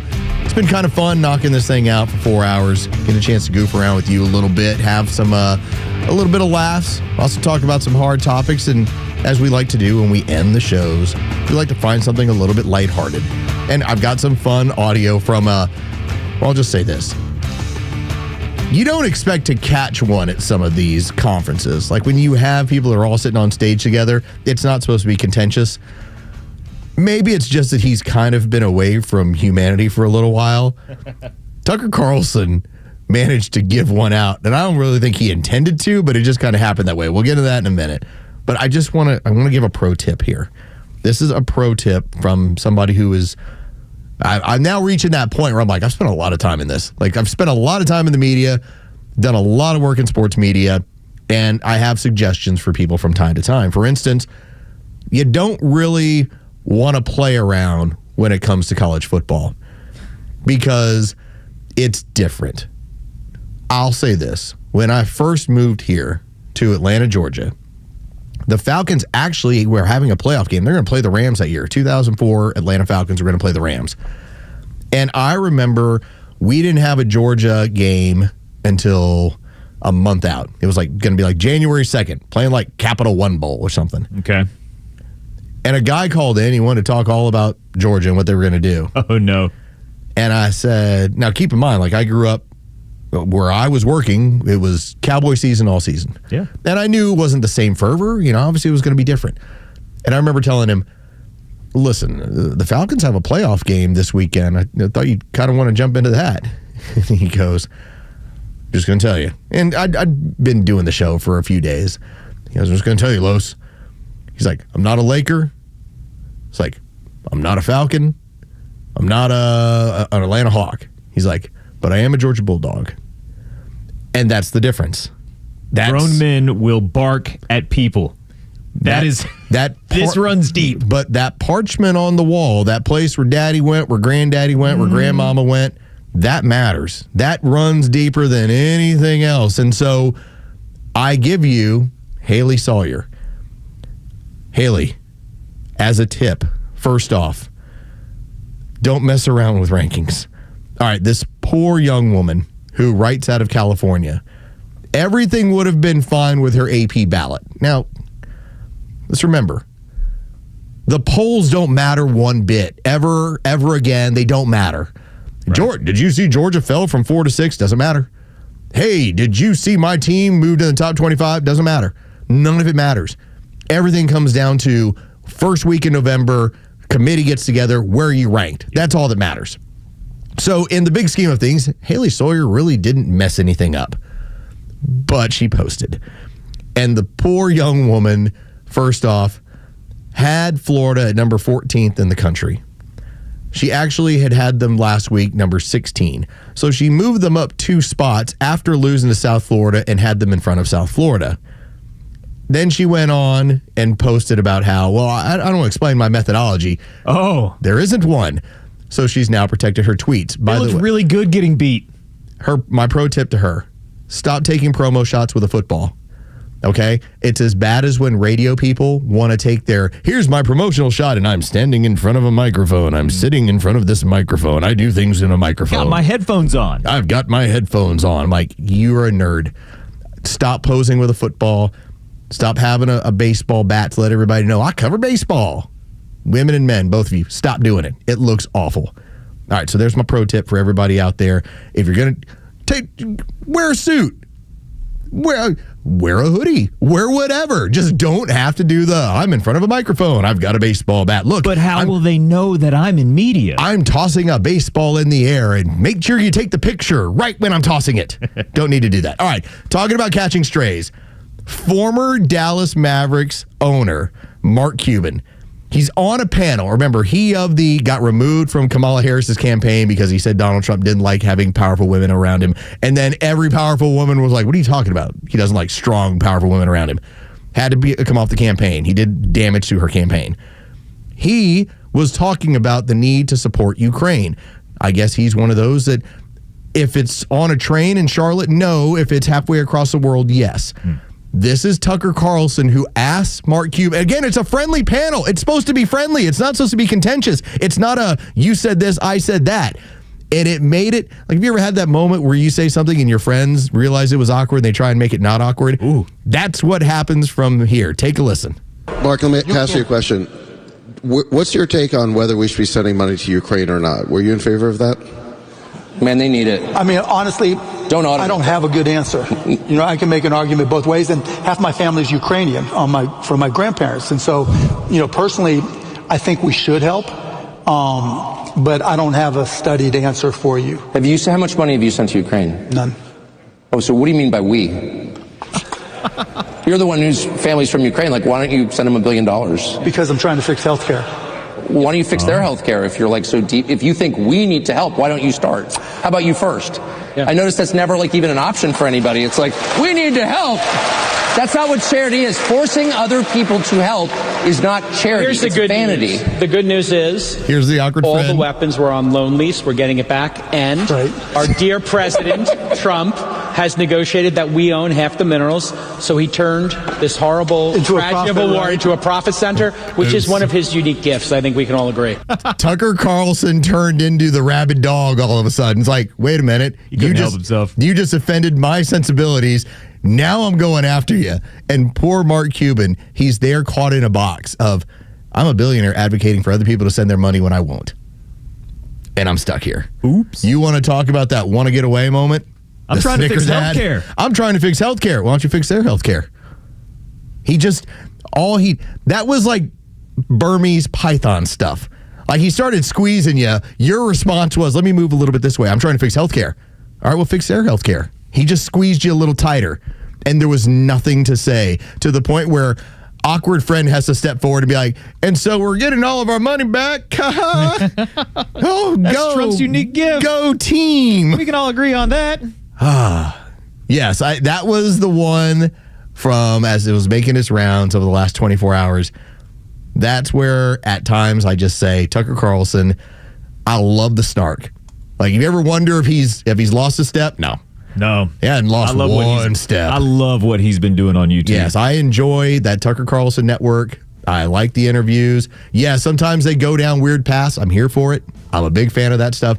I like the fact that it's not the give me 5 minutes of canned answers and canned video, and that's how it's going to be. It's like, no, give me 2 hours. Let's understand what's really going on here. All right, thank you to everybody. Thank you to everyone who checked out the show. Hopefully Tug is back tomorrow.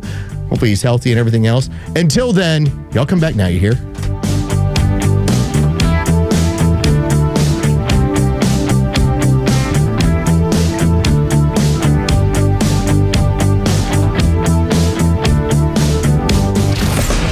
Live and local news talk continues at 3 p.m. with Kimmer, Pete, and Flounder. It's the Kimmer Show, only on Xtra 106.3 and the Xtra app. Hey there, I'm Tara, owner and publisher of Our Town Monthly Magazine, where you'll find familiar faces, local voices, community businesses, and events, like the Superior Plumbing Presents North Georgia State Fair. Hi, I'm Missy with the Superior Plumbing Presents North Georgia State Fair at Jim R. Miller Park, September 18th through the 28th. Enjoy the fun, the food, and amazing entertainment, including the Carriage Kia Grandstand Series. We're bringing back advanced pay one price ride tickets, plus free parking this year. Save money and enjoy a smoother experience.